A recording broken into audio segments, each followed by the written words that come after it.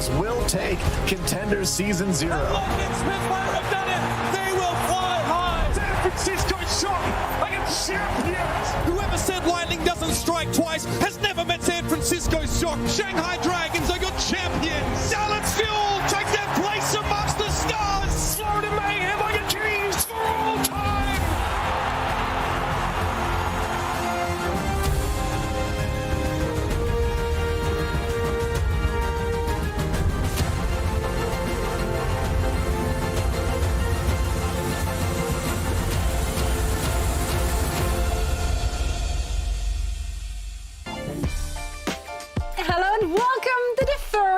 Official broadcast of the Overwatch Champions Series, EMEA and NA region. We have a new year, new name, new logo, new graphics. Same old faces on your screen, unfortunately. What's good, friends? Yeah, we're getting old. And Matt, any news? Any enhancements heading into the new year? Matt's nose is extremely slender. I think he's had some work done. I can breathe through my nose. Yeah, Mitch had a hair transplant. That's why you can see the forehead. No, away from the forehead. Because I'm told that a big forehead is distinguished. So I've actually done the opposite of the Joe Buck and put it at the back to get myself a mullet going and increase the size of my forehead to establish further dominance. You might notice that the three box, they're all not equal, right? We had to make Mitch's a little bit extra wide to fit that. Hey, that's in my contract, brother. That's got nothing to do with my forehead, bro. That's just stipulations. Man, read the fine print, brother. I'm surprised Sully and I aren't just pips in the corner and you just shouting one-liners. Oh, yeah. 2025. We're working on it. I mean, the intro was essentially just a Mitch highlight reel anyway. And there's rough times with Doa's voice at the beginning. Oh, I love it. I mean, unfortunately, he had no voice, right, with that first clip. So it's just like, the Mortals have done it. They did him dirty. Sorry about that, Doa. No, well, some things never change. We're here for 2 minutes and already, dishing out. Our show certainly has changed, though, at least from the contents and the format. So let's talk about what we got in store for you for this very year. Let's take a look at what's going on here. We have 4 stages with 2 majors, as you can see on your screen. The first one being in DreamHack Dallas, Texas, and the second one is going to be in Sweden, in Stockholm. I'm super excited to bring the party over to Europe. And you may also notice that there is a bit of a gap in OWCS action between June and August, but don't you worry. There will be plenty of other top-tier Overwatch 2 competition to watch during that time. More info on that soon, TM. I love announcement of an announcement, I guess. But back to things that I can share with you. DreamHack Dallas tickets, they're already on sale. So there's a whole bunch of options. There should be a link flying through right here, right now. Just get the most expensive one. It's always the best option. Yeah, I gotta get value for the things. But yeah, obviously it's a DreamHack, right? So you have the opportunity to join the LAN party portion of it, so you can play yourself, or you can just join as a viewer, as a watcher, and enjoy the show. We will be there, so we hope to see some of you as well.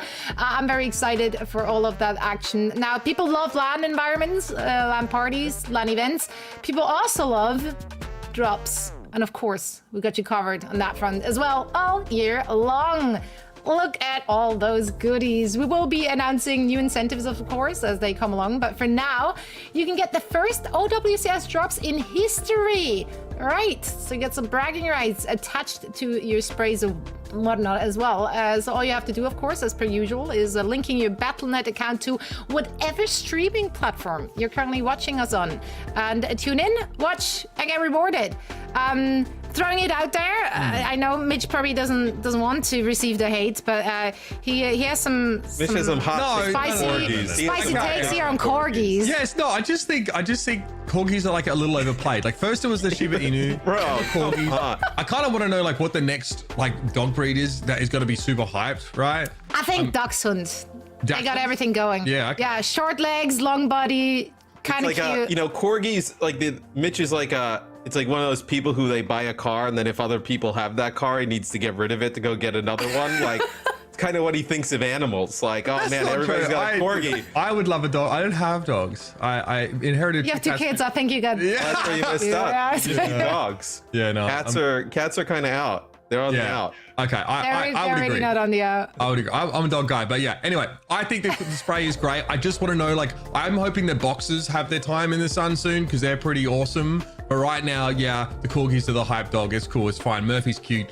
Get yourself the bloody cute profile card, all right? Just watch. Any watchers in the chat? Just watch. There will be watchers in chat for sure. And now, of course, they are watching not just us bantering, they will also be watching our players rising to the top or remaining on the top, since there will be a lot of returning faces that we know and love from the competitive Overwatch scene. Let's talk about the competitive format and explain to you what is going down. Last weekend, we did have over 600 teams from the EMEA and NA region compete in a Swiss format. 16 teams came out on top, and they will be moving into a group stage. I love this graphic. Oh yes, it's Swiss. Minesweeper. It's like a piece of Swiss cheese, right? Swiss means you play each other, everyone else with the same record as you is the point. Yep. Exactly. Now, those top 16 teams, they will be moving into a GSL-style group stage. As you can see on your screens right now, we're going to have 4 teams per group, and the top 2 teams in each group, they will be moving on and earning their spot in the main event of stage 1, which is starting on March 21st. Now, the main event will play out over 4 days, with the top 8 teams competing through a double elimination bracket for circuit points. And more importantly, cold hard cash. You love money, Matt. Yeah, I mean, money is super cool. 75K up for grabs, so 30K for first place. And then also the 50 circuit points. The circuit points are really important, rewarded on an individual player basis, right? This will help, rank teams for further Swiss stages, and then also help qualify into stuff like DreamHack. So really important. You see kind of, 9 through 16, they don't really get anything. Losers stay losing, and all of that is good for the players at the top, right? You make it to that main event, you're in a good spot. So obviously, no handouts, no here. No, I mean, yeah, I do love that they made sure they included like the $0 like graphic, just so you really know like what's on the line. Not only that, right? Obviously, the circuit points are a pretty important component, and it's something we're going to track over the course of the year. But another new addition we have is that instead of the loser team just sort of picking the map throughout the course of the series, both teams are going to be engaging in a pick and ban map veto at the start of the series all the way through, which is going to probably add another layer of complexity to how teams approach some of these matches. So let's I'll run you nerds through an example of it here. We got me and Matt to sort of play out like a mock veto for you, so we'll jump in. A higher seed makes it. Yeah. Okay. That's not right. That's not right. I mean, higher seed. Losers stay losing there. Number 2. My God. All right. So Matt, you're the higher seed, so you get to ban first. I will remove Ilios. All right. So Matt gets rid of Ilios. So I get to take a map out of the running as well. I will choose to ban Nepal. My Data's goal can stay stored away for a bit. So now, Matt, you get to choose from the remaining maps after these bans. Our head coach of Mr. X Gaming has decided, who is reinforced, has decided that we should select Samoa. Oh. Right. You choose Samoa. Now, ordinarily, I would choose a side depending on the mode, but it doesn't matter, obviously, in control. And then we do this all through the series. So we repeat this until we have our 5 maps we play through in order. So I'll pick a side on, hey, what? Bro, I went on 2 up. That's nonsense. I mean, look. Scuff graphics for sure. You could at least put a reverse sweep in here, script writers. Nah, they should have just done a 3-0. Just this is dog. A straight murder they should have done. Just. All right. Well, if there is a tie throughout the series, some maps can yield ties. The tiebreakers are played on the leftover maps per mode, which of course will be played on control and push respectively, as those are map types that will, yield a winner almost every time. Although if you've seen push, you know that, well, anyway, we'll get to that if it comes up. But that's how the series will play out, and that's how our map and pick and ban veto before a series starts will be carried out. Something we'll be trying to cover and talk about as well. Yeah, and as you can see here, there are some updates to the map pool as well. We removed the Antarctic Peninsula in favor of Samoa. Goodbye, cute penguins. Now we have also swapped Busan out for Nepal. We added Hollywood back into the mix, replaced Route 66 with Rialto. And last but not least, you already mentioned it, Mitch, we did do some reordering in the series for the flow. So we finished with Flashpoint and Escort. And as you also already said, this is going to add a whole new level of depth to the game, to the strategies, to the approaches, even to like how you like which players you sign up for your team. Like I generally think like there's a lot going into this now thanks to map votes. Yeah, absolutely. Especially when you want to think about like the comps that your team is best on, right? The maps that lend themselves to those comps, you want to try and lock those in for sure. Yeah, now let's talk shop, because we are about to head into our first match series here. Swiss stage was wild. First day of our group stage yesterday was a bit of a bloodbath, to be honest. Yes. Let's take a look at our top 16 teams who are going at each other in the EMEA region first. These are the groups and the scores as they stand right now. They all played yesterday, and some came out swinging. Uber, who's caught your eye? Yeah, look, I mean, there are a lot of teams at this stage in the groups. Like, you are going to see those top teams very quickly put a big result on the board. For me, it's Space Station. We're not going to see them today, but you know this team. You've loved this team for years and years. It is that sort of London Spitfire core, or with the upgrade, of course, of potentially Funny Astro coming in here, hailed as one of the best sort of in-game leaders callers in the region. Psycho as well, also still in the mix here. This team's nasty. Again, we've seen, Hardy in the past show strong preferences for some more static tank play, but his Winston's also pretty insane. Backbone is continuing to deliver here alongside Sparker, and Lana continues to be an incredibly reliable backliner with a lot of individual skill expression, especially on some of these picks like the Kiriko. So this is still a team that you should expect to see run through pretty comfortably here. I think their first matchup will be telling, but again, I'd be shocked to not find this team in our top 8 for sure.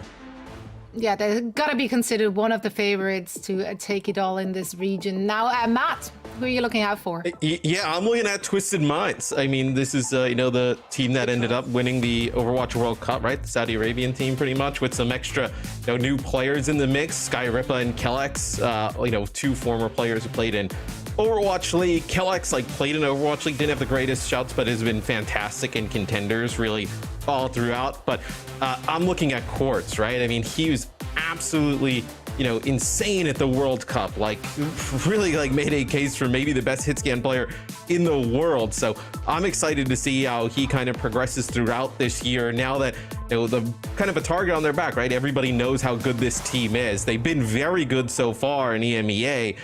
Big test against Peps so early on today. Yeah, I mean, their performance in the World Cup was lights out. I'm very interested to see how Kellex and co will slot into this. Honestly, I'm just very excited to see so many familiar faces and new faces battle it out in this new open ecosystem. And I'm also just as excited about the people that are bringing the action via co-streaming. One individual actually very much stood out to us yesterday because, man, he spared no time and effort when it comes to production value. He pulled out all the stops, and now he will be with us for a quick chat. We got no other than Apply from the Overwatch team. Hello. On the line for a few words. Hello. Apply, I have to ask, I mean, what was your personal highlight from your own stream yesterday? You had it all. You had a musical act to open it all up. The graphics were on point. The it was just, so yeah, the desk, it was so good. Yeah, honestly, my favorite part was putting the suit on. I don't know if you guys saw. Yeah. I went to the we closet, saw. I put out the suit. I had to prepare. It was a big day. It was a big day. I like how you comboed the suit with the Walmart creeper pajamas. I think that was a nice little touch. Oh yeah, and then there's my graphic design right there. Running production on the side. I mean, get yourself a man who can do it all. This is, make sure you check the names as well. That's something I've forgotten to do with the part. I mean, I'm sorry, this desk. I recognize that desk. Yeah, that desk. Uh-huh. I googled Overwatch Esports desk and just got it. That is so funny. Apply. You also were playing, in the Swiss stage here, obviously with Team Overwatch, which was really awesome to actually follow along with. You guys were very, very serious. I mean, Jay had a couple silly moments, but you guys, really put the work in there. And I mean, I'm curious to know how it felt. Obviously, you've been a competitor in the past at the very top level of Overwatch. How did it feel? Did it feel like the scene has leveled up? You feel like there was a real hunger for people to sort of make it into the top echelon? How was your experience as a team competing? Well, the Swiss stage was really interesting because we got to gauge where we were as a team. In traditional tournament style, you can have bad luck and play against the 3 best teams in a row, and then you think you suck. So very interesting in playing through the different levels of skill and seeing where we really are, and it was really enjoyable. It was very fun. Who are you excited to watch compete today? Any team or player you kind of have your eye on? I think you said it. Twisted Minds. I mean, they pretty much just won World Cup. I think they're a very underrated team. People are already looking at them, but I think they're going to prove us even more that they could be the best. I think the game today versus Team Peps is very interesting. They have Hybrid, Naga, Ben Best, FD God, names we all know. I think it'd be a very interesting game. Yeah, it's like a full OL team. Yeah, so I think that makes them more eager to prove themselves. They were also saying stuff along those lines, right, during the Overwatch World Cup in interviews. Like, they feel underrated. They want to show the world where they at. Now, Apply, are we going to see more from you in Overwatch, or is the team in shambles and everything's disbanded? Oh, yeah. I think we're planning on playing the next qualifiers in April. We're already scrimming. Awesome. We're locked in already. Say, though, is don't sign up until Custa changes that name. He's got right. his team Custa. We keep telling him. I don't know what his problem is. I told him if we make it to LAN, they're going to announce us as Team Custa. Yeah, nah, you got to make sure you change that before the next one. Yeah, it's like a low-key curse on you with Custa's name in the mix, so you don't want that. You don't want that for yourself. Apply, thank you so much. I assume you will be co-streaming today? Yep, I'll be there, yeah. Well, wonderful. Be there no matter what. We can't wait to watch more of you and everything you got going on in your stream. Super entertaining. Thank you so much for joining us. Have fun. I'm very excited for today. Right, that was Apply from Overwatch, the professional streamer also, by the way. And if you want to be in on the action with us, just like Apply, sign up to be a co-streamer at bit.ly/OWCS co-stream. And you too can share all the shenanigans with your respective communities. Now, we'll be back on the other side of this very break with Twisted Minds and Team Peps. You don't want to miss it.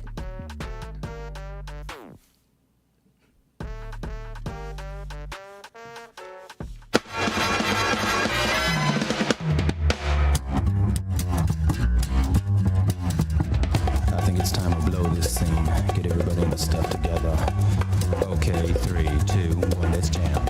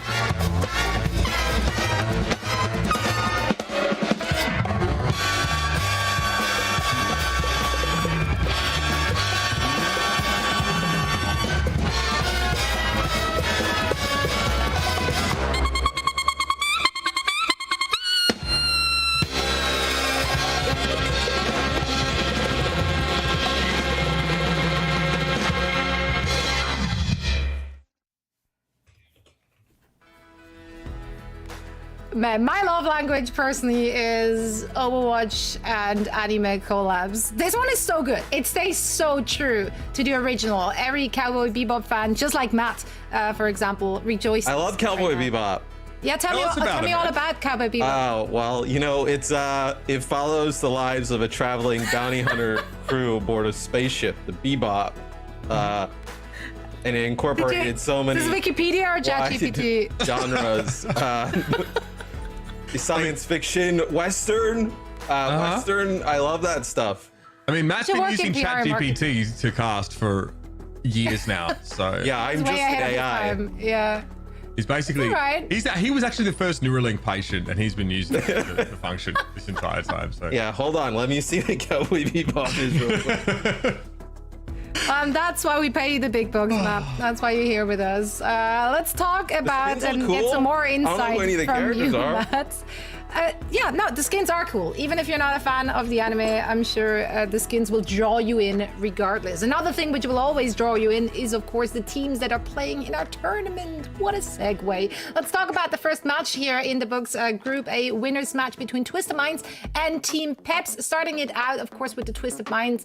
We talked about it already with Apply. They're sporting a core of players that we're all familiar with from winning the OWCS 2023 with Team Saudi Arabia. Now they're bolstered, of course, with familiar faces from Owl in Calyx and Skyrippa. How are we feeling about this? Lots of firepower.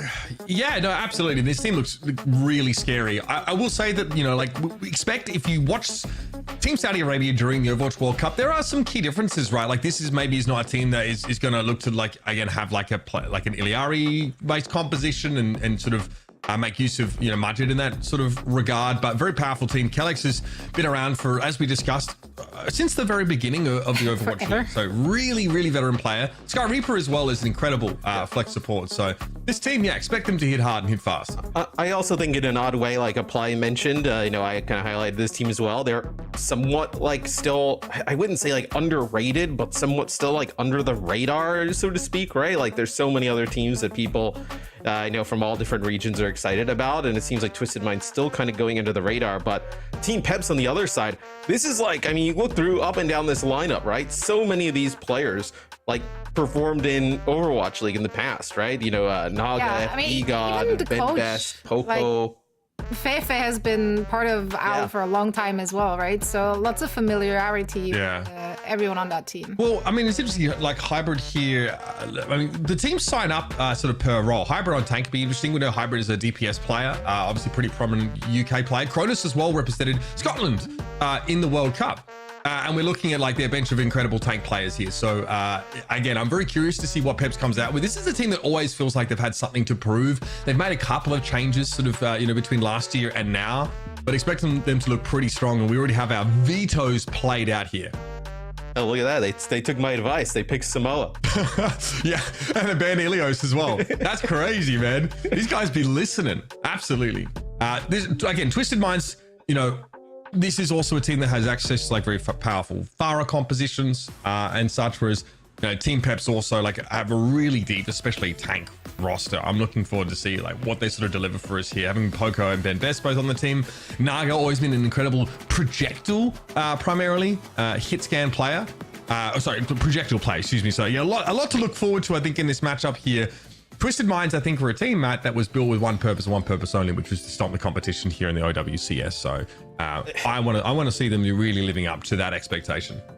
Yeah, I'm curious. Like you kind of mentioned, like without like an Iliari type of look, like with Surmajet. I think that's probably why like Skyrip is on the team, to play some of those different types of heroes. But it's a hero that hasn't really been in the meta at all. I know, kind of watching through the qualifiers, I mean, playing ranked, Iliari definitely needs some help, I would say, where I think you're going to see a lot of, Lucio, Kariko type of setups. I think some people even think like Moira is pretty good right now, right? Yep. With tons of changes recently coming to the game.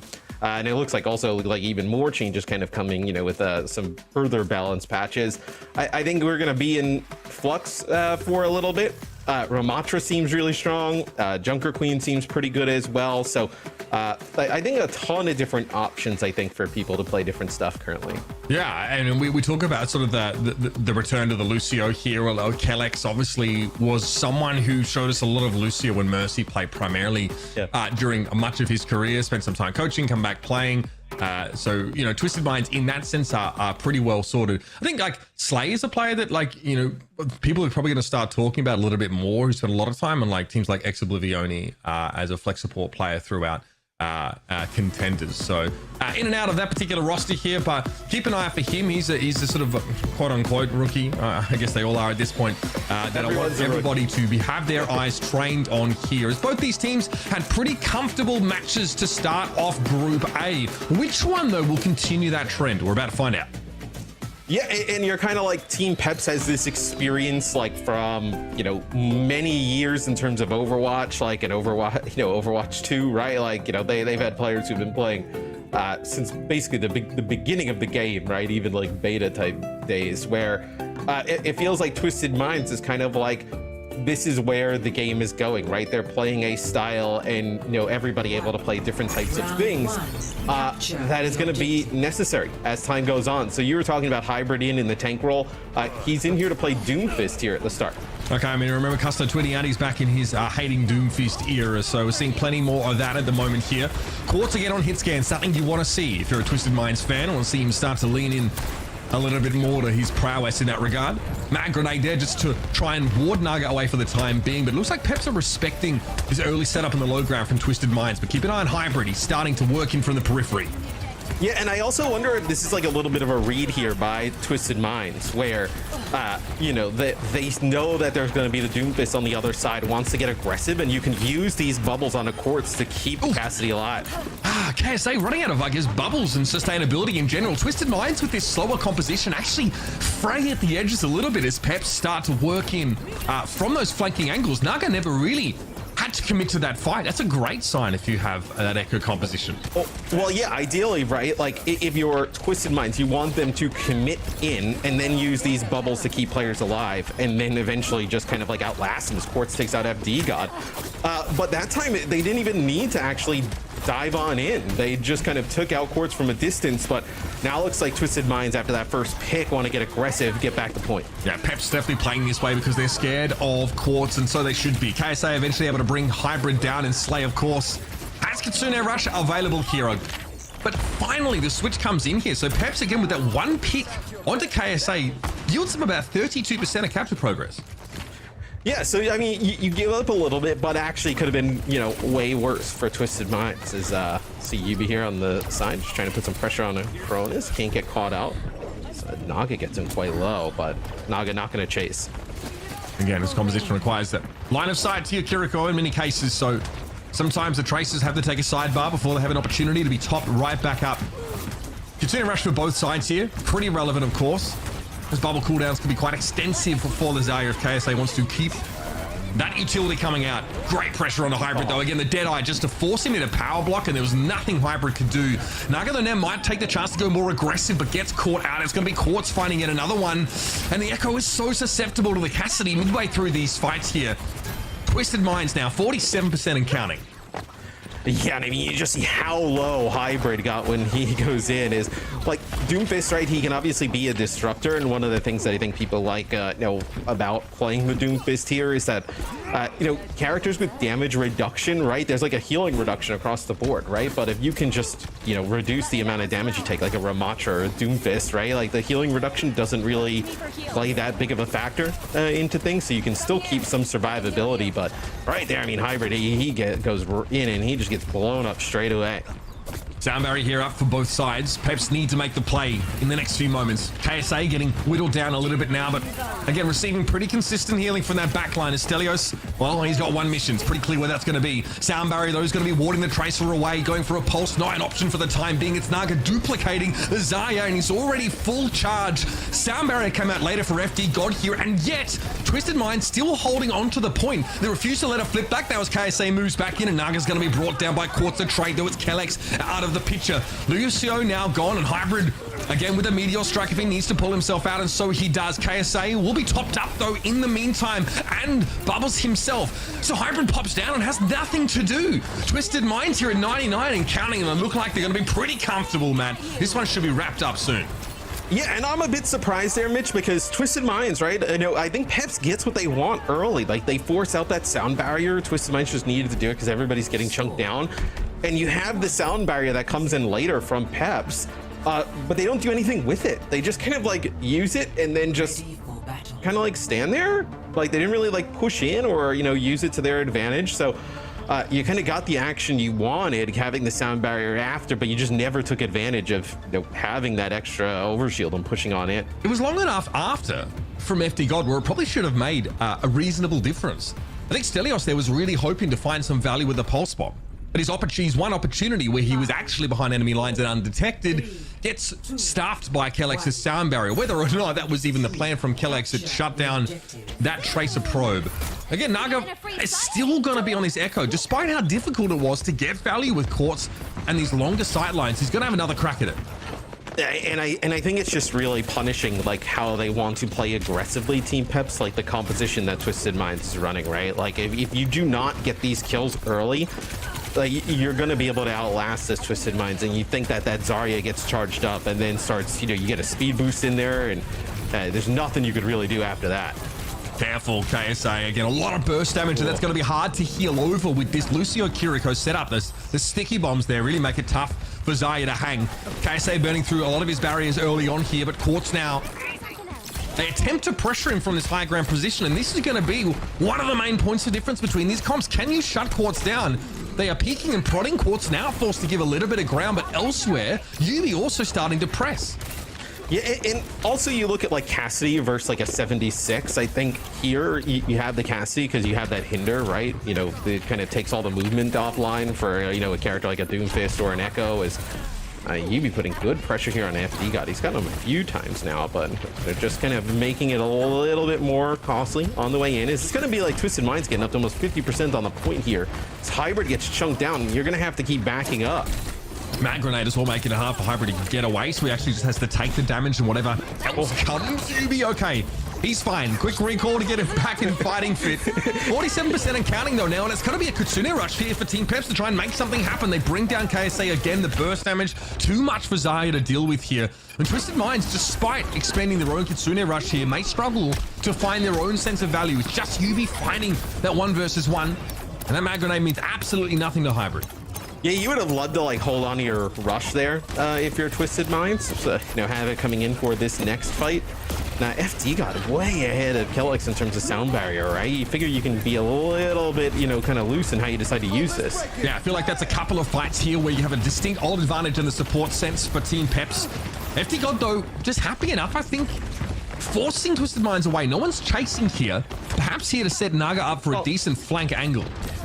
Yeah, I mean, now you should have a beat advantage, though, if you're Twisted Minds. Oh, Hybrid takes out Yubi. That's huge, right?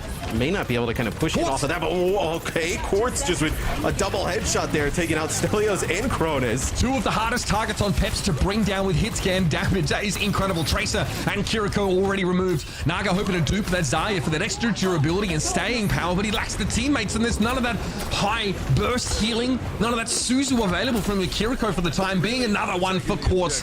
He's eaten up both DPS and the Kiriko in this fight. Getting a ton of value as Cassidy here, and it should be a matter of Twisted Minds shoving Peps back away. Yeah, Peps does take the lead, but just for a brief period of time. Let's look at this. So now some changes here for Peps. So they're going to go with the Winston and Reaper setup here. A little bit more sturdy, right? Like you can kind of like, I would say maybe not the Winston in terms of the Doom, but the Winston, can kind of like get in, drop his bubble, like just be a little bit more of a nuisance. But you see how fast he gets chunked down. I do think the Reaper's a little bit interesting, like trying to put some pressure onto Quartz, and then maybe also KSA trying to take out the Zarya. I mean, yeah, but again, you have to flank on this Reaper pick, and you need to do it in such a way as not to be discovered. Otherwise, you're in a lot of trouble. Mag Grenade is non-trivial when it comes to shutting down that mobility that a lot of these flanking DPS have. Here's the dive. Hybrid's going to go in and drop the bubble here, but KSC quickly responds and backs away to get healed up, and that's a perfect setup for an absolute old wombo combo with Yubi dropping the bomb in there and Quartz with the Deadeye. That should seal this one up pretty comfortably here as Team Peps, for a second consecutive round, are going to come out second best.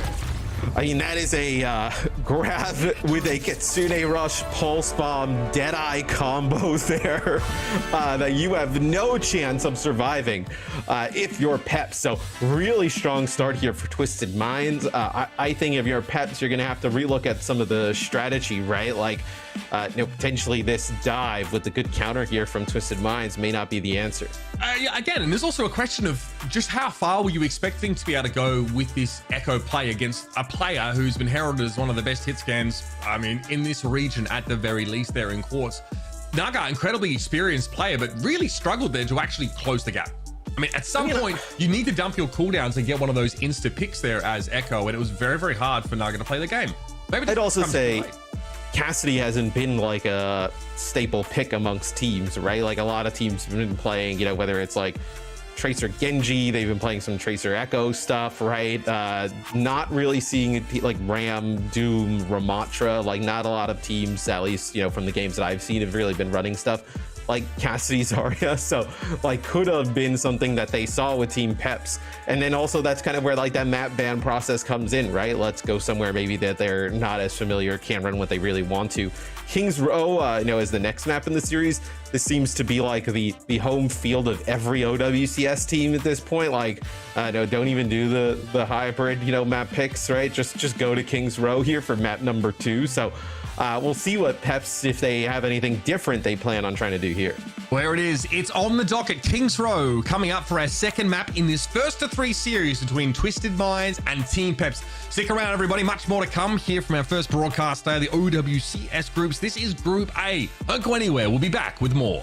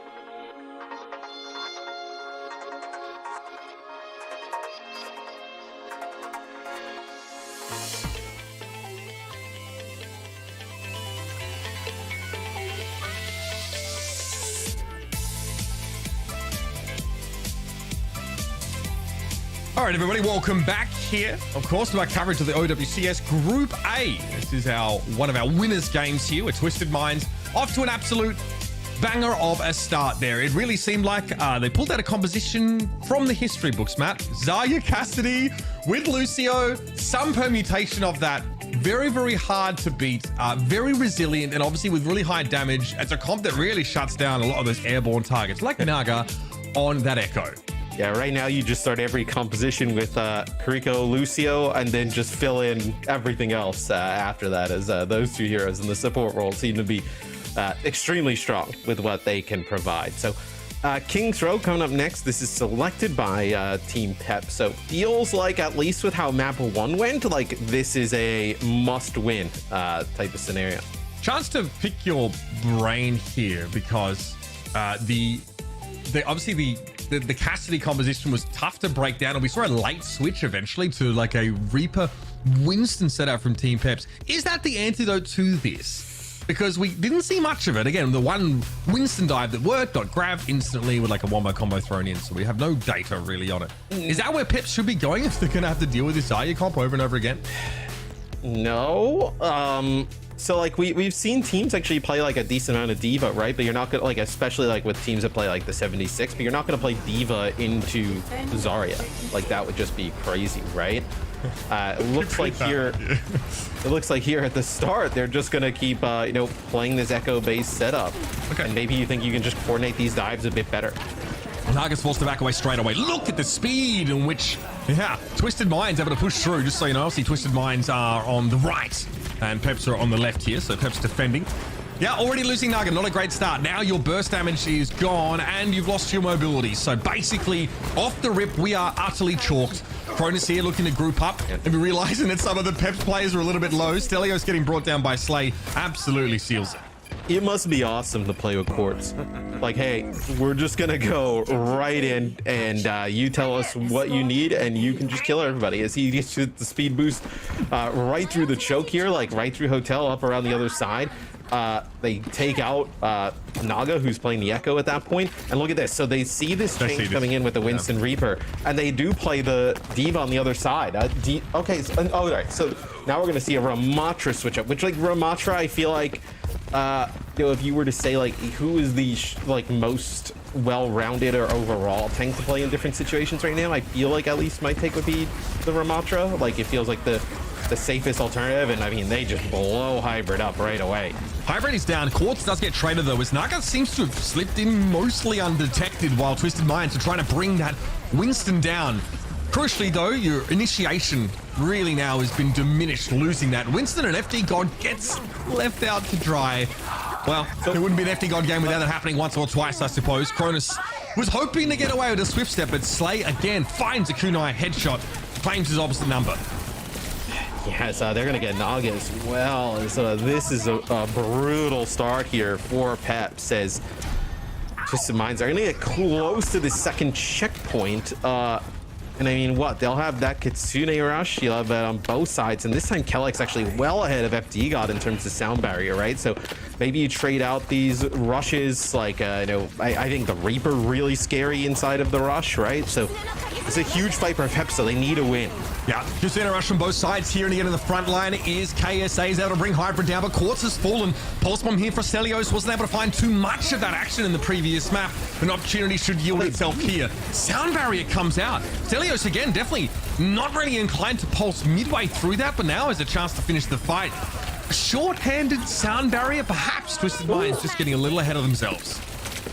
Yeah, but what do you think about FD God responding with the sound barrier after, right? It's like a 3-on-5 at that point, and even though they have the beat on the other side, like, do you feel like you're in a scenario where you could lose the fight, right? Like, because now Twisted Minds comes back, you have this Ramatra ult, right? Into Annihilation, you speed him in there with the Moira, and like, you have no response to that. Yeah, it's pretty ugly. You probably don't want to be making use of that there. It could be a Hybrid's calling for it because he's very low and is worried how the fight breaks down in the first few seconds of the engagement.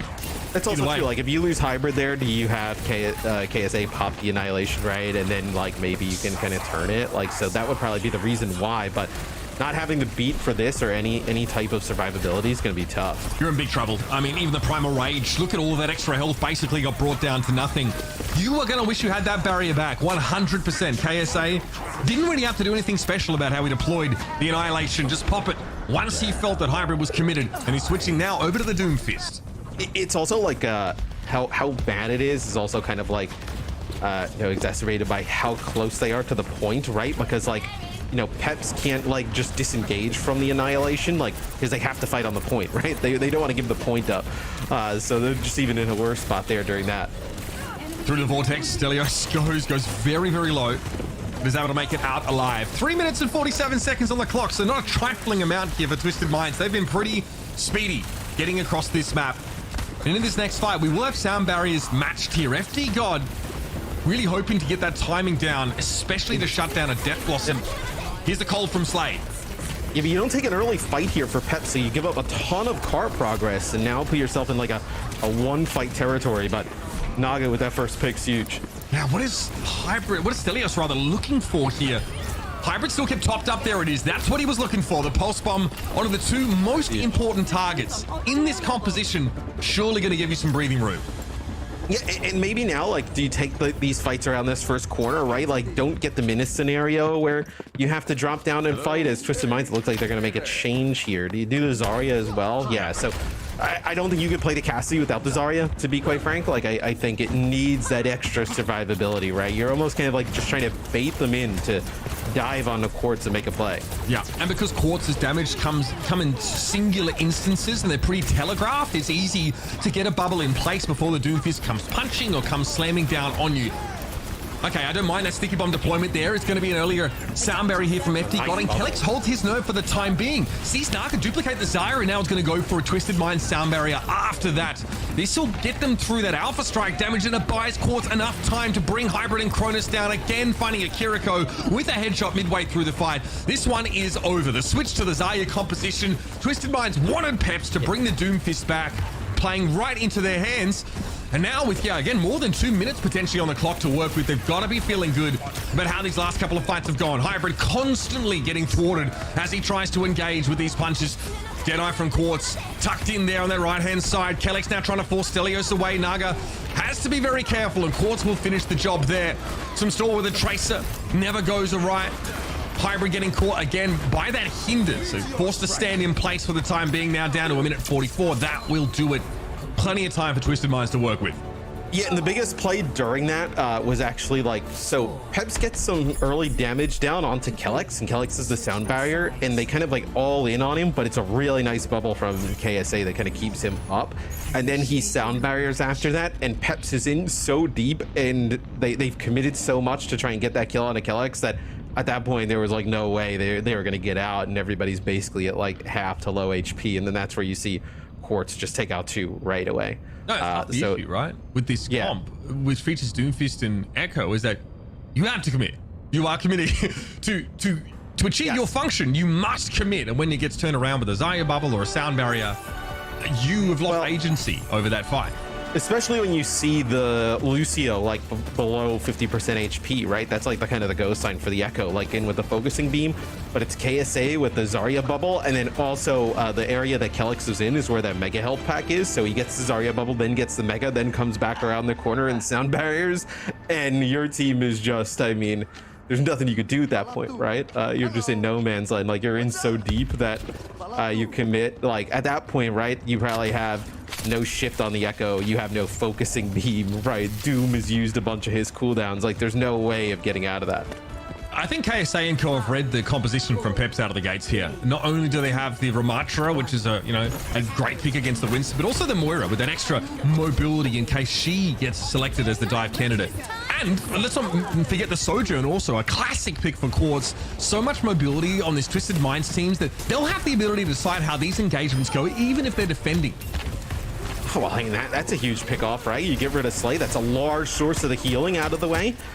And FT God falls early, so both teams just trade a support. Yeah, but again, it's later in the fight, right? Like after the dive comes in, there's some degree of commitment from Peps. Stelios able to find something, and even without that Kiriko, you're able to stand on your own 2 feet for a time. We see a very quick switch to Doomfist here. Hybrid really trying to get a favorable matchup in the tank line, but look, in a longer fight, it does not benefit Peps. They have a lot of burst damage and a lot of shock factor, but when that expires, so do they. Yeah, and Quartz back over to the Cassidy, right? So it can play a little bit more in that mid-range as opposed to the Sojourn, kind of like playing out that long range. I also think it's way easier to deal as FD got fault.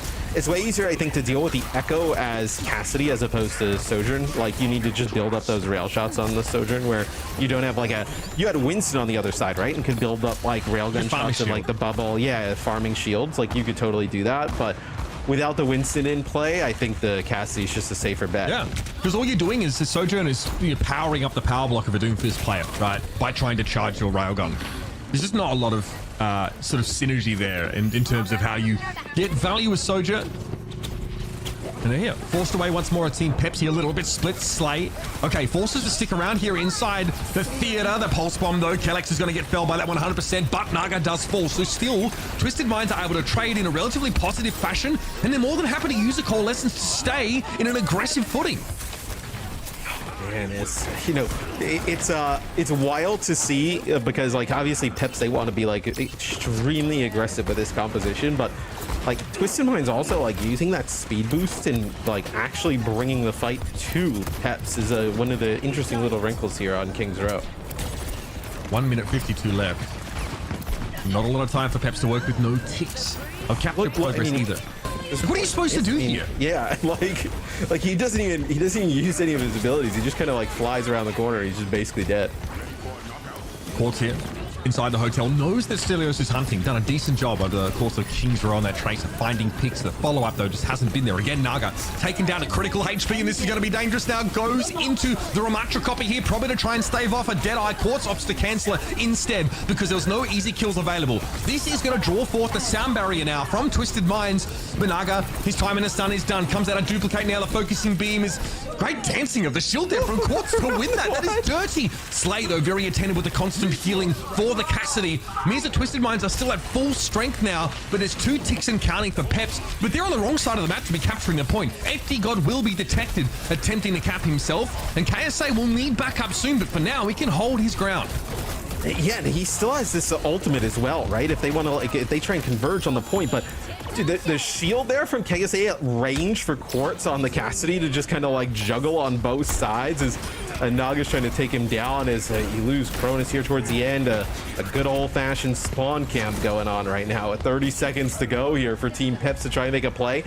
Just the pulse bomb on the table going up against, I mean, what, they're going to have 4 ultimates. Quartz going to get this Deadeye with the way he shoots. It's going to be rough even for Peps on their own map selection here to take this first checkpoint. It's Coalescence now. Stelios going for a back cap with 2 ticks already. That's a pretty good start. Have they detected this?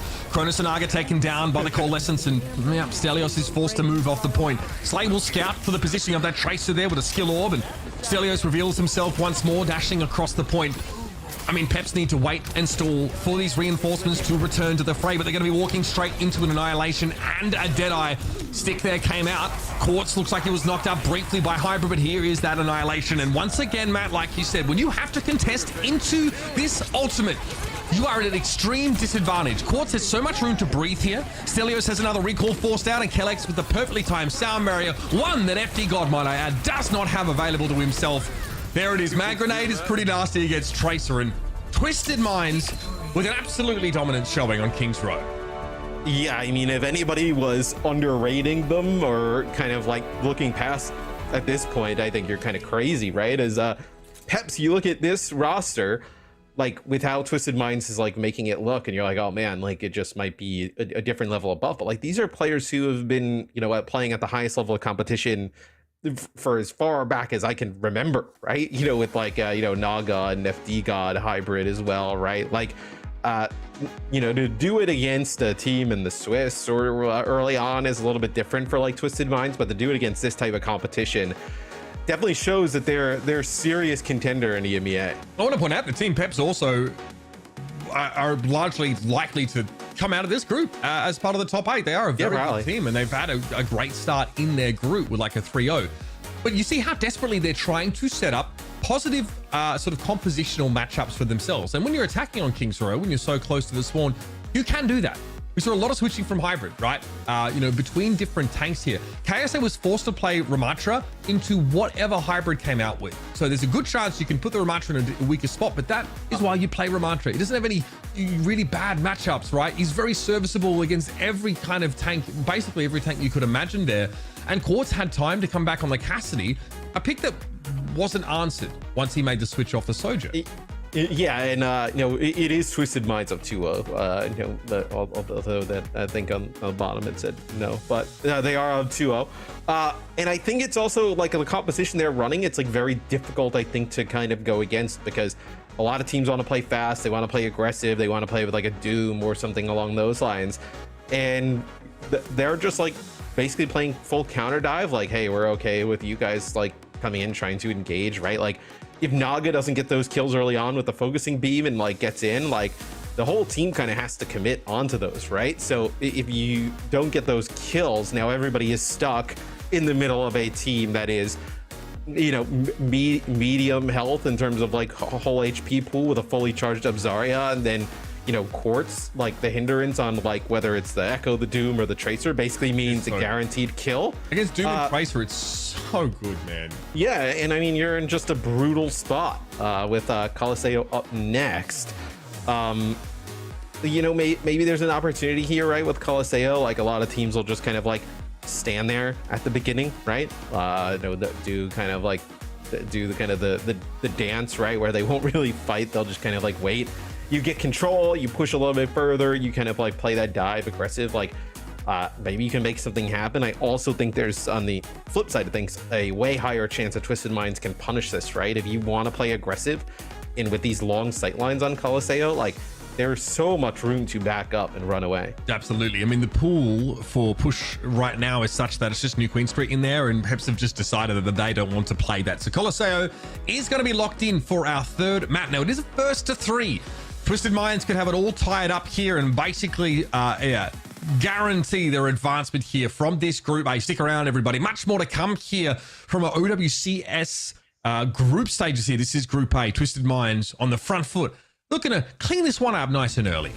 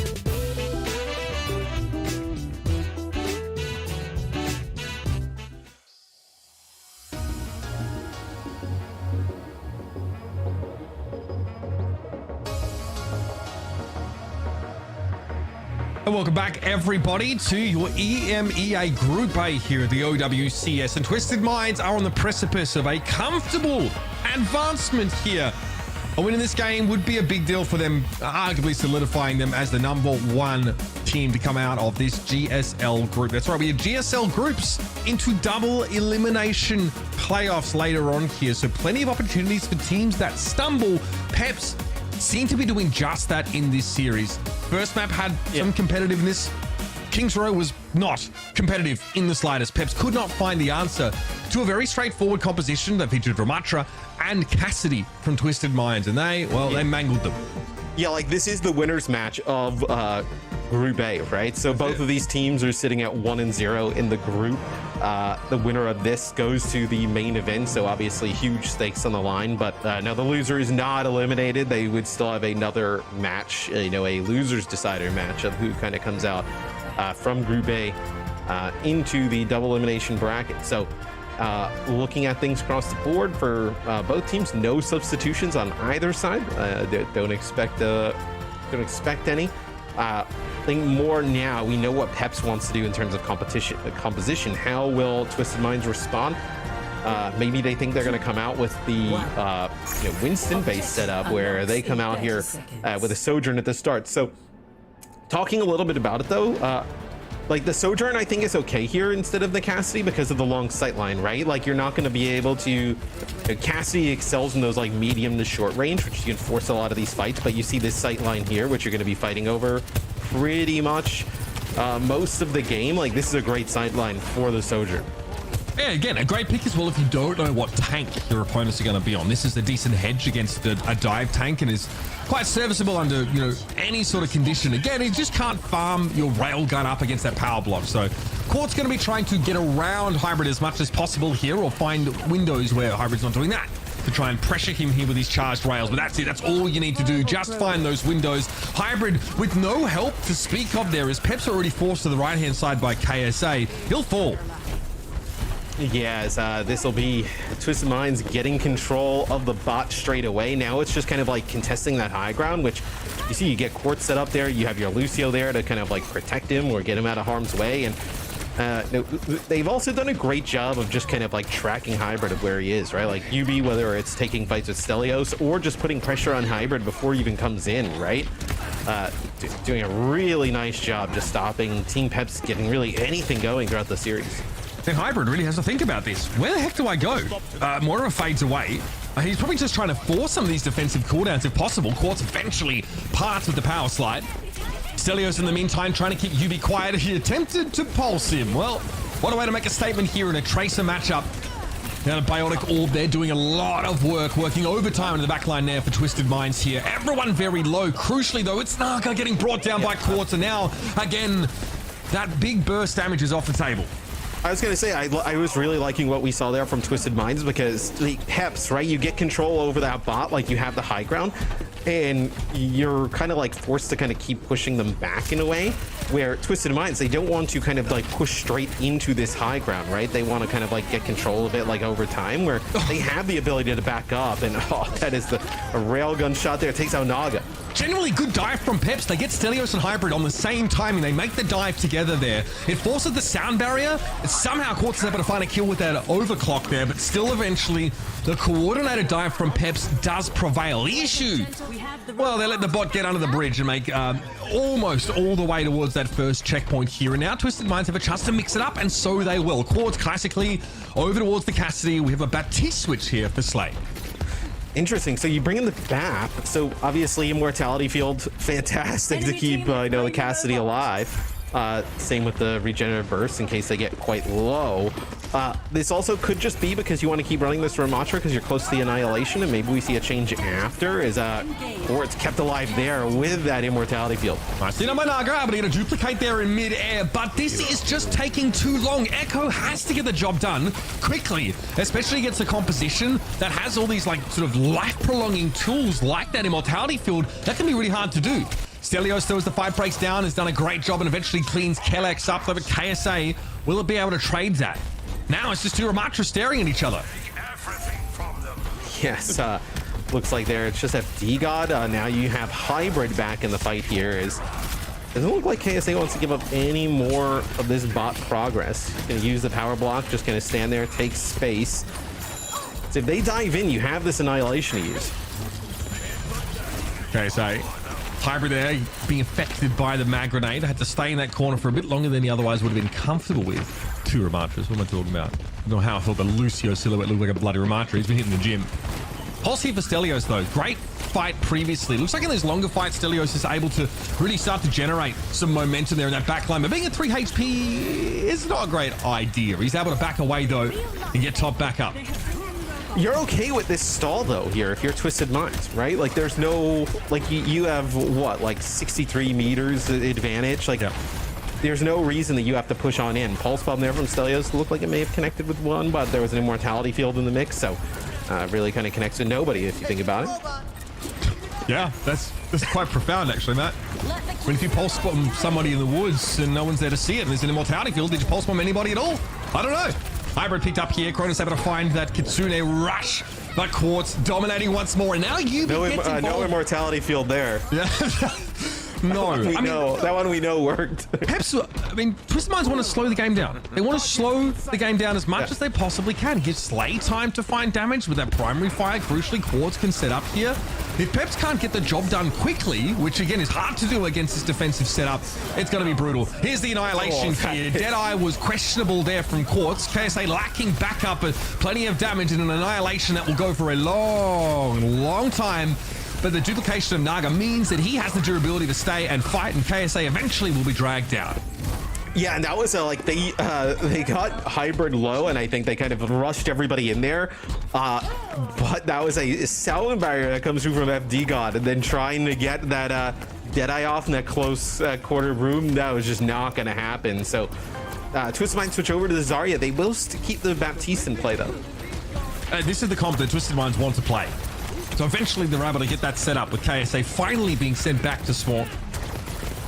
Now again, they want to slow it down, continue to build value on this Zarya, get that charge going. Stelios, I don't know what happened there. Kellex showing him that old heads do prevail in some of those high intensity situations. Power block for Hybrid doesn't get a lot of value when you're just getting tickled by the Zarya beam. And this is dangerous. Already a checkpoint for Twisted Minds, right? They picked that up earlier on now, so they will extend that lead even further, and we'll be starting to play for this bridge. And it's brutal because like you're forcing Peps, like they're gonna have to use some of these ultimates to even just kind of like get out of spawn, make any progress whatsoever. I'm sorry. Lose Naga. I mean, not because you keep playing the Echo into the Cassidy, but that's just tough. Yeah. Were I a better person, I'd feel more sorry, Naga. Yubi with a pulse, didn't get a chance to use it. FT got able to blow him to smithereens here. See that bubble there being used for Slay. Baptiste's getting very close through that amp matrix, and Quartz can't slide away. I think Stelios actually body blocks him on the stairs to make sure he stays in the pulse, but Slay has the amp matrix and gets the headshot on Stelios through it. Notice FD God's positioning here. He might have been needed for a boop if Hybrid hadn't just cut Twisted Minds to pieces in that little corner. I was gonna say it's enough to get a fight win though, right? So I mean, Peps even further behind now. You're like what, 3-4 fights from tying the game, I would say, which is going to be tough, right? You can match sound barrier for sound barrier here, right? You do have the rush for Peps, but if you invest all of that into this fight just at halfway of the map, I mean, you're absolutely screwed trying to get the checkpoint. Hybrid, they're trying to play in those alcoves on the left-hand side here, just so he's not subjected to the full force of this poke damage, but has to go on a half HP, and it's an early Suzu being used here. Naga has to get out of dodge. This Deadeye is too threatening, and Hybrid somehow caught careening through the air just as Quartz hit the trigger. That is absolutely dirty. 3 for the Cassidy now, and Kronos wants none of that smoke. I mean, that is just filthy stuff as Kronos will fall. So, I mean, you didn't use your sound barrier there if you're Peps, but what are you going to do? Use it to, like, get back to the bot again, kind of like how they used it the last time. Gonna take them out in the small room by the checkpoint where, and Twisted Minds looks so good here today. It's going to be a very difficult team to beat.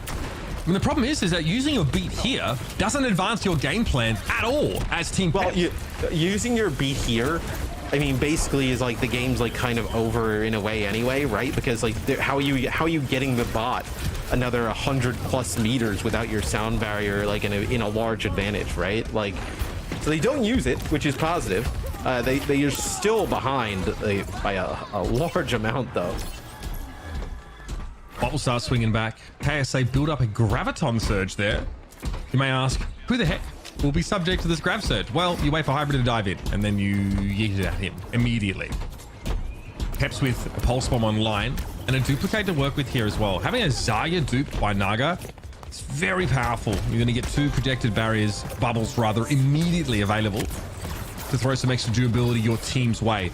FD got holding on the sound barrier. Bad news is Kellex will have one to match here, so a lot centers around KSA and this grab surge.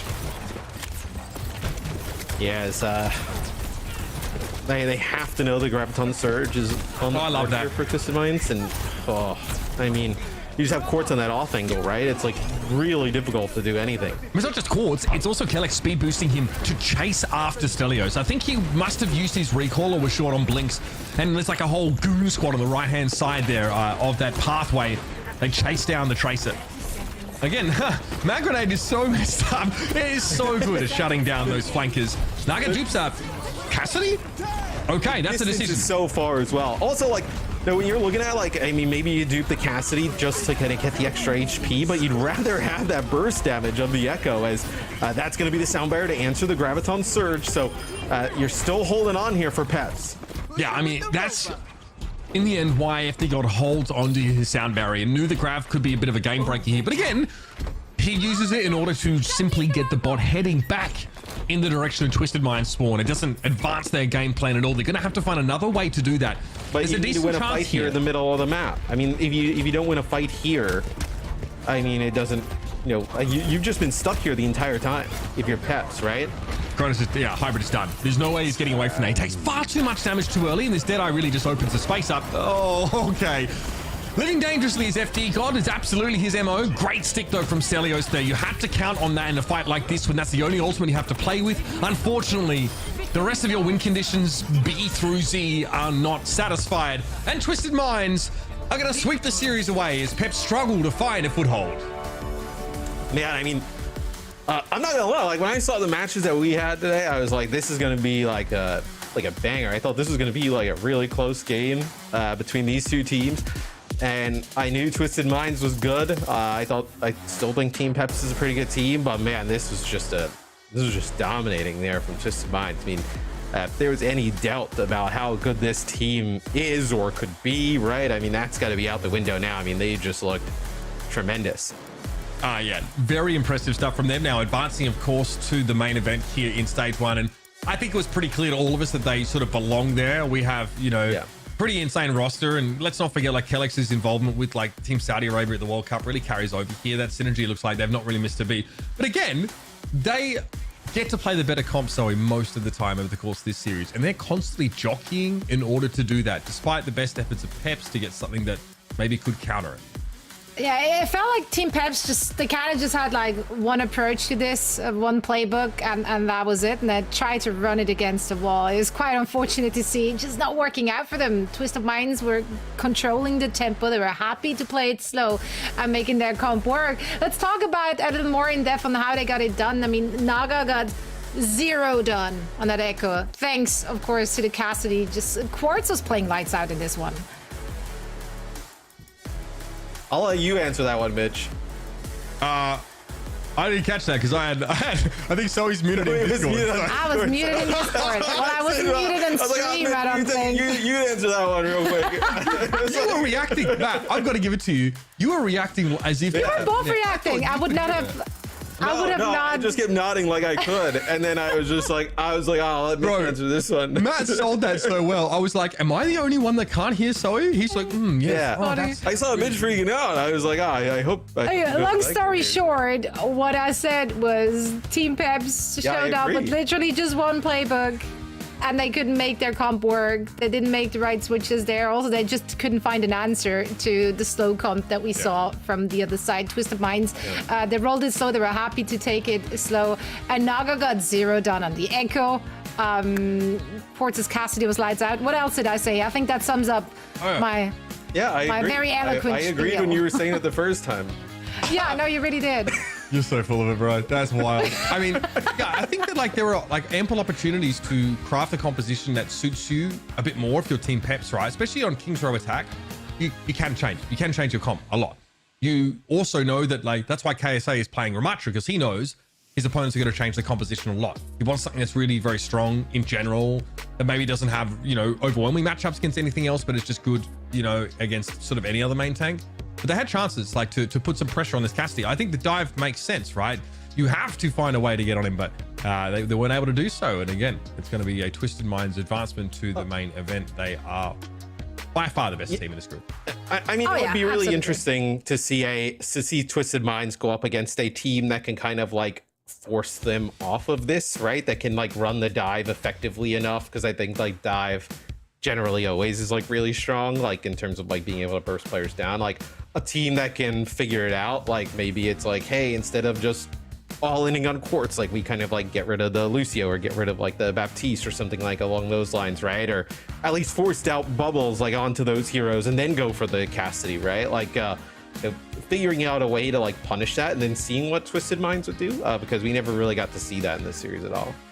And I mean, so far they have not really been pushed, neither in the Swiss nor in the groups thus far. And they are now, of course, moving on to the main event. Peps are not out just yet. They will still be having a chance to also qualify for the main event. They're a stacked roster, so everything's still up for grabs for them. Now, we're going to take a very quick break for now. And afterwards, we will be back with Buo Spray Check and Left Right Good Night on the other side of this.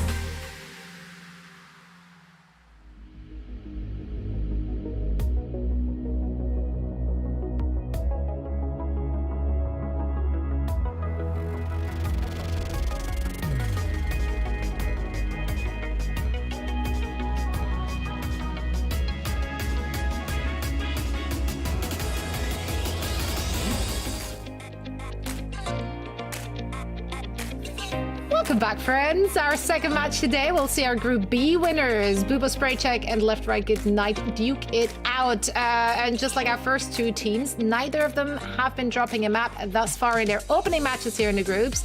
But let's discuss the two teams a little more in depth. On one side, of course, Bubo Spray Check. Their roster, we got some nice firepower in this one. I'm actually really excited. Kai and Kevster, that's a duo. Also, of course, a well-known backline. Not to mention Coach Gumba. They got a lot going for them, guys. Yeah, I mean, what, the number 2 overall seed in EMEA, Kebster and Kai, you look at that like damage dealer combo, you would have like been all like excited about that for Owl, right? So even now we're kind of like pumped. And then I've never had a bad time watching Crimzo play. He's always been a fantastic support player. So excited to see him continue his journey. Yeah, I mean, a lot of elements of like that SRP check team that we sort of got to see towards the end of last year. I mean, these guys are dominant. I mean, we know just how scary like that Finnish core was at the World Cup. They always seem to make really deep runs.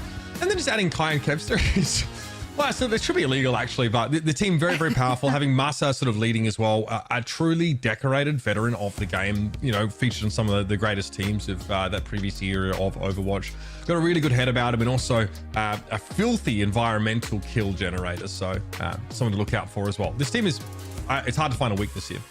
Yeah, it's explosive. On the other side, of course, we got left, right, good night. According to Admiral, actually, they will be dealing with some ping issues, since some of those players will be playing from the NA region. I mean, so is that a good excuse heading into this? Yeah, like half these guys are like from the Illinois State University team.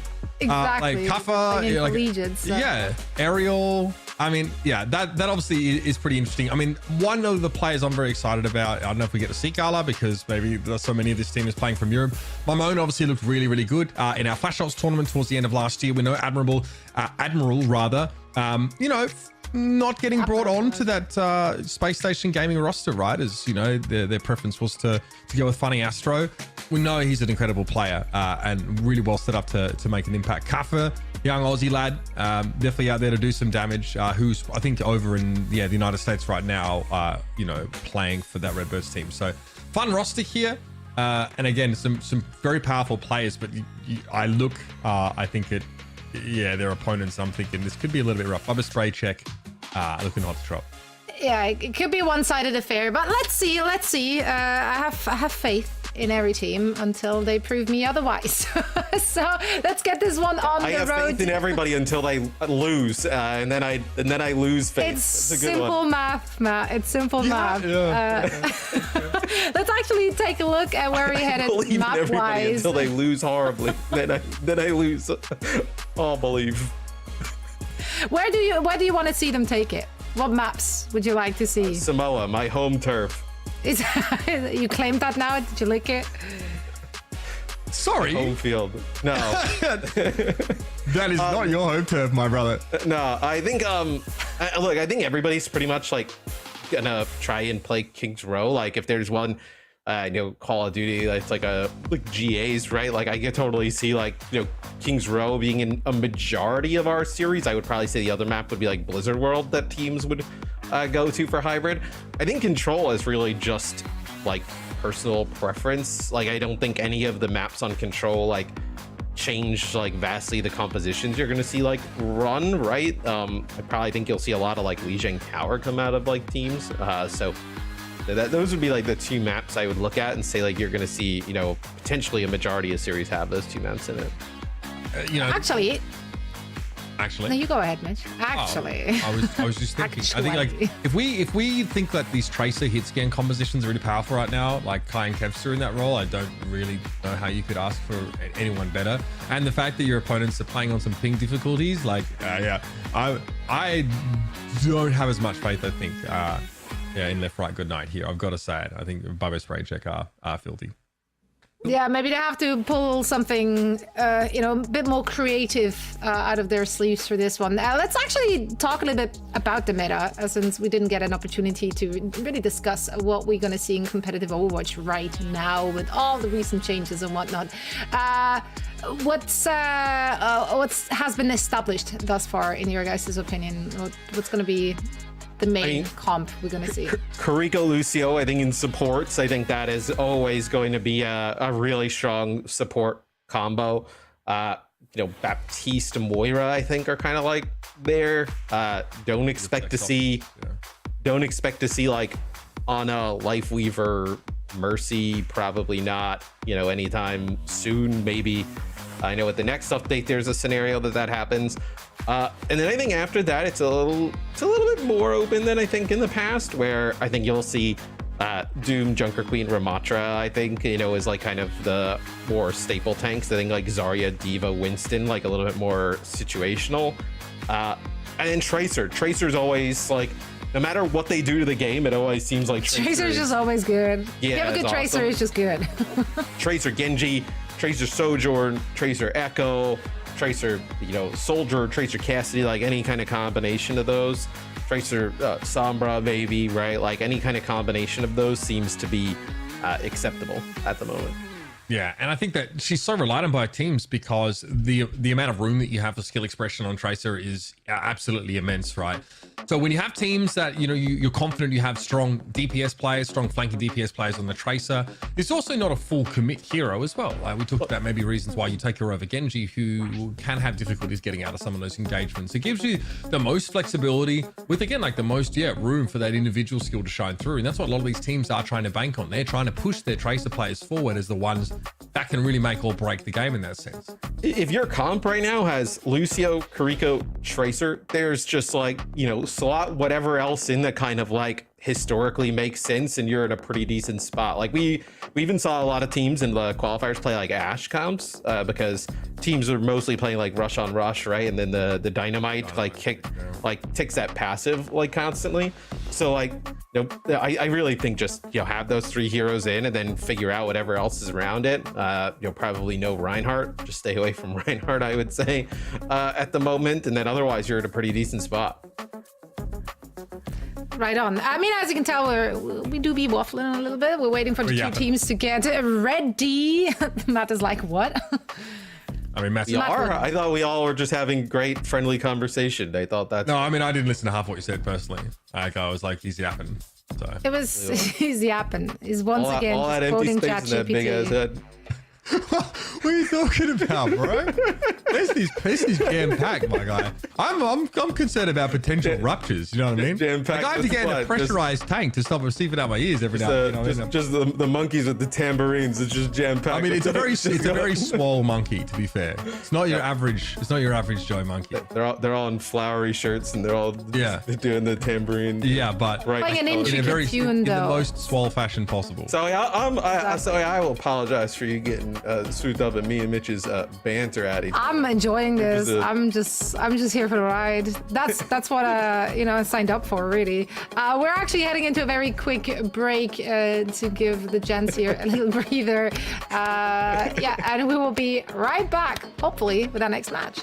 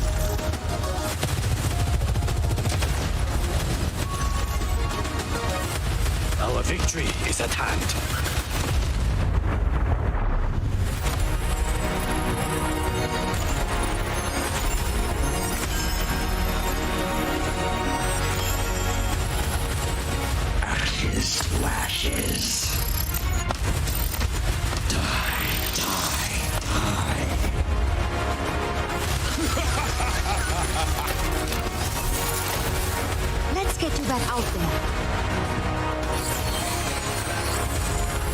Maintaining connection.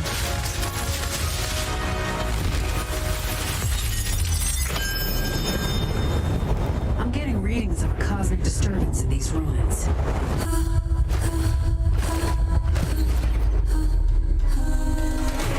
Moira, prioritize our people, not your cosmic experiments.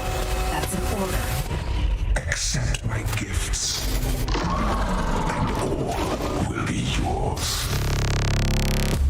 Your ally has descended into darkness.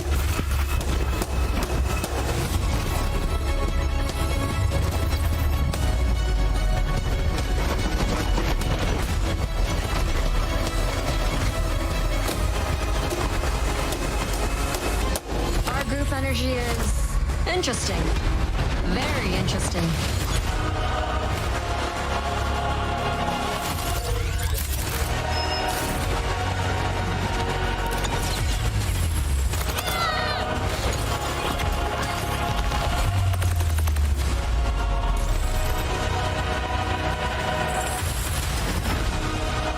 Check this out.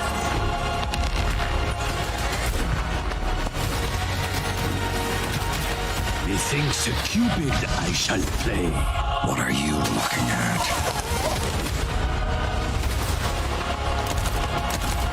Keep moving forward. Best of luck to you all.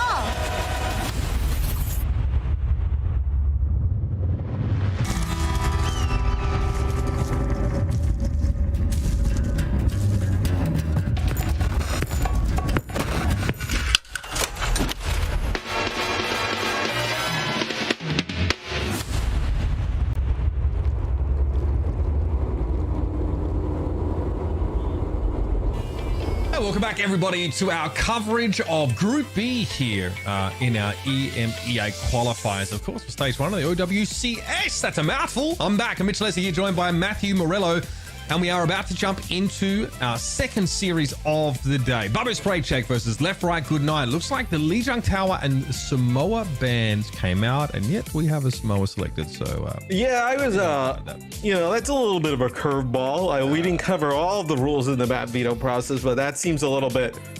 We're gonna ban Samoa, and you just say, well, no, we're just gonna select it. That doesn't seem like you could do that. We'll get an idea of what that map is. But Kings Row, like I mentioned, that seems to be a little bit of a staple there that I think we'll kind of see come through, and then Colosseo for that push map. Yeah, probably no surprises there. So we're waiting, of course, on the confirmation of what that first map is likely going to be. So plenty of time to chat here, Matt. We sort of covered what we expected to see from the metagame already here. The maps in this series, again, Colosseo coming up again, not hugely shocking, but it's important to remind everybody that the winner of this match will advance to the main event. We've already had one day of play, of course, covered by a fantastic community of co-streamers, where we got our teams sort of through their first games here. So that means Twisted Minds already representing as part of that main event. Remember, we're cutting these teams down in size to have that top 8 to play in a double elimination bracket. The top 2 teams from each of our 4 groups will advance to that event. Yeah, so I mean, this is a huge match, right? Like, you never want to end up playing in that loser type scenario. Hopefully this is closer than our first match that we saw today. I definitely expect like Peps to probably still come out of Group A, even with their kind of like poor performance. The first map will be Nepal, actually, so you can't pick a map that's banned. So they banned Samoa. They can't just turn around and select it. So obviously, no, we're gonna go to Nepal here. That'll be the selection. Yeah, thanks for clearing that up there, Matthew. Nepal. No problem, anytime. Really clarifying that for the folks at home here. And again, I sort of talked about it in the pre-show. Maybe uncharitable a little bit towards this left-right good night team with a number of players that are based over in North America. Calling for a pause already. How many more pauses you guys want? Want some more pauses? They're getting another one. Chat. Yeah, so get a little bit of a pause here.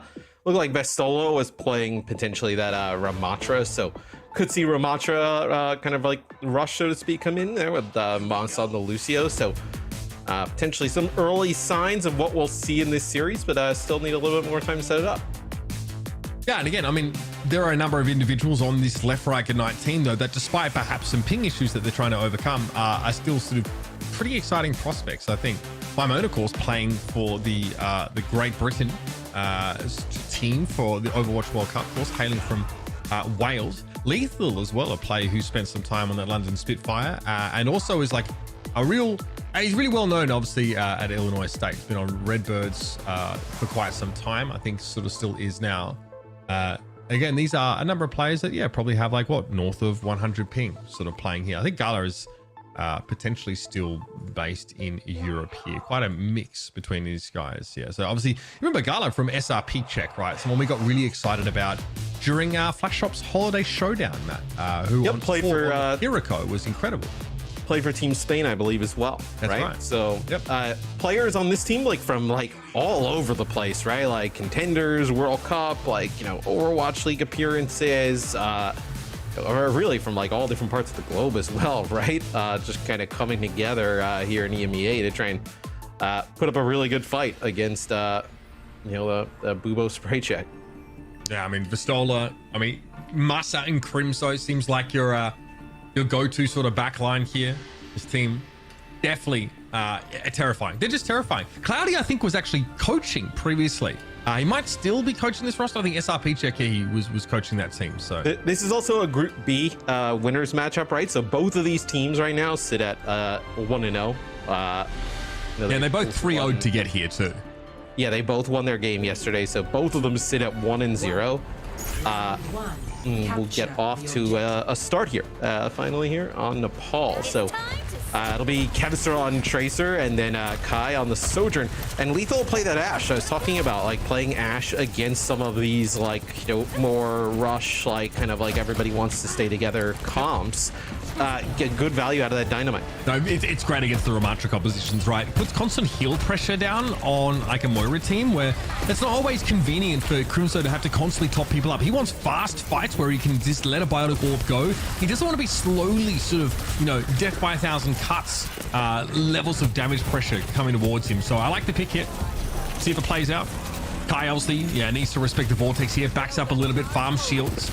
Crimso returning back towards him, and Mimone, yeah, walks straight into that one. Railgun connection, and Kevs is able to finish the job, and now the pressure starts to mount. Admiral low has to back away. Another shield going to be deployed here by Ariel, and Kai just wants to break through. Cool. Headshot, Railgun, that'll get the job done, and Bubba Spray Check are off to a flying start. So like left, right, good night, right? They want to play these fights in a, just kind of like how you mentioned, like death by 1,000 cuts, right? They want to land those dynamites, chip health, chip health, chip health. You have the Moira on the other side though, right? Like Moira can kind of keep everybody topped up, you know, rather effectively. Coalescence already available there for Crimso. It's annoying for her though, because she is using healing resource to do that, or the orb cooldown. So it's worse for her than other supports, I feel. Yeah, this is Coalescence here. It's man, Ariel getting really low. Yep. This is just kill the ram. The Coalescence gave them everything they needed, Matt, to start on the front foot. Yeah, and you can play a little bit more aggressive here for Bubo Spray Check, because you want to play around that like burst damage, right? Like let Kai farm up the shield, let him farm up the Ramatra with a power block, right? And then just, you know, just land a rail shot onto anybody and then collapse on that target. Sound barrier here for Amaral. It will be matched by Massa. Bubba Spray Check have not had to make use of that yet. Just the Cola win a fight. That's about as good as it gets here in terms of value and old economy. Vistola pressured into a corner, but he's going to be able to snap back here now with an annihilation. But there's no sound barrier, I guess, to keep him standing. Bubba Spray Check more than happy to get 80%, 80%, and be done with it here.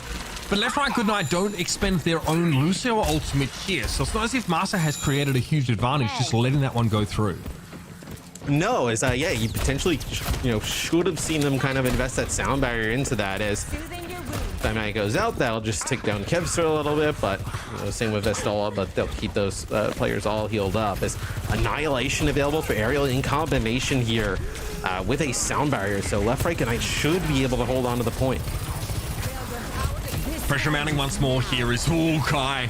That's scary stuff. Masa absolutely stone cold, refuses to use that sound barrier. Admiral, though, eventually gets it teased out of him. Masa more than happy to go for a slightly later one now as they want to bear down upon Aerial, who, though is using this Annihilation, is getting absolutely battered. Forced away into a position now where he can't make use of that AoE damage. On the point, Kev's has seen better days, but Kai's able to intercede briefly to force away his opposite number in Maimone here. And Bubba Spray Check need a moment just to get their DPS top back up. But the pressure's good. They flip the point back in their favor now, and Bubba Spray Check have to make a play without an ultimate. Yeah, it looks like maybe Ramon on the point, just kind of contesting as this will be the Kitsune rush here. 4 left, right, good night. So trying to just push them back a little bit. They'll get 2 kills off the back of this, but the Bubba Spray Check getting to 99. And somebody get there to touch. Okay, finally, it's going to be Admiral getting on the point. There's a trade of kills there. It's Crimso for Lethal. Bubba Spray Check lose their Moira in a fight that starts to get a little bit longer. That's a death sentence. Obviously, the Ashe is important, but when your Ramatra's in the front line, it's not as if you're lacking damage necessarily. Bubba Spray Check really hoping to get Crimso alive longer and later in these fights, especially when it comes to building as many coalescences as humanly possible. The Solar takes a big chunk of damage on the way in, is going to move up with the power block. I think he's just trying to build this Annihilation now, but he gets kind of split off because the Bob's behind him. Yeah, Bob contesting here, pressuring away, and Lethal was able to link up with Maimone there in terms of the Tracer Pulse Bomb. Aerial, though, getting knocked over the edge of the map. That's an environmental kill potential from Masa that I was mentioning earlier. You've lost such a high-value target to such a cheeky play. Masa, though, doesn't get away with that one scot-free, though. Still another flip back on the point here. Lethal getting brought down by a Pulse Bomb as Kevster gets booped on the point. Does he have a recall here? Admiral hides away. Sound barrier going to be crucial in a moment like this, and the fade's going to be forced by Crimso early. He can try and set up for a call, but Maimone chased him down and made it impossible to use that ultimate when he needed it.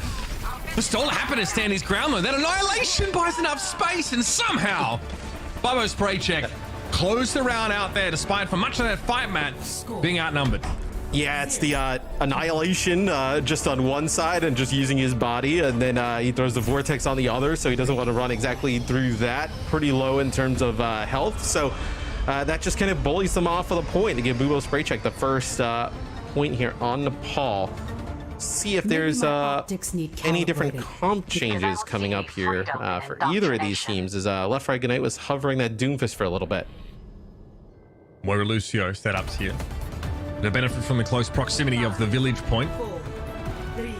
Okay, Lethal and Kai will match themselves out here. Lethal probably thinks it's a little harder to get dynamite value, especially if you're attacking the point, if you're not in control of it.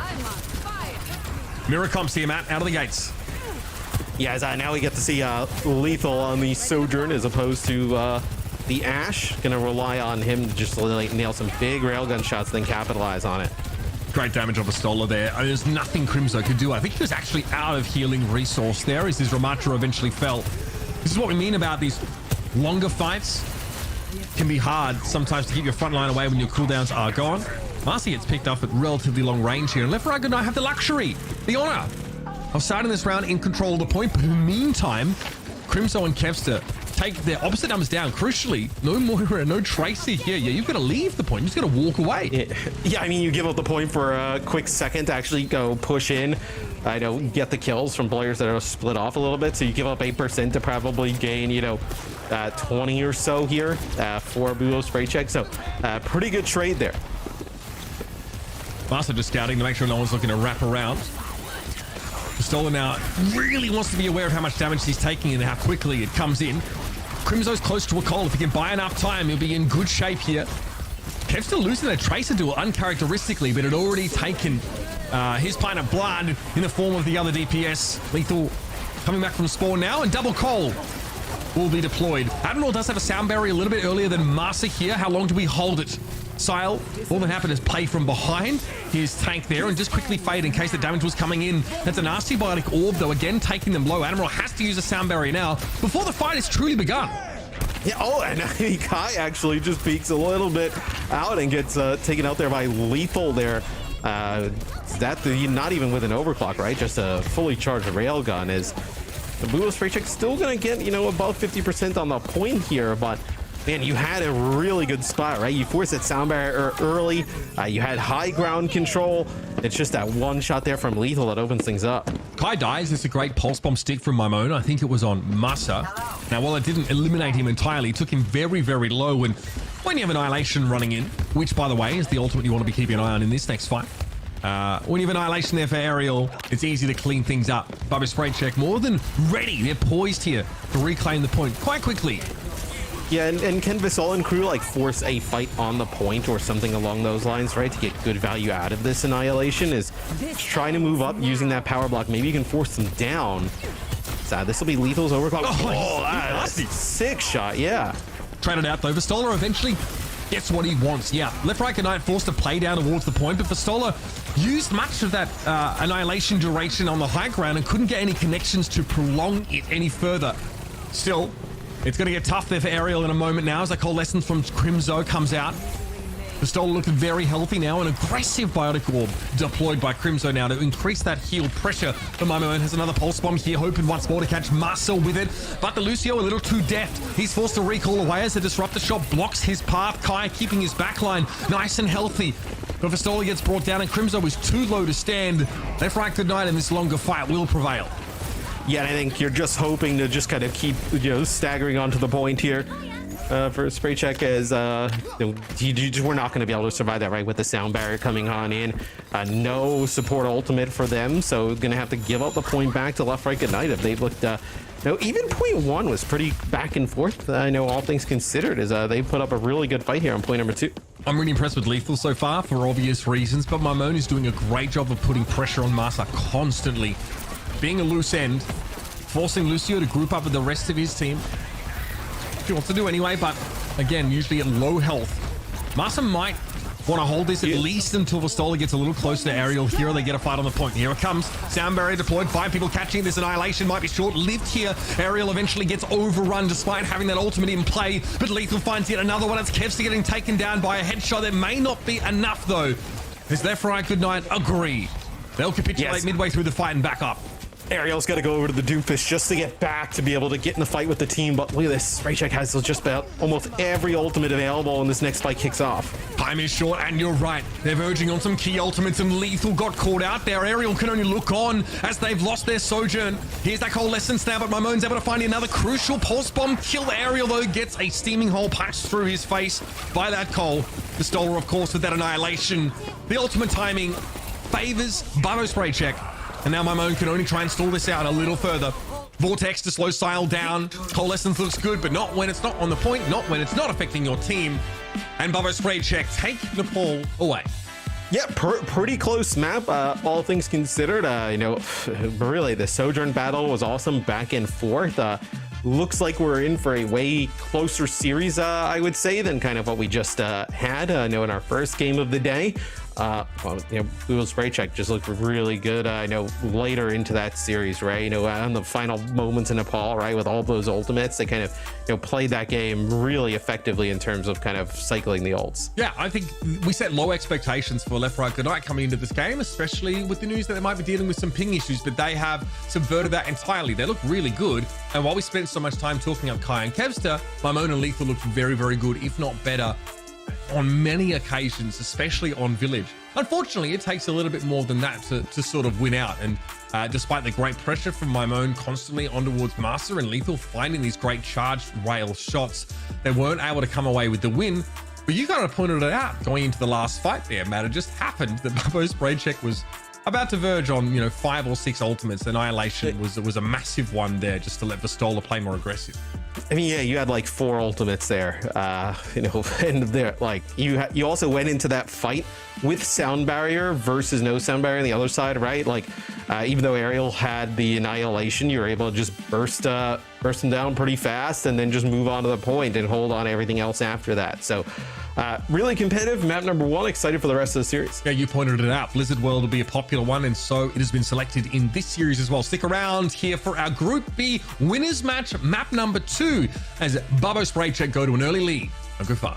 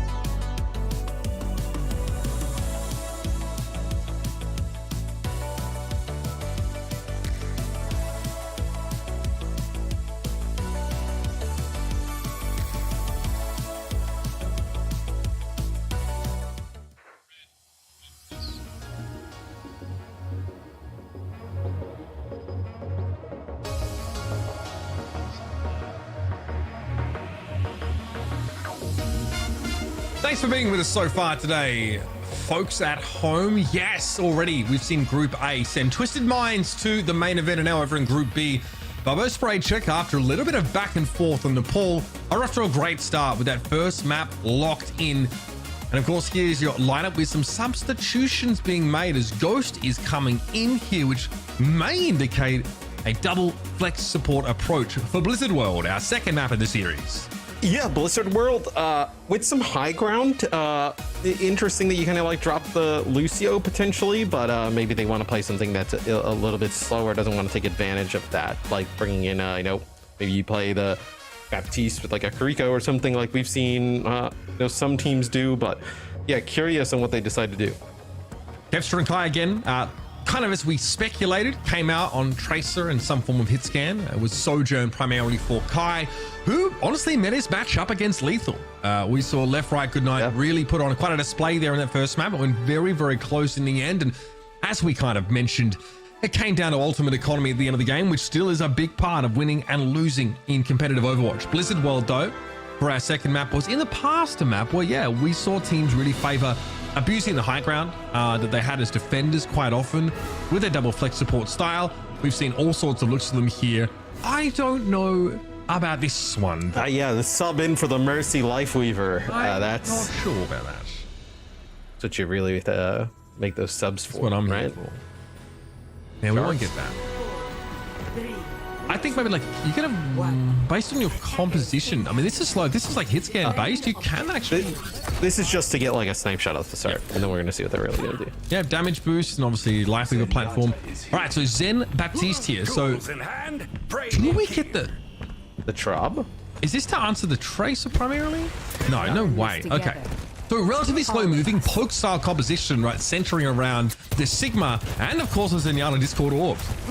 Yeah, and historically, right, like Bestola is a player who's played like, Diva, Sigma, like your traditional kind of like quote unquote off tanks, right? So it's a pretty good hero to have him on here. And then having Crimzo on the Zen, right, just should be a large sum of damage coming from him this game. Yeah, Baptiste's regenerative burst already got drawn out. There are a lot of damage taken by Bubba Spraycheck on the advance, but they're into these really nice positions now. Crimzo nestled just in the corner. Kaya finding a vantage point enough to rip the head straight off Sile. And Ariel won't get nearly enough healing here. Slow and Steady wins the race for Bubba Spraycheck, and they move in and take residence on point A. And if you can't have your Tracer like punish the Zen, like you imagine this is going to be pretty long. As Ariel actually moves over to D.Va, so D.Va can control the high ground a little bit better than like a Ramatra in this case, right? But it also at the same time doesn't seem like Buo Spraycheck is interested even playing for high ground, right? I mean, sure, they'll probably go and contest it, but it isn't like they're playing like a Winston or D.Va dive, really trying to take control of it. No, I mean, they can move up there as a unit, right? Leave the Zenyatta potentially on that car for the time being. Left, right, good night, trying to encircle already. So on this flanking angle, you know they're committed to it somewhat because OWCS is part of that sort of phalanx. They push in. Ariel takes a Discord Orb pretty immediately though, and it's brought quite low. Crimzo keeping Kai nice and topped up here in Lethal. Yeah, can't really hang on that high ground. He gets just plucked away by Kevster, who does trade himself, but I think that's well worth it. Kai's disrupt the shot will eventually claim Ariel after he comes out of the mech, and Admiral really just trying to get behind out of line of sight. Thanks for the spray, Kai, like we needed a reminder. His immortality field there used to keep Crimzo alive for a brief period of time after the pulse bomb, but eventually he gets taken out, and I know Ghost has done a real nice job on the Baptiste being able to keep Crimzo alive. Really difficult with a lot of the whether it's burst damage coming in from the Sojourn or Tracer just kind of constantly harassing. Baptiste ultimate from the low ground here. Bobo Spraycheck also with a Transcendence now in play, gonna make it even harder for Left Right Good Night to engage. They're really depending on Lethal now, and he's delivered so far. This is why you still want the high ground, even with this Sigma-based composition. You leave Lethal free to send these railguns across the map, and you're likely to lose players pretty quickly. Quickly, Kevster dashes away from Lethal, though. There's another one charged up, and he's found the Tracer as well. In these longer fights, the Sojourn reigns supreme, and now Bobo Spraycheck will be packaged up and sent home. They did get the Kitsune rush though out there, so I mean you end up using the rush there towards the end. You're probably going to save onto the sound barrier for when you see like the gravitic flux come down. Being able to save people from Vistola's ult as sound barrier is probably the best way to do that at this point in the game. So this is going to be so difficult to contest though, right? Like that high ground is so nasty to have to push into. You need the Sigma, like all the Sigma's utility, right? The kinetic grasp, the shield, just to get people in here to the side. Pressure on Crimzo here. Kai though making sure that Ariel is not going to be able to approach to the soft underbelly of this composition entirely. Sile takes a railgun, no headshot, but still enough to put the fear of God in him. And Kev's just wrapping slowly here. Again, Bobo Spraycheck need to find a way to pressure this high ground adequately. Lethal almost preemptively drops down, was hoping maybe for a disruptor shot angle to play with. Overclock available here, and BSC have been seizing on their ultimates as well. Yeah, they just kind of like rotated all around. I thought maybe that they're gonna like, you think maybe that Left Right Good Night, we're not gonna send players to this choke, and you're gonna be able to like get onto the cart and just like move it from the opposite side. This is an amp matrix there from Ghost, so it's gonna make it very difficult for anybody to come out and contest. You see two players on the cart gonna try and move it towards the goal. It's also defensive though. I mean, everybody from BSC getting bundled up inside that small room. The D.Va's the problem. She's so durable, even with that orb of Discord on her. Ariel able just to head upstairs very quickly, get out of line of sight immediately. They wanted to force that sound barrier out early. Now you're going to see the gravitic flux come in here. From trouble. You are not surviving that. And that was the big problem, Matt. The Sojourn dominating the high ground. BSC don't have to go up there to deal with it. No, Kitsune Rush is going to back them up for just a little bit. They're going to wait till that rush basically wears off and then push out aggressive. Here they come once more. Disrupt the shot here to cut off any retreat, but it's going to be Ghost getting caught up by that pulse bomb. Ariel able to finish the job as the immortality field had to be deployed here. Nowhere to go for Crimzo as Momone starts to get a little hungry. And despite Ariel being low, he's done his job. Self-destruct here to buy a bit of space and more time as we're down to 1 minute and 20. In a kill on the Baptiste, it's like almost like you get like the Zen as well, right? Like there's no way. Like no, Vistola maybe now on D.Va, right, can peel a little bit better, but like with a Sigma in the mix, there's no way you're going to be able to keep Crimzo up without the Baptiste there kind of hold his hand. So Left Right Good Night doing a great job holding this high ground, on the defense in a good spot to potentially prevent Buo Spraycheck from completing the second checkpoint. Yeah, I mean, like you said, you forced the composition change now. Vistola realizes he needs more mobility. They keep getting caught, trapped up inside disruptor shots. Susceptible to getting split when they try and go aggressive if everyone's not on the same page, as Mimone is absolutely tearing them to pieces on these flank angles. Kevs with the recall now, hardly putting a scratch on Ariel there, who doesn't seem to be too bothered about the Tracer contesting. You're going to be able to farm another Am Matrix here for, Ghost. I would love to see them potentially use it from the high ground, and you see that's how they look like they're trying to set up. On a bad spot to be, Lethal, able to get away, but the Discord Orb is going to mean it's Kevster to make an easy lunch of him. Once more, the Sojourn is down. It's a big part of the win condition, but it's not the whole thing. They're traded in the end. Mymone's able to find a Pulse Bomb kill on Kai, and now a 4 versus 4. With an Air Matrix in play, may favor BSC. Even though Crimzo falls, the damage is well and truly done. It looks like by most Spray Checker going to be able to keep playing now. Mymone, just a stall, won't be enough, but only 90 seconds left for BSC to finish the map. Yeah, a little bit of better protection there with Vistola being able to play the Diva, for Crimzo, and then also getting that Am Matrix set up on the high ground. Just you see the Discord Orb there for when Kevster goes in, on the Lethal. Just it makes it very difficult for him to survive. And you give any extra advantage over to Kevster, it's going to be difficult. It's difficult to stop him already. It's going to be even harder. You can see how important the Tracers are in these compositions, with the Sojourn often, because of their mobility, is left as a loose end. That in itself is a vulnerability. Tracer's able to close the gap and present a real threat. Nicely done by Lethal from the high ground. That Overclock's going to claim Crimzo. It's a great angle to play from here. And great timing for Left Right Goodnight to go up a gear. Yeah, it was, from Crimzo's POV, it looked like he was actually going to back out and go through the main choke, but then decided to just try to wrap around the corner and go with the rest of his team. No speed there. He's just like a sitting duck, just kind of like waddling on through. There was no chance he was going to make it with the overclock in the way. And now you're already at 30 seconds. Vistola forced to switch over to the Sigma here, so maybe just try and put a little bit more damage down as opposed to just kind of like peeling for Crimzo. Trying to take more space. Back to the Sigma here, yeah. Better, I guess, in this position because the high ground isn't quite as accessible. You isolate yourself to some degree by trying to make use of it. EMEC there by Aerial. As the sound barrier came in, that really hurts the overall durability of Left Right Goodnight. Sile trying to play from behind that Kitsune rush. But Admiral gets brought down, so that speed aspect now definitely out of the game. The DMEC is huge, but it's also like maybe they think they can actually save Aerial there. They end up using the sound barrier, and they end up using the barrier and just getting the baby Diva, not actually getting him in mech, which is brutal stuff. Just a brutal amount of pressure here for Aerial with that out matrix in play. Constantly forced to block, and so BSC actually managed to finish the map. Could have gone either way there, especially through that second phase as they struggled to make use of this Sigma composition, and they couldn't put any pressure on the high ground. I like the switch to Diva. Though.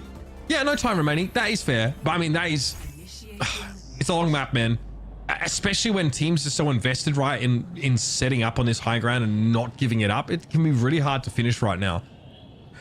Yeah, and I do wonder if like what Spraycheck wants to do and maybe play like the Sigma is even better on defense because you have the natural high ground, right? You're not having to like fight for it like just inherently by being on the defensive side. You're kind of like giving it where the Sigma with the shield up there and whatnot can be even, harder to get rid of. So I think potentially like this composition works even better on the defensive side. Again, there's always the question that if the Sigma is forced to the low ground or is forced to commit, regaining that high ground in a pinch, something that Diva was very good at doing, and peeling for that, individual hit scan play that was left up there is a bit harder. So once you give up the high ground, it has been given up for the duration of the fight, and that normally means everyone else has to try and pile in around or ideally behind the Sigma to make sure he just doesn't get taken away for free. So it's a very strong position up there. So I want to see Left Right Goodnight sort of see if they can tease any of these elements from BSC down to the low ground and force that with Admiral. I think playing the Genji is good here. Like you kind of want to play something that's a little bit more all in, so to speak, right? And Echo, I think just like the sight lines are so long here, and especially with a Zen Bap on the other side, like the Echo is probably not the play. That Genji's probably the right answer. Again, Aerial probably more than happy to draw out some cooldowns as he feints an attempt at taking the high ground. Lethal needs to be basically topped up before he starts any of these engagements. Kai had to use the power slide already, but able to get away. Vistola, though, almost unable to get back towards the rest of his team, just playing around the corner of this little Pergola. To the high ground goes Lethal. Knows there's going to be someone waiting, but Kai has been in this position time and time again. And it won't even need to be a headshot to clean up Lethal. The Genji now is gone. Tip of the spear broken, but Ghost, who's the lion's share of the healing, gets taken away. And that entire backline has been compromised as Left Right Goodnight have found their way in. Yeah, both supports are just so low, trying to play around that immortality field and that regenerative burst to stay alive, but not able to do so. So even though you lost a few players for Left Right Goodnight on the initial push, Eventually, they just come out on top, and look at this Kai gonna go over and play the Torb. Yeah. So Torb here against the double flankers plus the D.Va, quite effective, just like taking shots at an off angle. He's also so tanky now, right? The 300 HP with the armor, and then also the armor with the overload, right? So Torb becomes a very difficult target, and that's why they switch off of the Genji, go over to the Sojourn. Yeah, and Kai knows that's going to happen. He's trying to force a switch off the Genji, if I'm not mistaken. Still, my own will have a lot to contend with, trying to flank on that Tracer for all the reasons you mentioned, including the fact that turrets sometimes can just spot you in weird spots, kind of give away your positioning. Kai obviously is no stranger to picking up this hero in moments like this. He's not that married to playing hit scan DPS at all times. There's that turret down. Lethal's able to clear that just a little bit earlier now, and Kevster would like to find a brief window to wrap around here, but the pulse really needs to go on a Kiriko if possible. This be an Ant Matrix here on the high ground. Pulse bomb, no immortality. Yeah. Gets taken down. Kevster though able to find, okay, he finds the pulse on the Kiriko. That's what we're looking for. And that's the challenge of going up against a Baptiste comp, right?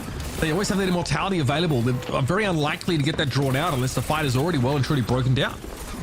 Yeah, you're also like trying to push into the high ground, right? Which has, like we talked about Zen with the Discord and the amount of damage that he's putting out, but like the Baptiste can also put down a considerable amount of damage and also kind of keep the healing output going at the same time, right? So you're pushing into that, the Torb turret at an off angle, like it's really difficult. And then now Pistola on the D.Va can just like kind of like fly in, contest the cart, cycle there with Kevster, right? It makes it very difficult to get any progress. Nathan wants insta-kills, very much so. They've definitely tracked the fact that Transcendence is online for Crimzo. So they don't want to draw out piecemeal engagement. They want an insta-kill to play around, and Lethal is probing for that right now. They may just have to wait on that. Mine also looking to build up another pulse. That'll satisfy the same condition, but Kai's able to bring the Tracer down. The Transcendence, though, was forced out on that high ground. So that's a bonus here for Left Right Good Night. If they can find anything else in this fight, it's a win. Yeah, Crimzo drops low here, maybe thinking they were just going to kind of clean up the fight, but the Kitsune Rush, I think, caught them off guard a little bit, right? Trying to back up. Get out of harm's way as Lethal will find Kevster. Now, this is much better here for LRG. Lethal able to find that in-skill we mentioned earlier on here, and that was a fight where Transcendence was drawn out of BSC, and they still get crushed. Even more importantly, you've maintained a sound barrier for your next engagement, which may be right on the doorstep of this next checkpoint. Do you stay the Torb here? I think you probably do just for the ultimate, but I think after that you consider switching. Like I don't know if it's like being as impactful, right, deterring the dive. The ultimate is generally horrendous here. The only bonus is that they have to play on cart in order to capture the point. I like that. Very little thing there for Kai. Throws the ultimate down at his feet because he knows he's going to get engaged upon, and wants to get that damage on Ariel as he tries to approach. Immortality field brought down though by that self-destruct as Ariel was really just looking for a mech reset after traversing that lava trail. And LRG are all over this here. This switch to Torb ultimately has not been the difference maker. No, as you kind of mentioned it, like they needed some of these big burst damage to come through and kills for LRG, and Lethal has definitely provided that. He has been phenomenal here on the Sojourn on offense. Is Kai's now going to switch off of the Torbjorn to try and answer that, which I think they absolutely do. Just get a little bit of damage there. It makes just seeing the Sojourn charged up is such a threat to Crimzo, right? It's something that like a immortality field isn't going to help him survive against. That insta burst damage coming down from a Sojourn. No, you're still playing this Zen Baptiste backline here, which just seems a little bit less effective overall than what the Lucio Kiriko is able to provide, especially defensively speaking. Did he boop him into the hole? Yeah. All right. Yeah, I think he might have sort of slid off it, but Vistola had already used his Rocket Boost cooldown. I think he was midway through that, right? So I think just got caught in an angle. Really not. I'm sorry? A Tracer? Okay, Admiral's found another environmental kill, or at least a boop-based kill. Boop, yeah, okay. Yeah. I was getting too excited there. We were talking up Masa. As someone who's been able to deliver moments like that with staggering consistency over the years. Admiral did find a key one though. And here comes a Kitsune Rush here to try and get LRG closer to that goal. Up goes Vistola, close to a self-destruct and consequently a mech reset, so wants to maintain mech for the time being, and Transcendence is going to help to that effect. But Ariel, untouched for the most part, able to create that spacing, make it hard for the rest of BSC to follow up on Vistola and make use of that healing, and eventually Lethal waits it out and then plugs one through Crimzo. Man, I think the Zen kind of comp, right? Like you're all in on this without having a Lucio in the mix, and it just does not seem to be winning out as LRG's dive just seems to be proven too strong. I mean, there it is. You've got no choice but to contest here. It's the Annihilation Conundrum, as Crimzo has to get blown to smithereens there. And again, LRG looking very, very good. Bubba Spray Check make a big change, right? They changed their backline. We know, we had a feeling, right, they were heading towards playing like a double flex support setup. And the Zen obviously is a great inclusion against like the Ramatra comps, the slower moving compositions. You can really get value out of that Discord Orb. Against the D.Va, feels like Ariel's able to break line of sight much more easy. He can be in and out. He doesn't have to take a face full of damage. That mobility means that the windows for which you can exploit that damage increase from the Discord Orb are much shorter. And like, you have to obviously be in, you know, the harm's way or like line of fire if you're the Zen, right? Just trying to put down damage. Like that's kind of like what he provides, you know, with the Discord, and then obviously his own damage. Where it makes it a fairly, you know, not easy, but a really clean target for them to decide like, okay, that is the player we're going to target, right? We're going to target the Zen. We're going to try and get, you know, whether it's burst damage from, you know, a Genji dash going on in with a Tracer coming from the other side, or we're going to try and get the Sojourn damage down. And then, you know, land a shot onto the Zen, you know, whether it's like D.Va or Tracer, finish him off. Like it's, you can't keep the Zen up. The whole comp kind of crumbles after that. Opportunity here for Left Right Goodnight to close the map up here. Heading into extra innings, they are the only team with the time bank to spare. And again, we have that Sigma-based composition here, which looked like it started fairly well for BSC, but eventually they got sectioned off from each other and pulled apart. Pistola here much more inclined to maintain this high ground and not be forced away, because that's where the mistakes can start to creep in. The Genji again for lethal. So very much the same game plan for BSC. At the very least, they're able to back away from that high ground with everyone intact, but here's the flank. And D.Va leading the charge here.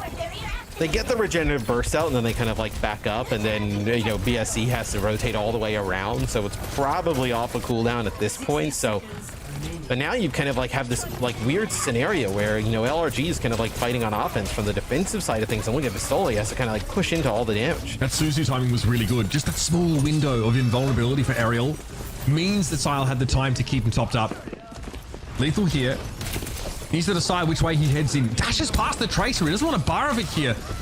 Peps are doing everything he can to try and garner his attention, but in the meantime, yeah, it's the core of LRG that get crushed inside the side room. And dude, like this fight just took so long as well for like nothing to happen. And the fight goes so long. Pulse Bomb, Ant Matrix, you know, the fight kind of lasts a similar portion here. You're gonna get like a, you know, Transcendence as well.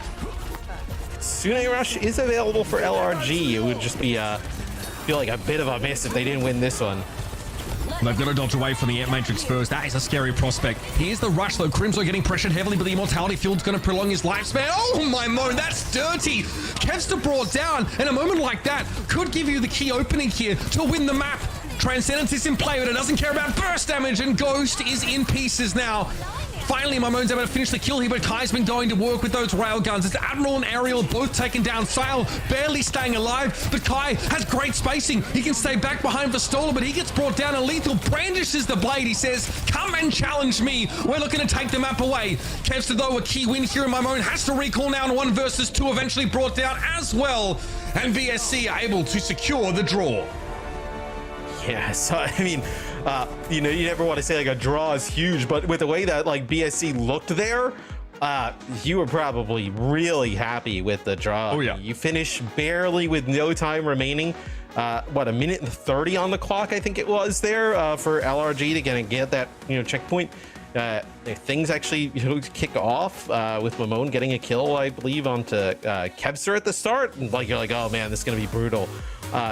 You know, big, I think, you know, shout out to I think it was Kai, right? He like connects with a Sojourn shot there at the end, and knows like he doesn't feel pressure to like just slide in and contest. Knows he has teammates coming. They take like a step to like breathe and then end up pushing onto the point. And I mean, that is one that LRG, it feels like if you wanted to win this series or really kind of like, you know, be in it, like that is a huge hole and opportunity to be able to win that not able to secure. And you have 90 seconds to play with, right? I think for Blizzard World, as the kind of map we talked about, is quite long and hard to even finish in First some fight cases. took way too long. Yes, that is a great point. And you were playing like a very heavy commitment based composition on the attack, right? You had Genji Tracer. You were absolutely going in. It got dragged out though, left them with only 30 seconds to spare towards the end. And again, that first by own kill could have been a big difference maker, but eventually BSC able to stabilize. I think they the last fight kicked off like 16 seconds, right? Yeah. Like, I mean, you know, you just kind of like wandered. I mean, the issue is like you just kind of keep poking and doing damage against the comp that, you know, Spray Check has.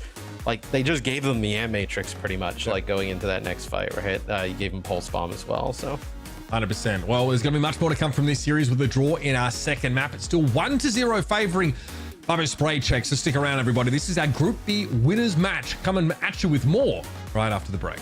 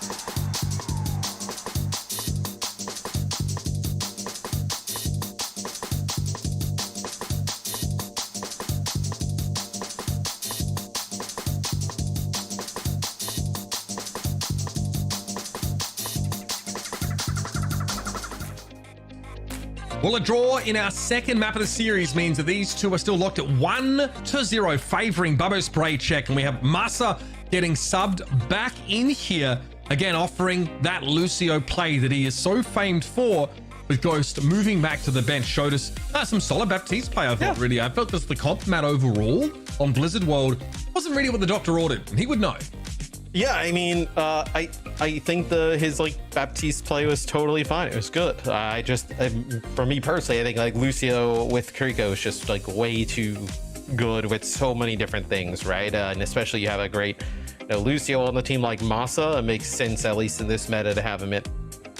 Yeah, absolutely. And alongside Crimso again, who showed us some great Kiriko play over the course of the series, we expect great things as usual. Tepstra and Kai have met their match, though. I think in terms of DPS, it's one of the more compelling storylines coming out of this series. I think Maimon and Lethal have looked excellent, very, very good. To the extent of, like Kai switching over towards the Torbjorn at times there, on Blizzard World to try and shut down that flank pressure. It has some success, but generally Kai's not able to do too much more than to stop those flankers from doing their thing. When it comes to actually how you advance your progress or you reach your win condition in some of these fights, it felt like he wasn't able to contribute nearly as much there. Yeah. So already being put to the test in a big way are Bubbo Spray check.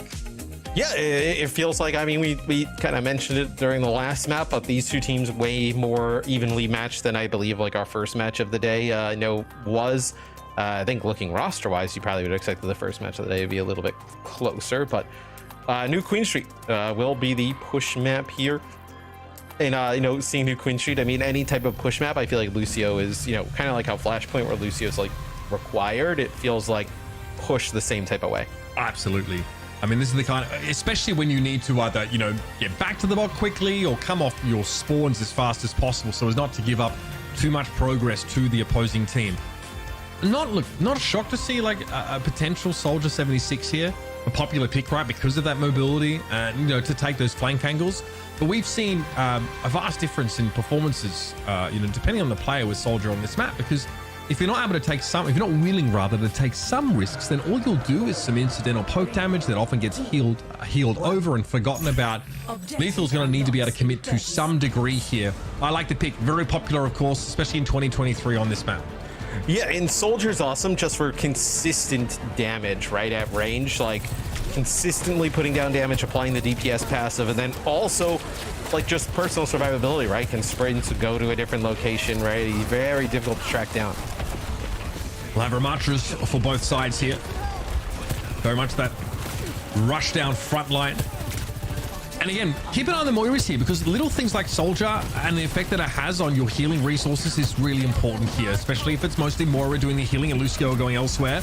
I like the thinking there from Master, looking for another environmental kill, but the damage has already been done. Somehow Lethal was found in the front line and quickly torn limb from limb. Now you've got your opponents in a pretty compromising position as BSC look to try and extend their lead. Lots of screaming going on over there. Everybody just making their way off the side. Is the one thing with the Soldier is like the damage is consistent, right? But it lacks that like burst damage, right? So you can push into it, right? It's scary. But it only kind of is like really scary if you're just kind of like sat there fighting no man's land, right? That was actually right as he popped the Coalescence. Not good at all. This has gone from bad to worse awfully early now. Coalescence coming out later here from Crimso. He gets it for free because Sile lost his. That is for Stoller finding two incredibly important picks in the front line, in that Nemesis form. First, it's Lethal, right? Somehow, even with those sprightly legs that defy the age of Soldier, he gets caught out. And then the Moira. You can fade during Cole if you want to, maybe not available there for Sile, but yeah, that is a mistake that is going to haunt you. 32 meters and counting of progress, and you've lost the Cole. You don't get it back. That's the worst part. Master charges forward. Here's that sound barrier, which Admiral is too late on building, so you've now lost 3 fights consecutively. Yeah, now you're going to give out the checkpoint, right? I mean, that is really brutal here at the start of New Queen Street to just kind of get ran through like this. Is that now we're going to have Lethal actually move away from 76. It looked like he was getting close to Visor. He may have had it, but feels like how I mentioned before, you can just kind of push into the 76. There was like no respect being kind of shown for the 76, where they were just speed boosting right into it and taking down the first target in front of them. Annihilations here for both Ramatras. Ariel might be inclined to reach for that particular resource now while the pressure is still mounting. Forced back though, here it comes. Annihilation, that extra durability that comes alongside of it. Also supplemented by a sound barrier. Eventually Admiral's able to build it. This is a must-win fight. There's no excuse not to take this away if you're LRG. BSC realized that too, and maybe more than happy to give it up here after the Stoller stalls for a moment or two. Yeah, just the finish of the Annihilation there, able to get 2. I know it looked like Vestal got 1, Masa and Kempster pick up some other kills, but now we're gonna have the bot going the other direction. It's just giving up that checkpoint so early. It just puts you in such. I mean, Push is so unforgiving in terms of like, hey, we had a 2 bad fights at the start. Like, we can come back. Like, to come back, that means like you need to win like 4 fights in a way, right? Which makes it really brutal. Decent start here though, Crimzo. Yes. Pulse bomb during Cole, if I'm not mistaken, so must have already used that fade. Lethal getting brought down though, but again, that's your 2 consecutive fights you were looking for LRG. Kaido, still a bit of an issue though, finding that second kill onto Sile. But Kevster still at large means that LRG are not in a position to actually push their advantage. They're not even pushing the bot right now. Nicely done by Mimone. Eventually Kevster is brought down, but he's bought a decent amount of time for these respawns to come through. Yeah, and the way LRG does this is you need to win fights with, no to limited investment, right? Win a fight with a pulse bomb, right? Win it with an overclock, right? Like, you need to win probably like 2 of those fights, like using just about nothing or close to nothing, and then have some ultimates to like basically you got to fight to tie the game. Like, that's kind of how you work your way back in Push, which becomes very difficult because BSC can kind of use their ultimates at will. So much pressure on Ariel right now. He's going to have to, he was hoping to maybe build up an Annihilation there to have that durability. But Lethal's in a great position and it's mostly uncontested. Drops down, finds his 3rd overclock. Lethal's been sick. Getting its job done, make it 4. And all of a sudden, just when things looked like they were getting pretty ugly for LRG, Lethal comes up with 4. I mean, dude, they're going to do what I was basically talking about. In the sense that like Mimone got the pulse bomb the last fight right onto Crimzo. They end up kind of getting some bot movement there, and then this time it's the overclock. They get the overclock and Lethal just goes crazy. Now you can be a little bit more loose with what you decide to do because you're going to tie the game. There's a chance though for BSC to stop this cap of the checkpoint. Great pulse there, but Ariel was obviously blocking up. Still very low. Annihilation comes out once more. Vastola still wants to commit, and Kai gets Sile. That is backbreaking, especially after you commit that Ramatra ultimate. You're banking on your Moira to be there to keep you standing. It's not even that. It's like, so you kind of need that fight to go your way because now you're starting at square one.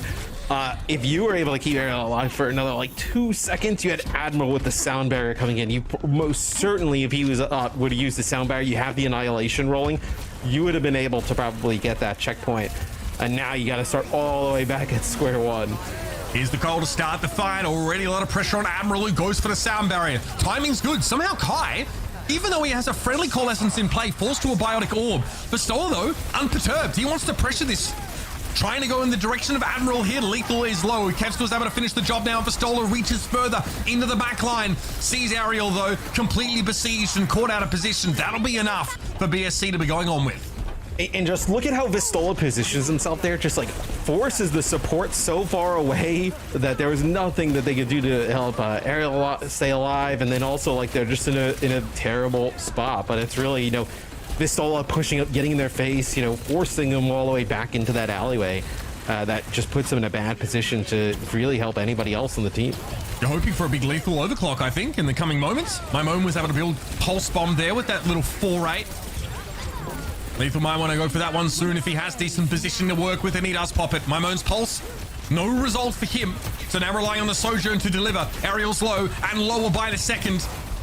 Lethal in a good little, off angle here. Vastola, though, soaking up so much of that ultimate here and still able to stay alive until the call comes through from Crimzo. So many targets to heal, maybe too many, but Kai's able to use that brief window, the opening to find Admiral. It's a headshot with that railgun. And now a sound barrier for Master. These support ultimates are coming up at the best possible time because LRG aren't able to finish the job. Even though they get early fight advantages, they quickly slip away. And you notice, like, after Crimzo uses the Coalescence comes through from LRG, they just back up BSC into, like, the corners, just wait a little bit, right? Forces LRG forward, and then what happens? Masa with a sound barrier, they come right around the corner, finish off that fight as BSC getting very close to completing the map. Sile also used Cole at some point there earlier on, so that's on the way back still. Admiral's beat. Lethal, no value found because of the sound barrier, I'd suggest, in that previous fight. And this is starting to get away from LRG. Good stick on Kyler. That's a big one. Sound barrier now for LRG. Once again, a must-win situation here where there's no excuse. And they'll get what they came for. They'll stabilize, or at least have a chance to get this Bob back to parity, but they still lack that very first checkpoint on the map. Yeah, and I mean, now you're going all the way the opposite direction. 2 minutes on the clock, and then where the bot is, you're also now fighting into high ground, right? Because you didn't actually get that checkpoint. So just making it even harder, and BSC looks like they want to take a fight mid-map. The tube is where Lethal was able to make that 4K play earlier on. Peps now is patrolling it avidly. I also like this, like, you want to fight mid-map here if you're BSC? Like, what chance do you have? As I mean, they've done such a great job of just putting so much.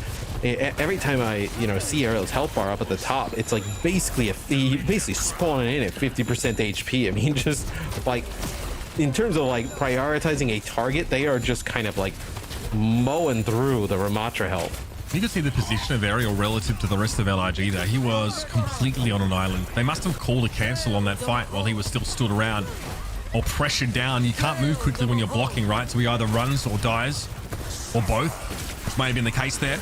Here's that Annihilation. Lethal needs a safer position to play from. Ariel going to pop his own here just to prevent BSC from taking all this space for free, and they don't have enough time, BSC, to build those support ultimates up. Lethal chimes in now after getting a safe position to play from with that overclock.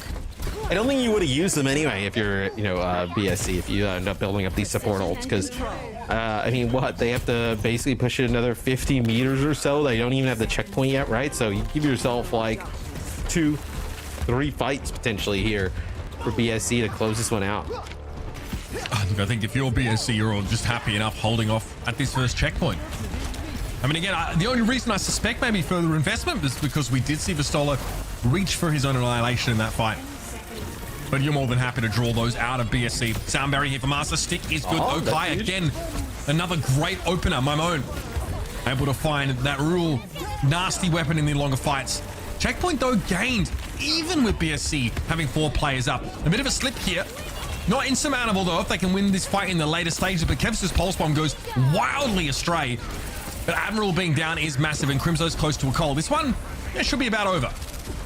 Yeah, as Vistola does a nice job, just constantly moving with Masa. Like, they do a great job of just finding a target, getting the Ramatra right in the face. That time it was a Lethal trying to take an off angle. They get Vistola right in his face, takes him out, and that ends up securing the map. As BSC looking pretty good there on push. I mean, you get that big of an early start, it's like almost impossible for anybody to come back on push.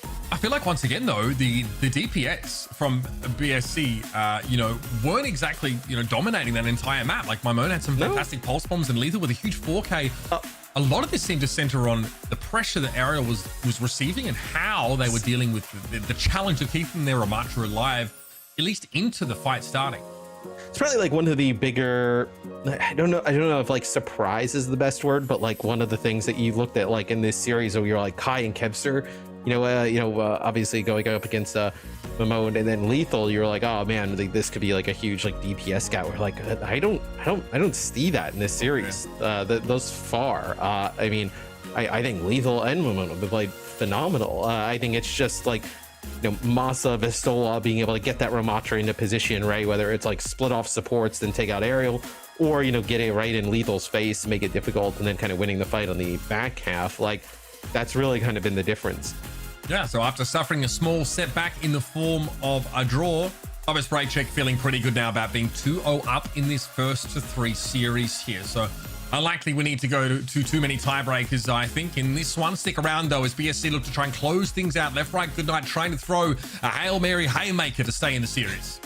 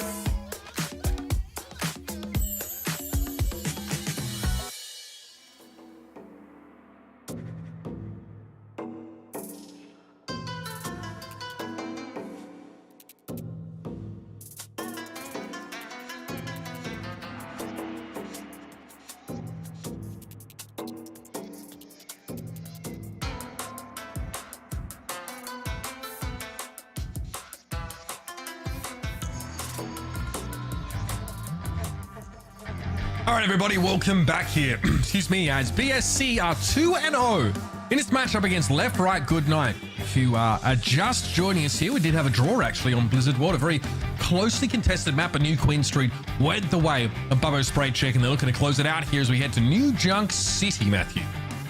Yes, this will be our first flashpoint we'll see of the day thus far, right? With the 3-0 earlier, and then now with a draw getting us here where I expect no subs. I also think this probably isn't ideal for LRG in the sense that like playing with the Lucio in that fast pace seems to definitely suit BSC better. Yeah, I think so. And it's got a lot to do with how they play around their tank. I think that Ariel struggled at times here just to deal with some of the incidental poke damage coming his way. And quite often, by the time that Left Right Good Night were in a position to start a fight, the Ramattra was already blocking, slowed down as a result of that, and at half HP. Not really where you want to be, and it makes you that much more exploitable. I'm going to say, though, some of the timing, though, the ultimates coming up for Crimson Master was pretty big here. But off we go. New Junk City's kicking off here. And again, we have these Ramattra composition mirrors with the Moiras in tow. We're right into it as we are just battling here right at the start. Ariel already taking so much damage. You just kind of see like the health bars, like Vistola it feels like Vistola's already like teetering around 75 to like 100, where like Ariel looks like 50, but right here it is Kai getting control of the high ground after the kill on Lethal, but it may not be enough because you've already lost your tank and you've lost Crimzo. It's my own again, Matt. That big kill on towards Crimzo made it impossible for BSC to keep Vistola alive in their frontline fight. It's so high maintenance for you rest of your team to keep their Ramattra standing there. So this time Ariel and Co able to prevail and break through that front line. And already, of course, with how fast things tick up here on Flashpoint, we're approaching 30%. Again, our support ultimates are pretty much in step, though. Master with a slight lead, but shouldn't be a big deal. With a Lucio in the mix, you get like, I would say like 3 fights a point, maybe. But with how like these kind of Ramatras just do in the middle, like you may actually only be at 2, and that is huge. I mean, you lose Masa, that is basically GG on this push, probably even GG on the point with where things sit at now. I mean, put you fortunately, Admiral probably isn't going to use sound barrier here until the fight requires it, so Masa won't suffer any sort of like staggering out in terms of ultimates here. But BSC very quickly have come back into this. A Cole coming out from Crimzo here. Sile reciprocates. Master's been able to build his beat, so no harm, no foul there. As Keps is forced into a recall, Mimone comes knocking. They're playing on the periphery here, but the Tracers very much are locked in a duel. And here come the beats. Both teams throw them down. It's BSC with the latest sound barrier, though, and Left Right Good Night less durable for the next couple of seconds by comparison. BSC, though, fortunately for their opponents, are forced to drop back to the point because we're at 99 and counting. Now the high ground control, to some degree, ceded over to Left Right Good Night. Ariel's looking for a target right now. Sile's gone down, though. Moira not being there means you're not far behind if you're a Matra. Ariel ends up popping the Annihilation there, which I was surprised because I think he had already lost like 1 or 2 players. Maybe it was just 1, but was quite low, using just kind of like the power block to stay up, and then pops the Annihilation and gets taken out. So you don't have that. That Ramattra ult would have been huge here. BSC just trying to break out here, make it impossible for Left Right Good Night to contest. They do a sick job at like BSC uses the they come around that corner, right? They put a ton of support, pressure on the supports on the left, and then just look at Ariel and just burn him down. Like the supports, like the Moira and the Lucio at range, obviously can't really do anything to help that Ramattra. And Lethal stuck around the corner on the left, like you said. Not a good angle to use his overclock at all. So Kai just gets to basically uncontested for the most part. Punish Ariel for being on that causeway at all, as LRG was split up. Oh, this push is great. What a speed boost from Master with the coalescence from Crimzo. LRG have no idea what just hit them. I mean, Sile, coming out with a bit of a belated coalescence here, but it's too late. Mimone already gets taken down now. Sile couldn't keep him topped up enough so that he could withstand these railguns from Kai. And BSC in a come-from-behind victory on this first flashpoint. What a way to start New Junk City. Yeah, it seems like whenever BSC is the one setting the pace and like the tempo of these fights, they're able to just kind of like get things rolling and win with relative ease. Where when LRG, like when they're the ones that are like dictating the pace and the initiation and how things are going to happen, that's when these fights can end up going longer and more of a toss-up. Like I think it's just Vistola does a great job of going in there, sectioning off some players, and then the target swapping on who to go towards next. Love the calling from Master again. The speed boost to start that fight. That is pretty sick. Aerial really low already. That's gonna force sound barrier. Master's happy to use one of his own though. I guess they just really want to commit. They don't want to back away. They don't want to give up the point for any reason. So they say, okay, well, we're gonna win this fight probably anyway, but we're gonna throw a sound barrier in to ensure it. We'll have another one built up by the time it matters anyway. Yeah, as you get the tank low, that forces sound barrier on the other side. It came out like basically at the same time, maybe a little bit later, but you just have that extra sound barrier towards the end. I believe Pulse Bomb lands from Kevster, and that is another fight won for BSC. My moan here gets a decent idea of the setup for BSC. We'll just contest this. Likely we'll draw Kevster and Master out of formation. That's exploitable. Dukes are thrown up here for Stella. Those able to find Sile. Kai in a very safe position, completely unaffected by this annihilation. Yeah, I mean, you're going to see annihilation now for both sides, right? As Visola knows he has a support advantage, can just block and move forward and move into that. Yeah, that's nasty. Stola very pleased with how that one transpired, especially with Crimzo, the only player with a support ultimate online here. Kai having an overclock. How on earth do you fight back into this? Oh, it's going to be brutal. It's going to be the coalescence here at the start here for Crimson Co. And they push in, but Mamone wins another Tracer battle here against Kevster. Far from over though. Yes, you lose that first pick, but Kai's in a position here to do damage. Look at the strafing from Sile. It's not going to be enough though. Lethal. It's one overclock charge shot, but it's able to fire one back of his own. That's now left, right, good night though. That's too late. They get forced off the point, and now they have to fight for a third and final. Yeah, the fight happens so far away that nobody able to make it towards the point. So you do end up losing that second point, 1 point away for BSC to be able to take this. It's left, right, good night. They do have the ultimates to win this first fight though. My moan on the wrap again. Once again, we'll draw Masa and Kevster out of position for a time. They have to know he's seen me on a pulse bomb, and the stick is good. Kai's going to be brought down. Power slide or no, he's done. Great stick though from Kevster.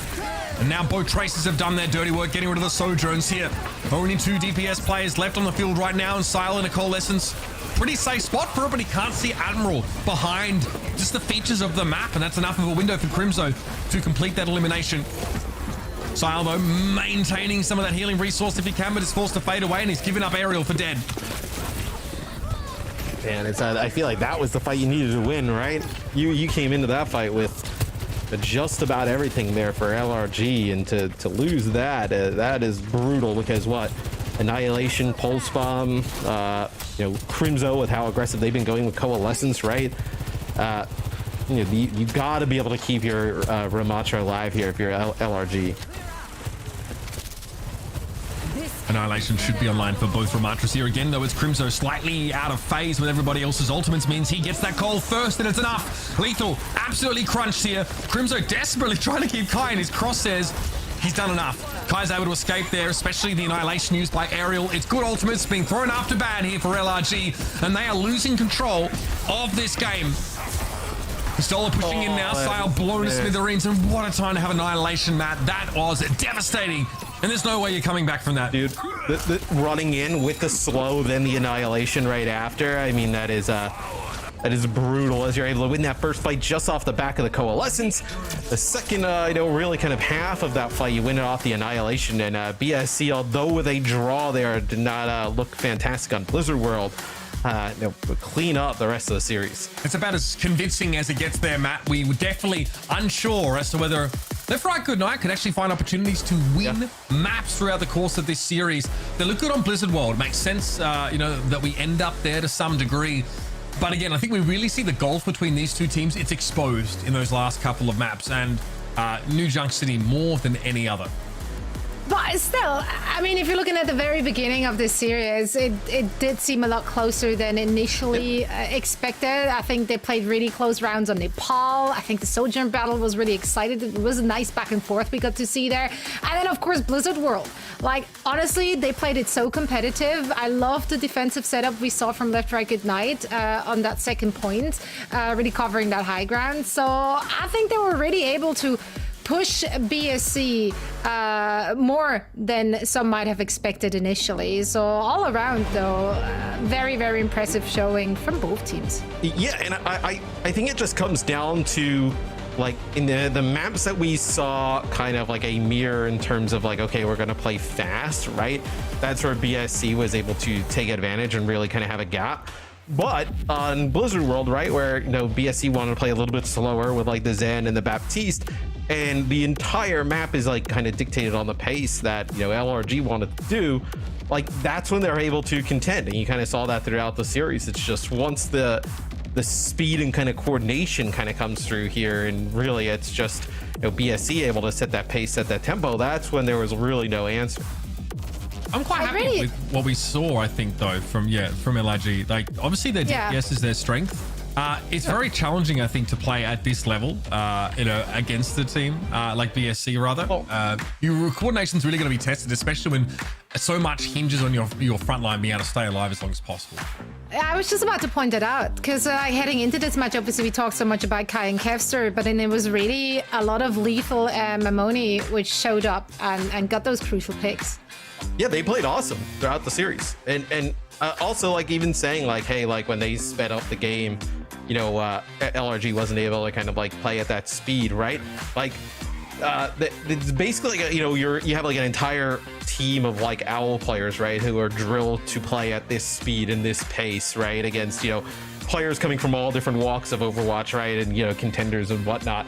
Like it's obvious, like it's just a different game playing at that speed and that pace, where when you saw it slow down, right, Mamone and Lethal were like fantastic. Like they were going head to head, winning a lot of the times against Kai and Kevster. It's just as an overall team, it's difficult to play at that pace. Yeah, I love that you point that out, because you saw when it was easier for LRG is when they were playing against a slower composition from Bubba Spraycheck, right? That like the Zen, the Baptiste setup, they found their feet and found a lot of success there. But when the pace got amped up a notch, that's when they sort of crumbled later in the fights. Yeah, but Left Right Ignite not out yet. We're still in the group stages. They could still qualify for the main event, whereas Booba Spraycheck has done just that. So they're going to feel pretty good about themselves. And now we're ready for a quick break. Afterwards, we're going to see the last match for the region with ROC Esports versus Sheer Cold. You don't want to miss this.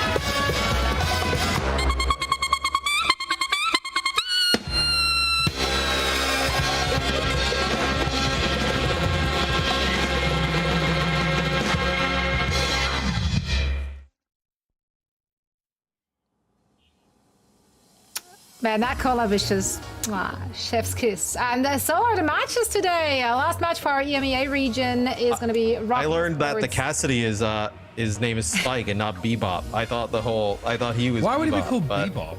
Well, because the show's called Cowboy Bebop, so I figured that's the cowboy and his name's got to be Bebop. But I give you that. I like that you're doing your research. Every time you play the trailer, I'm getting better. You seem Sometimes to like it's learning deeper than the name of more. the show being named after the main character. Sometimes, you know. Yep, that's, you know. You're doing great, Matt. Keep it up. No. Keep it up. I want you to watch one episode. And Okay. report back on your findings. I will You'll report watch back. Like I will 9 watch minutes of it at least. I will watch Please the do. episode and I will report back. Yeah. Cool. I'll quiz you right after that. Well, I want to get into the weeds of our next match, though. Rock Esports currently sitting at the top of Group C, thanks to their clean 3-0 victory against Bingus and Sheer Cold, their opponents. They struggled a little bit more in their first game against They did win it at 3-2, though. So let's talk about Rock Esports. They're being coached by Kariv. It's a really interesting mix of former OWL players, Izayaki and Our champion. the to be Koreans clear. paired up. The Koreans paired up with 3 Saudi players. I didn't see that coming. That was not in my script. Yeah, it's a lot of players like I know that played obviously outside of Checkmate and Izayaki that have been playing in Contenders, the Saudi League, right? You mentioned coached by Kariv as well. So bringing a lot of firepower into this roster. I think Sheer Cold, though. That's a lot of well-known names within the contender scenes we're seeing here. Yeah, we are talking about players who've been playing Contenders since like 2021. Forever, yeah. Even sort of before that, like a few of these players like Raspberry Racers. Sheer Cold has been a fixture in Contenders for a long time, like a genuinely very long time. So, many of these players have been playing since, the game first released, like make no mistake about that. We actually have like previous like console, like high level console players as well on this roster coming in. So don't underestimate this team. If you're a Contenders watcher, you know them. If you're not, you won't, but they have been around for quite some time. Expect them to have some impact here. They are going to face their toughest test so far, though, I think, up against this Rock Esports team, which, like we mentioned, features more than one Overwatch League champion. Yeah, I mean, and Skytor did play for Belgium in Overwatch World Cup. So outside of just kind of Contenders experience, some experience at the World Cup level, I believe this team's actually made up of like players really from like all over Europe. It's not kind of like Peps you look at like as like a French team, right? Like this is a team of players from everywhere. Yeah. I definitely think it's on Rock Esports, though, to step it up here. I think they're the ones with the target on their back. Obviously, having former champions in their team, they have to prove that they're an out for good reasons. Whereas Contenders, they don't have as much pressure, as much weight on their shoulders. Yeah, I mean, Rock Esports is like the number 3 overall seed in EMEA, right? So coming through like Swiss, like that's even placing higher than like a space station, right? So to give you an idea of kind of like where this team sits in like the hierarchy right now, at least early on in EMEA, although maybe some players that people aren't as familiar with, right? Like it looks like there's just a lot of really talented players coming out of Saudi Arabia. Now you add Checkmate and Izayaki to the mix, right? And hey, we got a top 3 team. We got a shot to win. Yeah, and Kariv, obviously a really good coach as well, with so much experience as a former player himself, then turned coach. He's been around for actually ever. I just thought like when that team was announced, it was just a very strange mix-up. I did not see 2 Korean players getting matched up with some of the Saudi players. Yeah, I mean, we know why, but I think it's I think what's so interesting about it is the completely different sort of worlds in terms of the competitive structures that these players have been sort of competing in, right? Coming together like this, there's always a question of to what degree does this team just lean on the raw firepower of these, OWL champions? How do you integrate to players like Checkmate and Izayaki in a way that, it's less about the individuals popping off and more about creating a team that's like more than the sum of their parts? Like that's what Kariv's job has to have been coming into this, and that's not easy. It's really very difficult to sort of create a mesh together of players that, from such diverse backgrounds. You also just can't go very far. Like if you're like, okay, we're going to get like, 2 all-star players and just kind of like ride them through, right? Like Overwatch is so team oriented that like that will only get you to a point, and it probably doesn't get you to the point that you finish like 3rd overall in Swiss, right? Like I would say like, if they had the number like 8 overall seed, I'd probably be like a little bit more like skeptical of like, okay, like, you know, that's like you're just kind of, you know, pairing obviously GM level players with players, you know, 2 like really strong players in terms of like Overwatch League that we saw in the past. But the ability to kind of like play beyond that tells you that like some of the other players on the team are also extremely talented. Absolutely. Mitch Shearcoldy pointed out there's some console players in there. Yeah. Well, no, I mean, who dat? Let me just check the document that I was given to check that for you. Again, yeah. So like, you know, Will, for example, I think was a console player. And looking further down the document that I was given in order to read this out, I think there was another one in there, but I can't see it because I don't want to read the words on. I set this up as if like I'm starting a witch hunt here, as if it's a bad thing. No, out of curiosity. Don't hate on people on the sticks. No, there are tons of cases of this happening actually. People like, so that they play console, really seek a console. They develop like this mad game sense from like competing on console, and then they translate over to playing PC relatively seamlessly because they have like such a good understanding of positioning, especially when it comes to the game. And the aim follows. Like people really rate aim very highly, but we're talking like a high time to kill game like Overwatch, where positioning and coordination are actually more important in almost every role. So this isn't like that rare a thing actually. So expect to see like, you know, someone like Will, you know. I do find it impressive though. I mean, for me personally, my Switch Torp main account does not translate well into my PC experience. You play Torp on the Switch. Yes, because I'm playing on the Switch. Arrow shoots for you, right? I kind of see that. Yeah, all I need to know is good turret placement, and I'm golden. And also, if you're playing on the Switch, you're actually pulled together with a PlayStation and Xbox people. So unless you want to have like forever queues, so you know, pick your battles. It is what it is. I still don't understand why. Yeah, I've always been. I've always been a player on the sticks. Yeah, I was you know, when Mitch was talking about those amazing console players that then switched over to PC, I'm surprised he didn't mention me. No, because I was talking about game sense, for Christ's sake, and I mean, yeah, even more and of coordination. Yeah.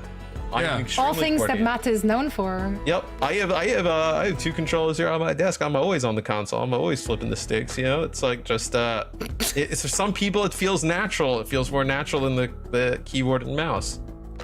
Mm-hmm. Yeah. Well, one day you might make the big leagues too, Matt. Oh, yeah, I mean, one day. He's fast tracked. He's fast tracked. Make no mistake about it. I do like that we have an opportunity to talk more about Shearcoldy, because I'm pretty sure there's like 7 or 8 different nations represented on this particular team, including I think Condi being South African here. So this team's gonna be a lot of fun to watch. I think like some of their best results, you know, they had through contenders. They were able to make it like 3rd and 4th for a lot of contenders seasons. So a mainstay, very experienced. I expect this team not to look like a slouch in this matchup. I don't think they're going to look like a slouch. I do think though Rock Esports is probably going to, you know, come out and make a statement with like, you know, how good Twisted Minds looked earlier, and then, you know, obviously BSC in the last match, obviously getting clean wins. I expect them to come out and put the same type of performance on. Okay. I think that's kind of like what you're looking at here, and I think if you're like a fan of some of these players in the team, like that's what you want to see happen. Like them, you know, we've seen the 2 teams up ahead of them, right, kind of keep pace with like 3-0s. You want to see them also kind of you know, keep pace with that. And let's not forget, Karif, his coaching resume is quite impressive, right? Even before Rock, he was Florida's coach, Boston Uprising, and he also spent a lot of time on Twisted Minds coaching them back in contenders. So like, this guy we might remember his play, right? Because it was sort of right in front of us and able to be there to see. Are you enjoying it, Zoe? What do you think about the gameplay so far? Yep. All right, thank you. All right, let's jump in. little trycast here. See, lucky that's not me, because I would have been stuffing my face with some form of food. I would have been absolutely caught red-handed. Love to see that. Love to see that. Shearcoldy, though, great start here. TVNT obviously being the first player to fall there is pretty big. They punished that front line. Yeah, you put a ton, I mean, just like the last series, right? You put a ton of pressure on the Ramatra. Everything else kind of falls apart after that. That's what happens in that first fight here. It's Rock Esports. They're now making their way over the bridge, TNT.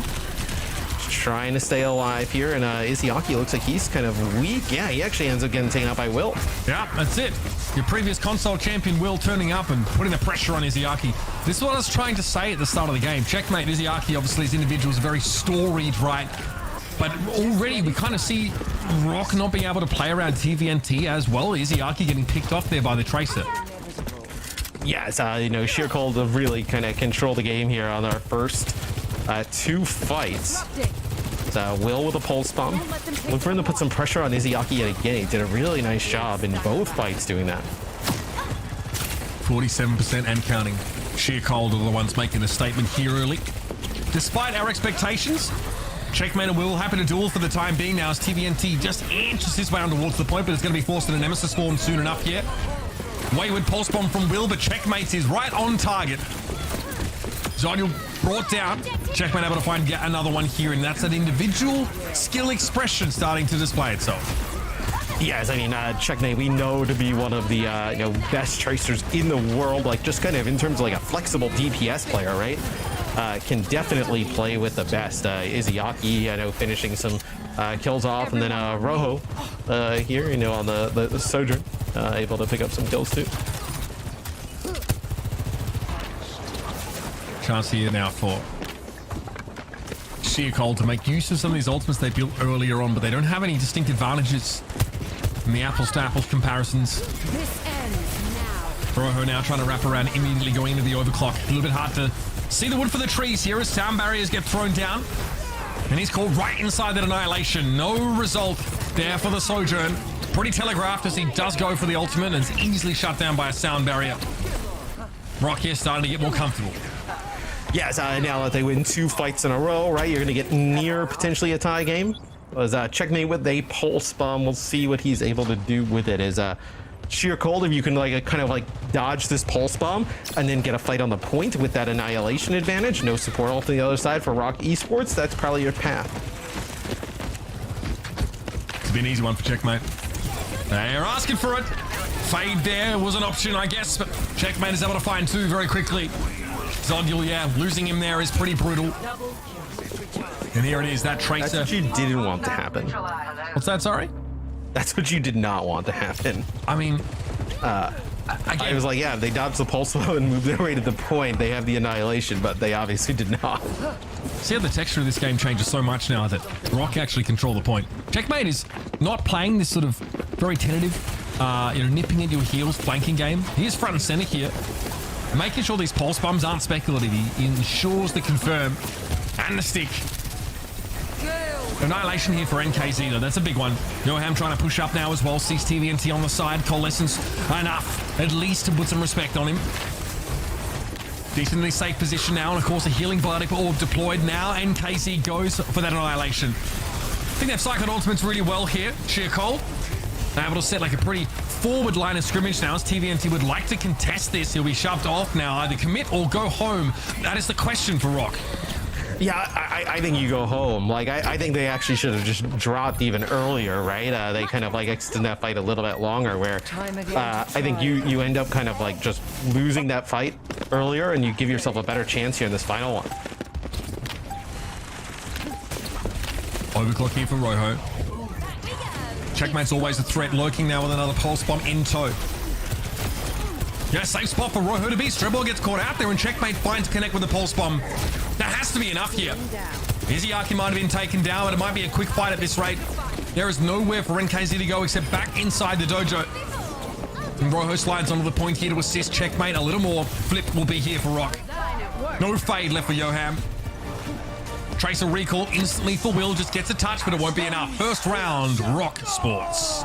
And it feels like once they got control of the point and kind of like eased into the flow of the game, that's when they really started to kick off, right? I think maybe a little bit surprised at the start with like Sheer Cold coming in and just getting like, you know, the 2 fights back to back straight away. But after that, Rock able to get control and really, you know, solidify map point number 1. You know, the lion's share of that capture progress comes off a couple of fights that are just kind of won there and then by a huge pulse bomb. Or Rojo finding a couple of key headshots with the rails.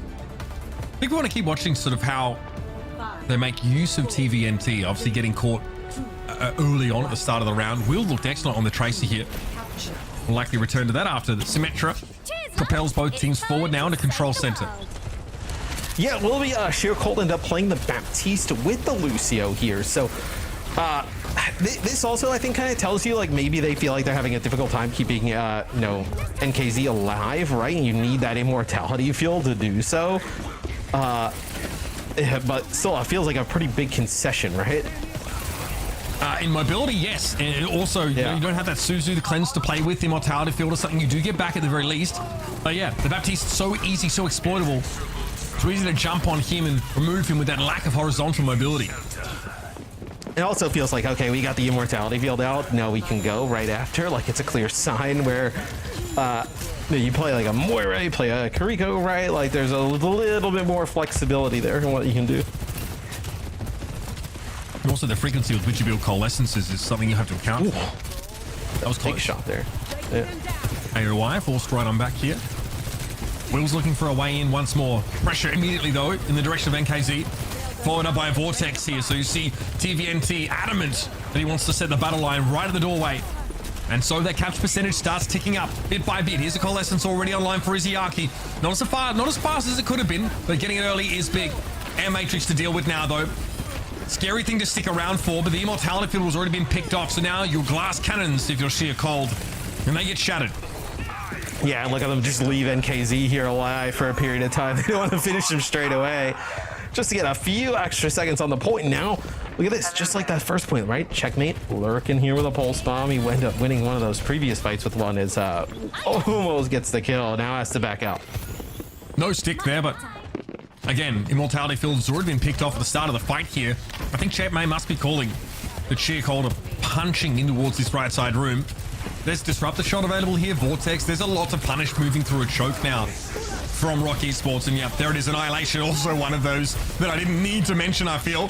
Zygel can't get away, tries to slide out of this Annihilation, but gets caught, and that'll be another fight for Rock Esports, and from here on out, I mean, you might have a very brief winner to make something happen, but with how far they're pushing, Matt, this is probably done.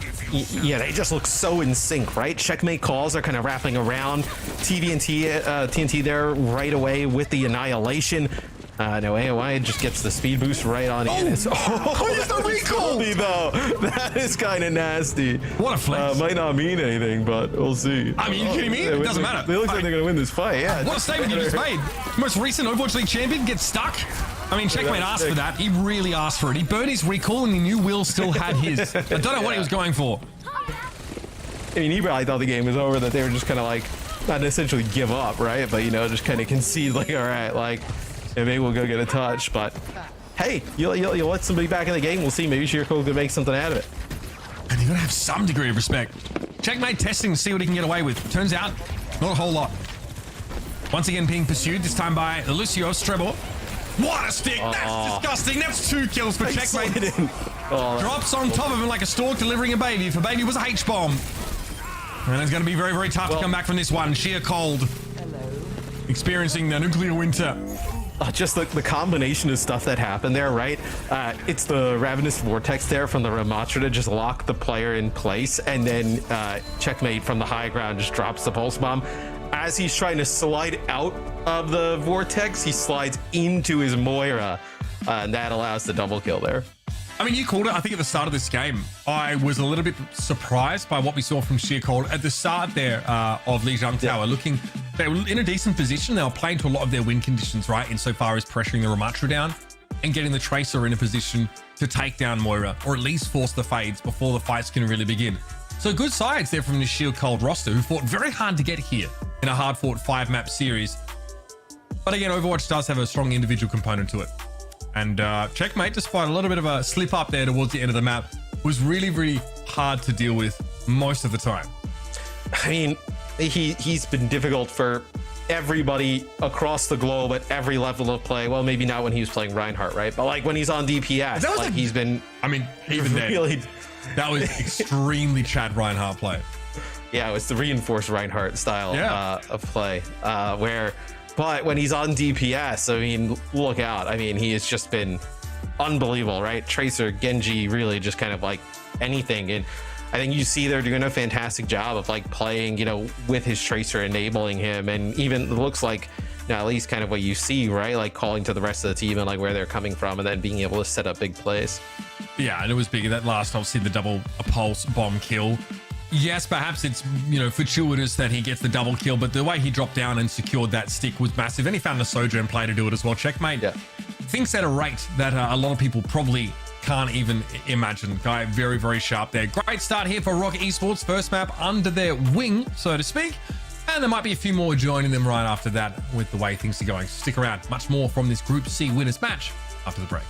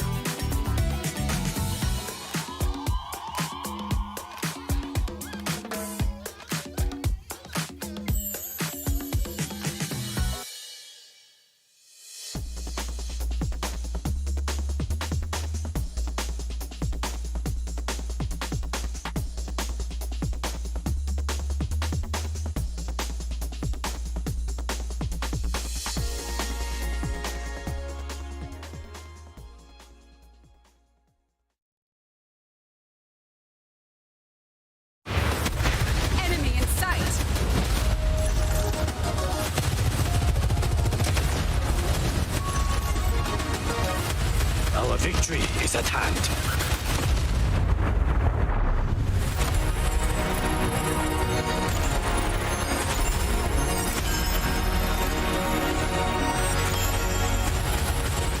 Ashes to ashes.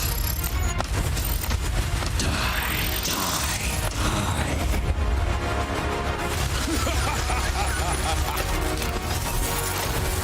Let's get you back out there. Maintaining connection.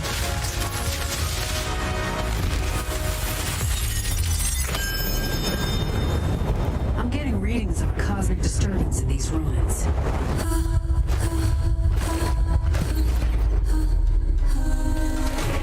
Moira, prioritize our people, not your cosmic experiments. That's an order. Accept my gifts, and all will be yours. Your ally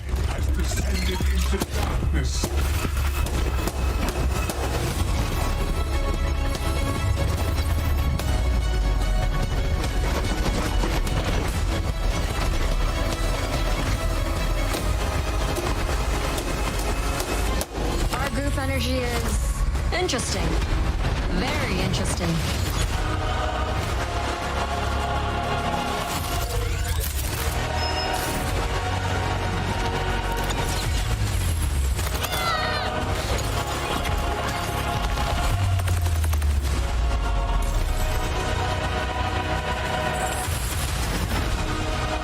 Check this out.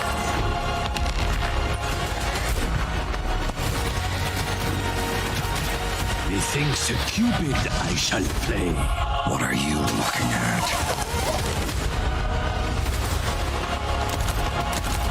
Keep moving forward.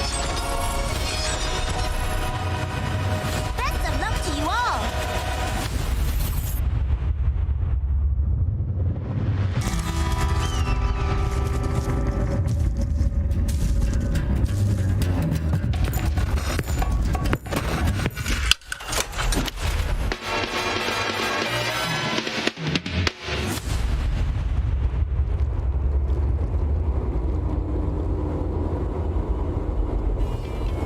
Welcome back, everybody, to our winners match here in Group C of our OWCS Stage 1 qualifier. Rock Esports, slightly rocky start to Lijiang Tower, if I'm honest with you. Didn't really look like they'd be the dominant team, but very quickly they started to wrestle the game back under their control.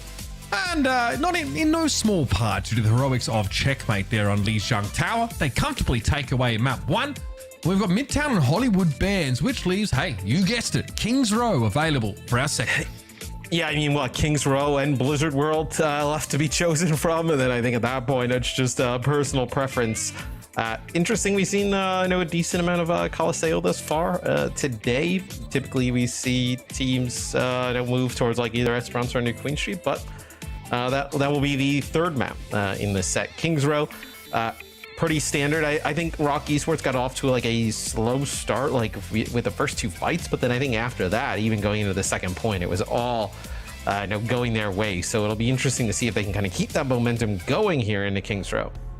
Absolutely. Again, your winners match here in Group C. It is currently 0-1 favoring Rock Esports. Disregard the numbering there. Kings Row will be coming up next, and obviously this is a map we've seen play out a number of different times here, which really lends itself to the Ramatra comps that both of these teams have been happy to showcase. Sort of switch up, right? Less of the Moira, a little bit more of that Baptiste there on control center from sheer cold, but it was exploitable. Lack of mobility ended up getting him punished over and over again. Sheer cold this time, though, favoring the Lucio Kiriko, as you'd expect on a map like this. Yeah, so I think the Lucio Curie gives like the best just overall kind of a gain to a comp, right? Like there's just so many different ways you can play it. I also think the Kiriko puts out great damage, has awesome survivability, and then the rush with either Sojourn, Ramatra, right? It's just awesome in general. Rock, we'll see what they decide to do here. Is Rojo covering the Cassidy. You could play the Cassidy here, right? And Checkmate probably swaps off of this. Maybe you're just trying to like, get them moving and get an angle. As looks like, nope, not gonna be able to find a pick. Tracer probably the pick here, yeah. Tracer Cassidy then for Rock Esports. Regenerative Burst already has to be used there on the high ground. Poke seems to be favoring sheer cold here. Sojourn definitely helping to that extent. They still want to go for it though. My goodness, I don't think sheer cold are ready for that burst of speed forward as AOY sends his team on a collision course with the defenders. Key pick, MKZ getting taken down. That is disastrous for sheer cold. Yes, we saw Cassidy played earlier in the day by Twisted Minds, right? And now you have Rojo picking up the role here for Rock Esports. Twisted Minds ended up playing it with a different type of tank selection, but they've ended up playing with the Zarya to kind of like bait out the dive. But you can definitely run this with a Ramatra, right? Into the Sigma if they're going to play the Ramatra. Yeah, I think some parts of the map it gets harder, for sure. But again, allows you to play a little bit slower. Really allows you to emphasize the impact of that Cassidy pick. Again, it's still tough for like Will to, exploit that lack of mobility at times. He really has to respect Mag Grenade primarily. Yeah, the pick on Naziaki was huge, right? Everybody was basically about half HP. They just kind of stalled out at the choke. But now that he's back, obviously more healing going to keep going in as we got a little Tracer Lucio 2v2 here on the side. I mean, Trevor loses that one. Unbelievable. AOY was basically in 1 versus 2 for a time there. Will eventually has to opt out of the fight though, as the cart is still on the move. And we do see Shia Cole invest a Kitsune rush to try and stem the bleed here. That allows him to find that kill on checkmate. Deadeye now coming out from Rojo and somehow finds Zogio. I don't know how he gets that one. Annihilation here. Awkward for Rojo, so he just throws as much damage as he can at the problem, but sound barrier makes that impossible. Are they going to go with it? Oh, the flux inside a close range here, so maybe they feel like they can still fight this in a way, as nice Suzu may have protected it from the accretion there. Well, they still have their tank up, right? So you're going to have checkmate back in the fight here. You're still going to get some progress. Shikol forced back, regardless of the numbers that fell out of that previous fight. Yeah, AOI was able to live all throughout that with TNT. Just dropped the shot here. I really feel like Shikol hoping to get back in position, but they don't want to switch off this Ramatra here. So obviously Sigma will excel at the poke. He will exceed Ramatra's capacity at poke. Really low. Yeah, I mean, tough to win that fight out. Checkmate's been nipping at his heels for most of the round so far. I don't like it. NKZ, I wouldn't be feeling too confident here at all. Yeah, eventually gets brought down. Sigma's just really hard to handle when it comes to a shield battle, unless you're willing to commit. Well, and you won't commit if you have less than 5 players. You're probably going to lose there. Yeah, and that's the hardest thing, right? They need to commit sheer cold because, like, you know, the Sigma with the damage, the shield, the kinetic grasp, like, he's just going to be able to poke way longer than the Ramatra, right? The Ramatra, like, can't, like, if you go Nemesis form and just stand there, like, what are you really, you know, doing? And the shield obviously does not last long enough. So when you lose a player, even if you're a player down, the best path to victory in a fight is probably to go forward. To just kind of stand there, you're just waiting to die. Looks like Willow's trying to get up on the high. Yeah, he missed the blink. Yeah.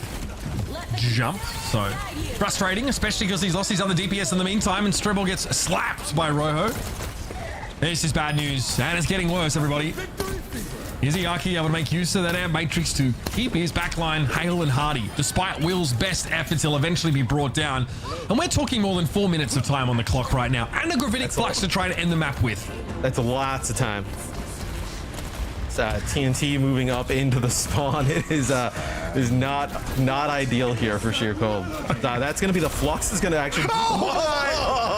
Yeah, that's bad. That's not ideal either, Matt, as you would say. And that'll do it. 3 minutes 42 to play here for Rock Esports. An utter drubbing of sheer cold. Yeah, that was that was a steamrolling right there. We'll see those sheer cold maybe bounce back on offense. I think at this point you're just like, okay, we just need to finish the map, right? Not even worry about like time or anything. Just like get the map done by any means necessary, because 3:42 is a time that not a lot of people are going to be able to beat or even contend with. And bear in mind as well, Rock Esports are playing that Sigma comp, which is one that normally is a bit more attrition focused. Those poke comps are not really going to run at you unless they find like a clean, easy pick in so many of these fights. So to have so much time left on the map here, despite that, is quite impressive. It also speaks, I think, just to how much trouble NKZ had playing the Ramatra against the Sigma. Ramatra is generally very good. He's always been a bit of a jack of all trades in terms of the paradigms of tank play, right? Poke, dive, rush. But against the Sigma, who is all poke all the time, you are not going to win out. You need to find other ways to eke out advantages when you're going up against a more specialized tank in a Sigma and you're on a generalist like Ramatra. Yeah, and I mean, is the answer to just like mirror the Sigma, but then what do you kind of like play around it, right?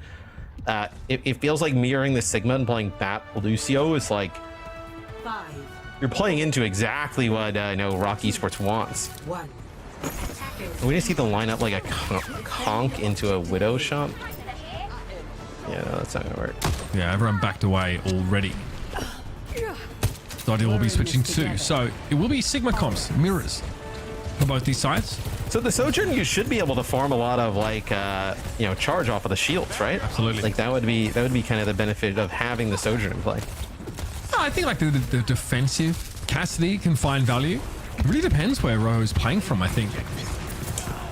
NKZ now is going to want to try and tease some people down to the point here. This might be a free tick already. With how busy Rock Esports are at sort of staving off this high ground push. You see Checkmate is already less than half HP. Just the Hypersphere bounce damage is putting heal pressure down. In case he be forced away now, he'll probably elect to take the high ground. So you get what you came for with this little do-si-do, this little maneuver. Now Rock have to play from the low.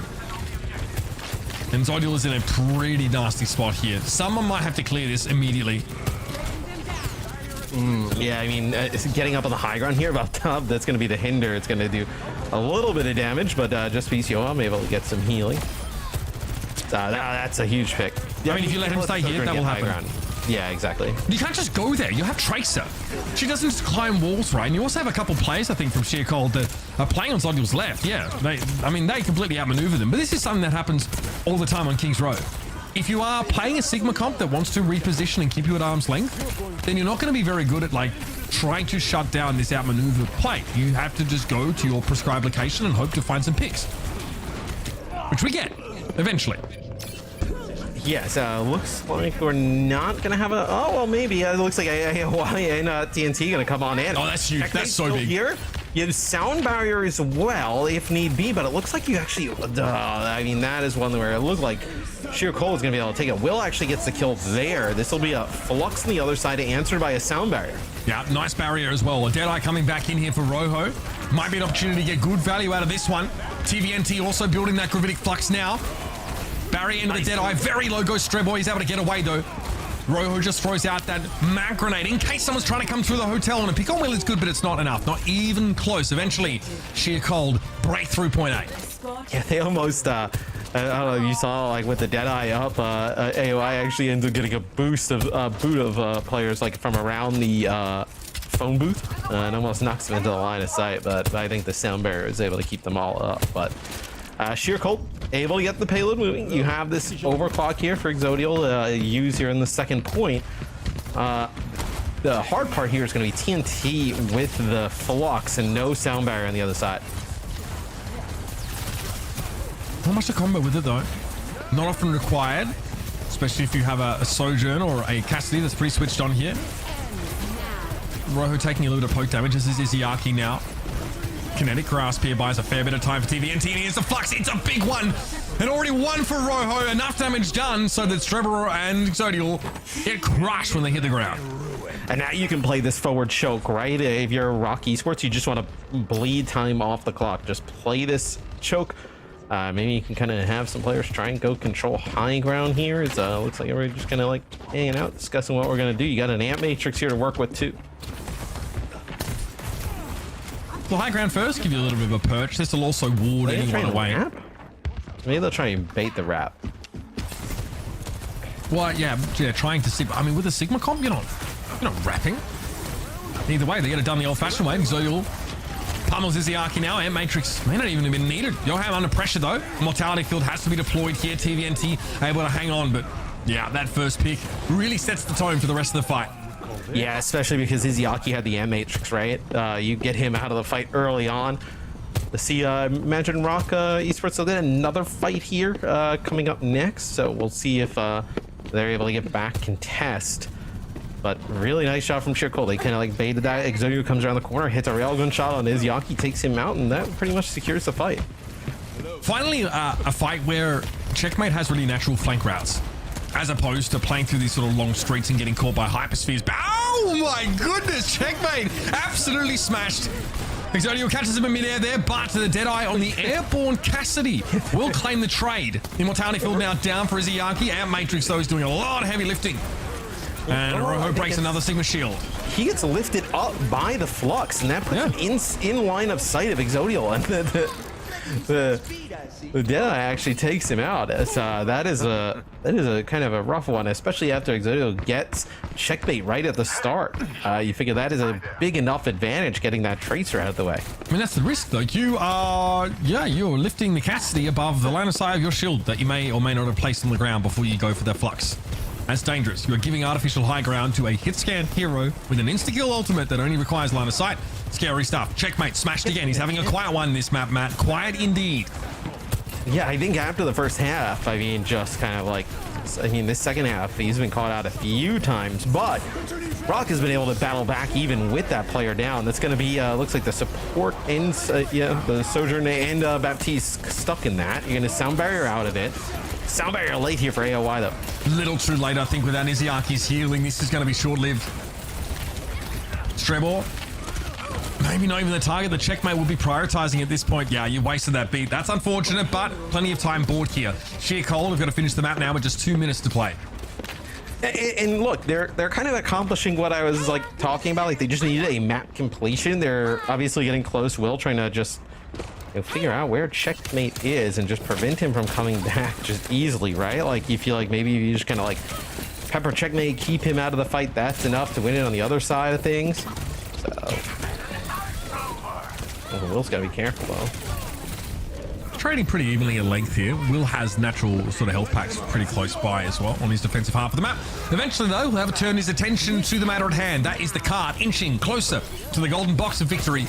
High ground denied. AOI with a beautiful boop, I think, knocking Sheer Cold back off that platform. But the defenders still aren't in very powerful positions. Very long range, again, with a lot of that sort of reduction in damage was an issue for the Cassidy, so Rojo has to switch to the Sojourn here. And Checkmate's dead again. He still has a pulse bomb from 3 minutes ago. Has not been able to deploy it whatsoever. Trade of kills, though. NKZ going down is the more impactful frag, the more important one, and the defenders can stabilize behind it. Yeah, I saw right there. TNT and Row are really going to bail them out. Like, Checkmate, I think 3 fights in a row now, the first player to fall. And the team's still able to hold pretty strong, even all things considering, is TNT is going to get a Gravitic Flux here. No sound barrier on the other side. So maybe you can force out that Immortality field first and then go with the Flux. So they disrupt the shot on the high ground. It was not enough to force Rock Esports off that very coveted vantage point. We'll see that, yeah, Will was able to sit up there, wants to pressure Izayaki away. Pulse Bomb does not connect, and Izayaki has a time to take a breather. Next Checkmate will have his Pulse Bomb that he's been hatching like a bloody century egg. And he'll be looking to make use of it in a moment now. Gravitic Flux catches no one, though. That's a bit hasty from TVNT. Checkmate still considering this one. And there's a sound barrier here for AOY. There's a window to make use of it before Strebor can build his up, and it's very small now. It may not matter in the end. NKZ, the priority target, again gets served up, dished out, and ripped to shreds. Yeah, and AOI just consistently, those sound barriers able to be dropped right after the ones from Sheer Cold.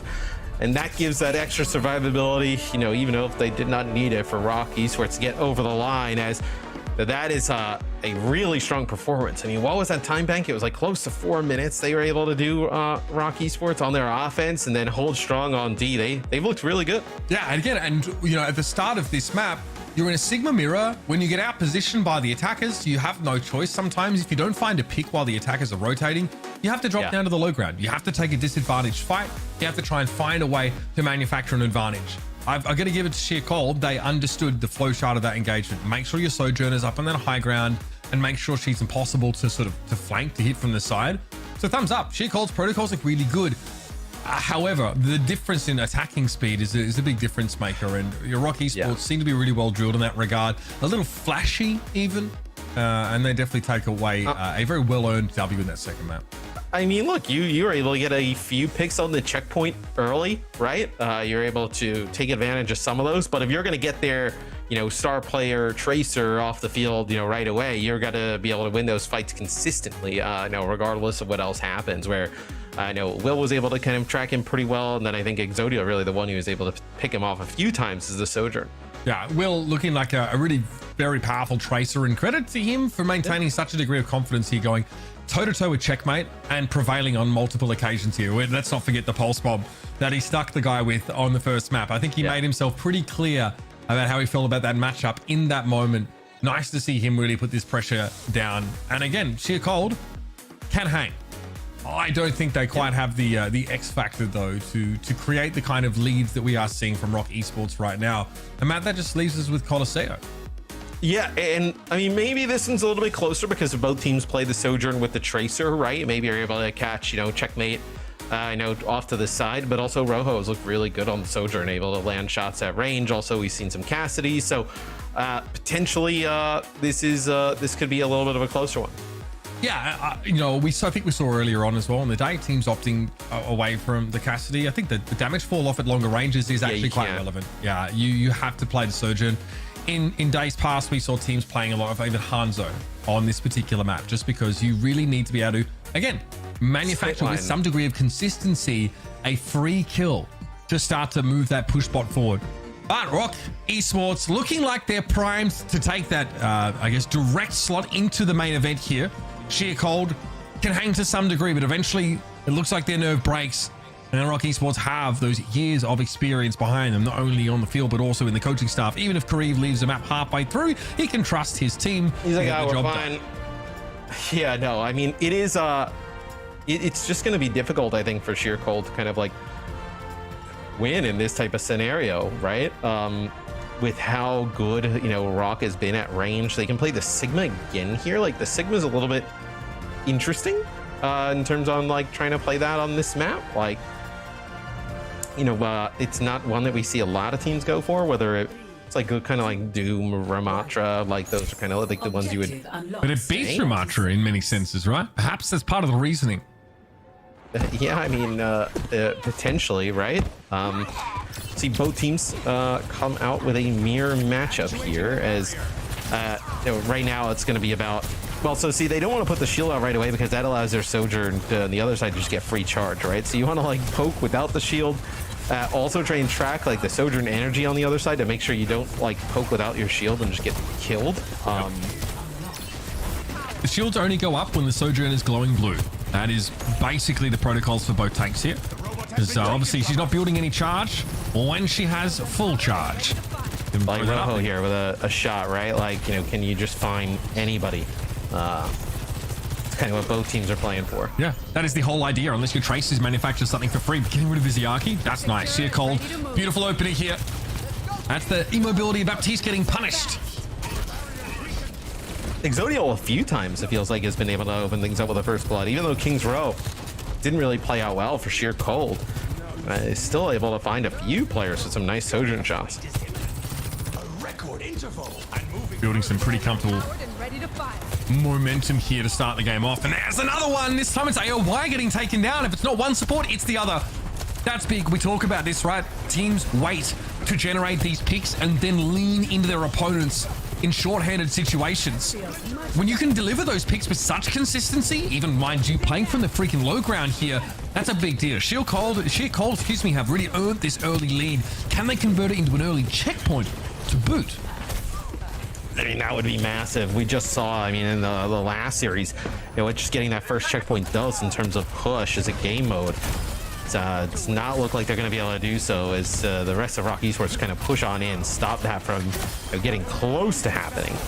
I mean, that would be just really bad for Rock if you give that first checkpoint straight away. They get control of the bot, they'll move it now to you know, advance it past the halfway point of the map. And I think this next fight, Mitch, will be like the first, like, you know, quote unquote, like real serious fight we're gonna see, right? It's just about everybody across the board is gonna have ultimates. Like, this fight could kind of like dictate in terms of like the investment, how we see the rest of the map play out. Potentially Amp Matrix overclock combinations here, punishing poor positioning. But if Checkmate finds an easy pick here, he will equalize the map for his team. Getting that kind of pressure on the high ground. I mean, those are the things you can't count on, but it would be massive here. Good pressure on Exodial. He's trying to get away there, but he can't. Izayaki going to bring him down. And the finish is there. Yoham also removed.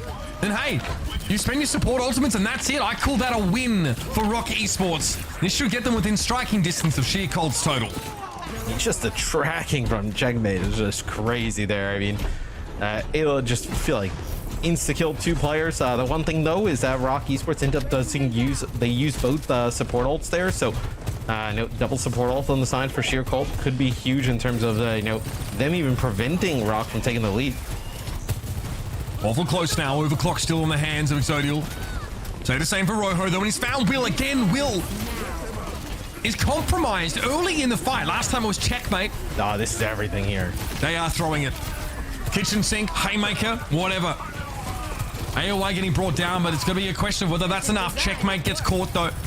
2-for-2 trade in this fight. Crucially, it's Rock with the Baptiste still alive, and they have a Sojourn to boot. You've got to be feeling good about having your tank and support still standing, and will eventually gets brought down as well. This will put Rock Esports into the lead.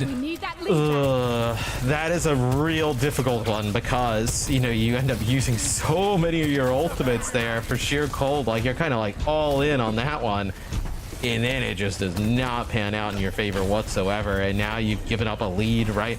Rock Esports, they're going to end up, getting their amp matrix here a little bit earlier, probably going to get towards that sound barrier. And then, next thing you know, you're kind of like approaching the end of the map. Colosseo does have a tendency to get out of control in that regard. Pulse bomb for checkmate. Obviously the only really interesting thing in terms of ults up right now. Maybe that amp matrix here, but it's a tough angle to get used to that. Oh, Immortality Field's down. They might be able to go here. Yoham being forced to use that a little bit earlier. And that's the pulse finish. Checkmate was waiting for that key ability, which may as well be an ultimate to be down. Beautiful accretion there. Strebble getting taken to geology class. I mean, and now you're just like really just bullying them back into the spawn. Is Will trying to make it back to a support, doesn't do so as TNT pushes on forward with the rest of the team. This spot is just making it around that corner, so still a really, far stretch to go here. But man, with the way Rock is playing, it's going to be difficult for Sheer Cold to get back into it. Now, what's the play here? You have to tease out Izyaki's Immortality Field, if you will, somehow, without getting your head blown off by Roho. Gravitic Flux might get the job done in that regard. Holding it, making sure the Baptista's in there. Izyaki, never had a chance to use it through the ground. He got value from it and then got taken down. Perhaps you hold the pulse here. Don't need to make use of it. Yeah, I was gonna say, maybe if people were a little bit healthier, you could have sound barriered there and use your own flux and taken them out of it if you were Rock. But you get that nice gravitic flux just on Izyaki. Nice job there from NKZ to dodge the accretion up in the sky. And then you just take out that Baptiste. Rock decides to just give up after that. Almost 100 meters total here for Rock. Let's not forget the way this game started. Some massive picks manufactured by Sheer Cold. Put them, on that low ground, approaching the bridge. Just had to win one more fight to get there, and all of a sudden the momentum solidly has swung against them. They spent so many ultimates on a losing fight prior. That's what ultimately caused them to give up the checkpoint. We're back to that point again. Big ultimates for both teams. Zodial really hoping to find an opening with this overclock, but not in the best position to make use of it. And oh my goodness, he's about to get fluxed. Sound barrier has to be used there by Strebor. AOY gleefully holds onto his for a rainy day. That accretion not connecting. The pressure is too much for NKZ. Eventually, he'll crumble. Oh, and Yoham actually ends up using that amp matrix up on the high ground. I think they thought that they could actually help NKZ live through that, from the backside there. Because they do use the sound barrier, so maybe they feel like they have to kind of go all in on that. Zodial takes out AOY on the backside, but man, now you had that... it's the amp matrix up on the high ground, right? And you're kind of trying to maybe see if you can keep NKZ up, but you would love to have that for this next fight, right? Where you have the high ground and they're pushing into you to just get an easy fight win to move them on back. That was your last best chance for the next 80 or so seconds for Sheer Cold, which will take us almost to the end of this game. Rock Esports don't want to have to spend too heavily here to win. I know their opponents are not toting any ultimates, but they have some really good fallback options in case players randomly get picked off and they need to re-establish control and dominance in these engagements. This is worst probably scenario for Sheer Cold though, right?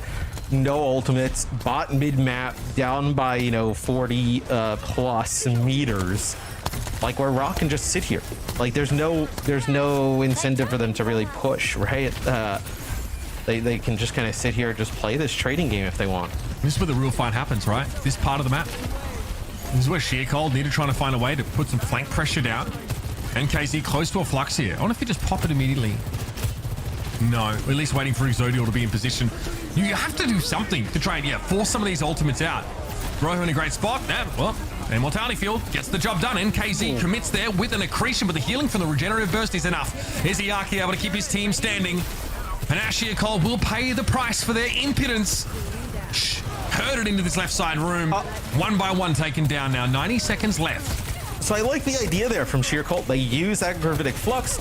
They push in with that sojourn on the opposite side. The issue is Izyaki throws an immortality field across, so saves those people, right? But then not only that is he drops an amp matrix down. So now they're pushing in to try and finish off some of these kills that they got with the flux, but they have amp matrix damage coming on the backside, so they just kind of get caught, especially when it was Roho using that the overclock there. Focus on Yoham here. It's about the Baptiste and it's about forcing that immortality field out of him. Gravitic flux now, they get it. Okay, Yoham able to touch down as well before he is removed. So able to shrug off the gravitic flux for all intents and purposes. NKZ though, well, I wish he would have had that drone around still. Big stick from Will, but it's an immortality field that answers it again. Not enough time for Sheercold to force that ability out. They'd already done exactly that to Yoham. And again, win conditions being met left, right, and center here for Rock Esports. And we're over 115 meters and counting. Yeah, I was gonna say they're looking for a map completion.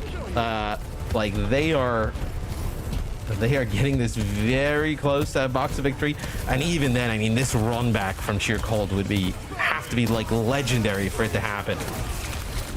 And Matrix here, maybe to try and finish the job. 10 seconds remaining in regulation. Strebel caught inside the disruptor shot, has to go for a beat. Not the timing you would have liked, but it's all about trying to stay alive and keep your head above the surging tides right now. And Sheercold are struggling. Roy, however, to easily get away from that flux. It was TVNT caught out, though. There's a chance for Sheercold to at least take possession of the bot in overtime. Yeah, I was gonna say, I was like, maybe they were gonna be able to like back out of that there, but not able to do so. I thought once they like got the sound barrier out early from Sheercold that Rock was gonna back up, play a little bit slow. It's checkmate, just trying to find a cheeky kill here. Mid-map, gonna have to back up. I mean, you're gonna need what, 3 or 4 fights here for Sheercold, right? You would think. Yes, I'd say more on the higher side. Depends how much free push they get. They can't afford to go after checkmate, I don't think. They probably need Will here to look for a backliner instead. Again, the dynamic of forcing the Baptiste drone out permeates every aspect of this game. There's the Amp Matrix at least drawn out for Yoham. Again, he buys some space, but checkmate eventually gets rid of Will. That's devastating. Now what is it? Zodial to really deal most of your damage here. NK's already forced into some defensive cooldowns here. I think there's still a drone up for Yoham. Has to be used there though. Gets brought down by checkmate's pulse bomb, which didn't even stick in the first place. NKZ is done. Everyone is fluxed off of the bot. And Rock Esports take a comfortable 3-0 victory. Yes, I mean, look, they're the number 3 overall seed in EMEA. They definitely looked like it here today, right? They come in, you know, some moments there from Sheercold, but really considering how far the push was there on Colosseo, and then how dominant they were on King's Row, pretty strong statement from Rock Esports.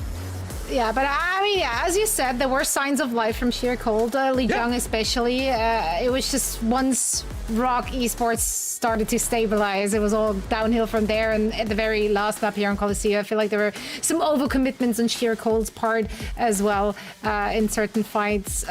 Some abilities I wish they would have gotten back for the following ones. But, you know, let's take a look at the highlights once more and point out some of the players that we got to see. Obviously, checkmate. You know, you got to do checkmate things. Seeing him on Tracer is always an absolute joy. It's got to be so hard to go up against players like that. I mean, this play right here, I mean, that was kind of like, you know, one of the ones that really turned the tide in map number 1. You know, being able to get that stick, then get the finish off on a Yoham, and then push on through with the rest of the team. This was a wild scenario. Will just coming up with a huge pulse bomb. I thought Will had a pretty good game. I thought Exodial was really good for Sheercold. He was constantly on the Sojourn, able to pick up some kills.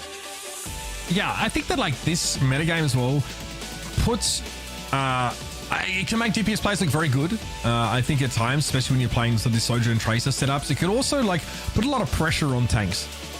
Which is, you know, been the story, I guess, of many different metagames here. But it's always such a question of how do I pick a tank that can both put pressure on, but also, you know, stay alive and take some space here. And that's just the problem that NKZ had. He was struggling to take enough space. And again, the Ramatra isn't great at doing that against the Sigma, especially if that comp is moving slowly. And they have a Cassidy as well, who's like basically operating at his optimal ranges.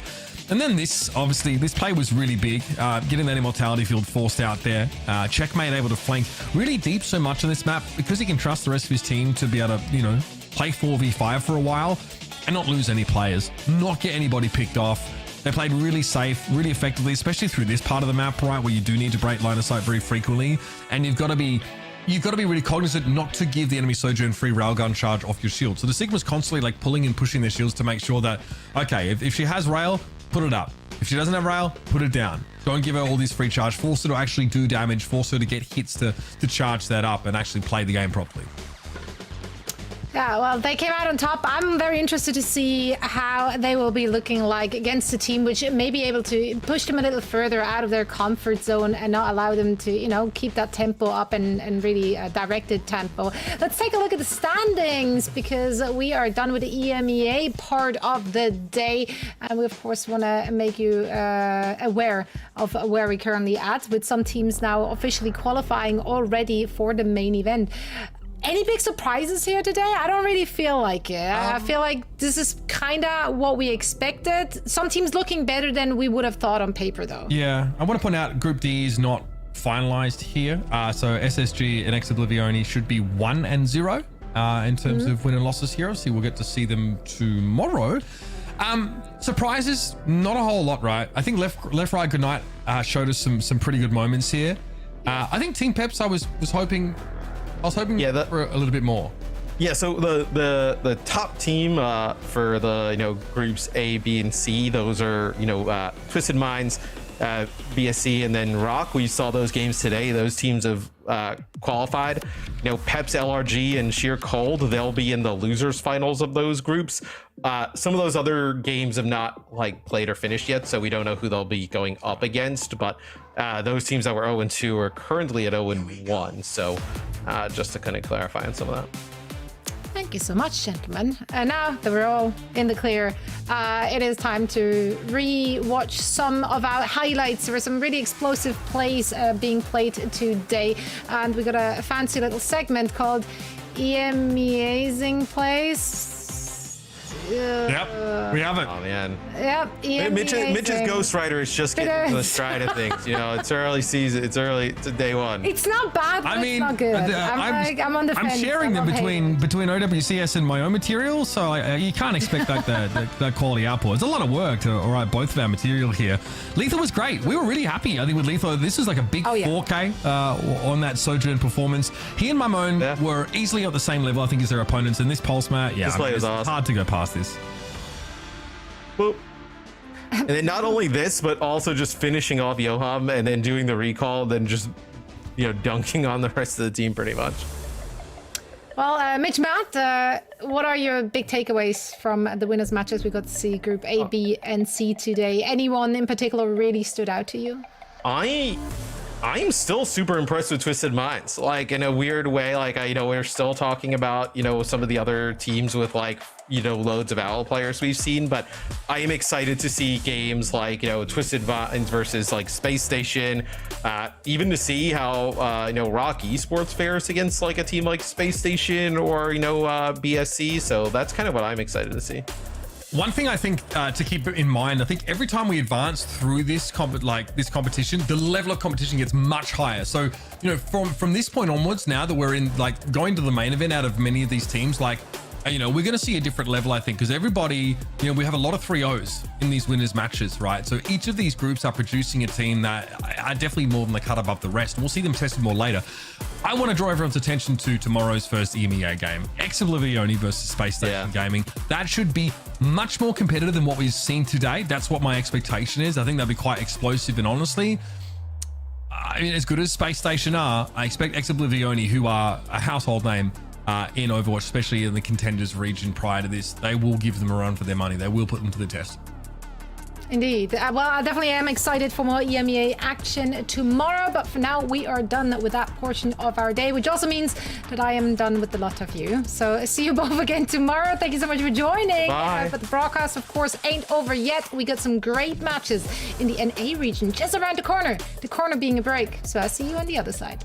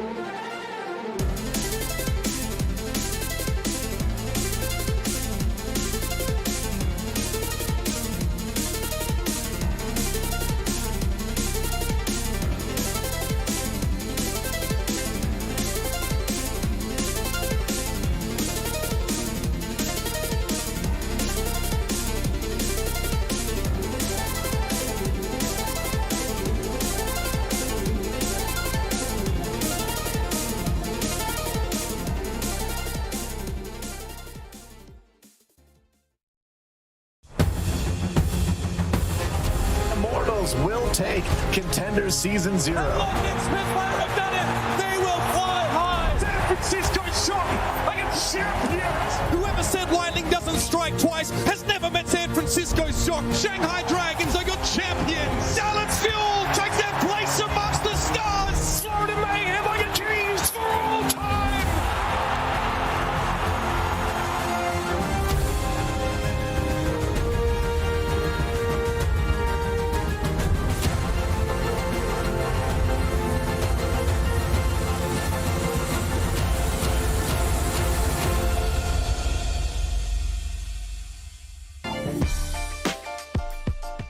Welcome back, y'all. This is day 2 of the group stage here in the Overwatch Champions Series. And for our NA portion of today's broadcast, I am joined by my favorites. Don't tell Mitch and Matt. It is Joss. It is Rose. I am so happy to see you guys back together. It's been a while. Yeah, it's been a whole year, but it's all good. We've been reunited. Make sure you tweet that out, by the way, that we're the favorites and Mitch and Matt aren't. Thank you. That would be great. And put it on the Reddit. Cool. On Overwatch, our Overwatch as well. Not even just combo. Everywhere. Put it in your CVs, you know. It's let the people know. How are you guys doing? How you doing? It's been good. It's been good. It's been a little too long, I feel like, since we've gotten a chance to dive into some competitive Overwatch. So I'm very excited to be back here alongside my original partner, Jaws. It's great. It's great to be back. Yeah. Charles, I'm a little disappointed at your background. Oh, okay. I knew this is coming up. Oh my god. We had this discussion, this whole thing in rehearsals the other day. We were just comparing each other's backgrounds, okay? Yes, mine was sucks. too powerful, actually. Mine's male living space without a made bed. No, I made my bed today, by the way. So you made your bed today? I made the bed today. That's a step in the right direction. I can appreciate that. I can appreciate that. Well, you know, it's only up from here, right? Right. Exactly. Now, let's dive into some nitty-gritty details of our competition, though, because we've already explained it, of course, earlier today for the EMEA matches. But in case someone did not watch all of that broadcast thus far, let's go over it very quickly once more for the NA viewers who have just joined. Here is what's going down this year. We have 4 stages with 2 majors, 1 major at DreamHack Dallas, Texas, and the finals at DreamHack in Sweden, Stockholm. And you may or may not be noticing a little gap here in July and August, but that does not mean that there is no Overwatch action. We will be talking about that some more soon, TM, probably. And if you want to join us for the first major, head on over to dreamhack.com/Dallas/Overwatch for tickets. URL is right there. Joss, what kind of tickets would you get for DreamHack? Are you more of a watcher or are you a participant? Please let me work the event. That is, I want to do both. I would not be a participant. No way. Especially with the rank changes, by the way. My MMR, my SR has plummeted. I am in the depths, and I'm playing on EU right now. And my word, it's rough out there. So yeah, probably not a participant. Just a viewer. What about you, Nikram?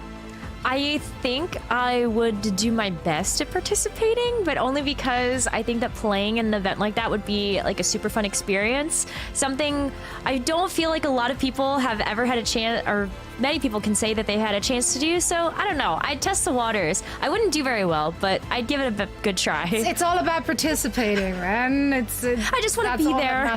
Exactly. Yeah. I just want to be part of the whole thing. And honestly, DreamHacks are quite a spectacle, so make sure to join us there. And in case you're just watching from the comforts of your own home, well, you know, you're not going to leave the watching experience empty-handed because we got drops. That's right. All you have to do is once again connecting your Battle.net accounts to whichever streaming platform you're using to watch our show. And this is what you can get.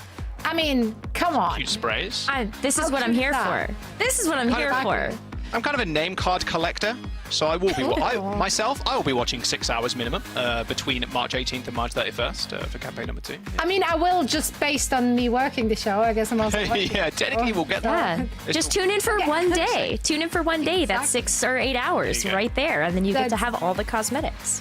That's right. That's all it takes. Let's also quickly rehash the format here for everyone who's new to the show, because we do have some changes, of course. Last last weekend was the Swiss stage where, teams from different regions were participating in a massive Swiss tournament. We had about 600 players in there, but only 16 teams managed to come out on top, and they're now finding themselves in our group stages. Those are in a GSL format, and out of those teams, we will see 8 advance into the main event. Of course, we're playing not just for circuit points, but also for cold, hard cash. It's going to be very, very exciting to see who's going to walk away with what. And as Matt gracefully pointed out, if you're in the bottom here, you get nothing. Yeah, 0. You get nothing. Points. Or you get some points, 5 and 10 though. points, Honestly, and that is it. But no cash. That's right. Points can be very they can come in very clutch at the very end of the season. You'll never know. But yeah, knockouts will be played over the course of 4 days with the top 8 teams. I'm very excited for that, but we're not there yet, right? First, we have to get through the group stages and all of that good stuff. Of course, we also have some other cool changes, which we explained earlier today. For example, we now have map vetoes. So there's a whole nother level of 3D chess being played heading into those games. I'm very, very excited for all of these changes. And I thought you said mat vetoes, by the way, which I would 100% match vetoes. 100%. Catch me veto every day. Rude, but why not? He's not here to talk back. I'm free Uber to say would say the same thing, to be fair. Yeah, exactly. He would if he could. He just my Put it back. that way. Well, guys, even though Matt was casting, the matches were pretty solid in the EMEA region, and now it is time to dive straight into the NA side of things. Jaws, Necra, let's take a look at our current standings. Which are the teams that you got your eyes on? Starting with you here, Jaws. I got a bit of a dark horse that I was picking up on Blackchat the other day. Students of the Game, I think, are a definite big team to watch out for. PGE, Infected. Infected's been around for a long time too. So not eligible and has been eligible for Overwatch League, but they've been on the ladder, they've been grinding, they've been sat there in the tier 2 sphere, and I think this is really their chance to turn everything around and really make a name for themselves. I'm super excited for this whole squad. I think Cal too, who's also been in the Overwatch League, mind you, and I think PG is another fantastic prospect, and no one will forget Rack Attack from what happened last season in the Overwatch League. So this team for me is definitely up there in terms of ones to watch.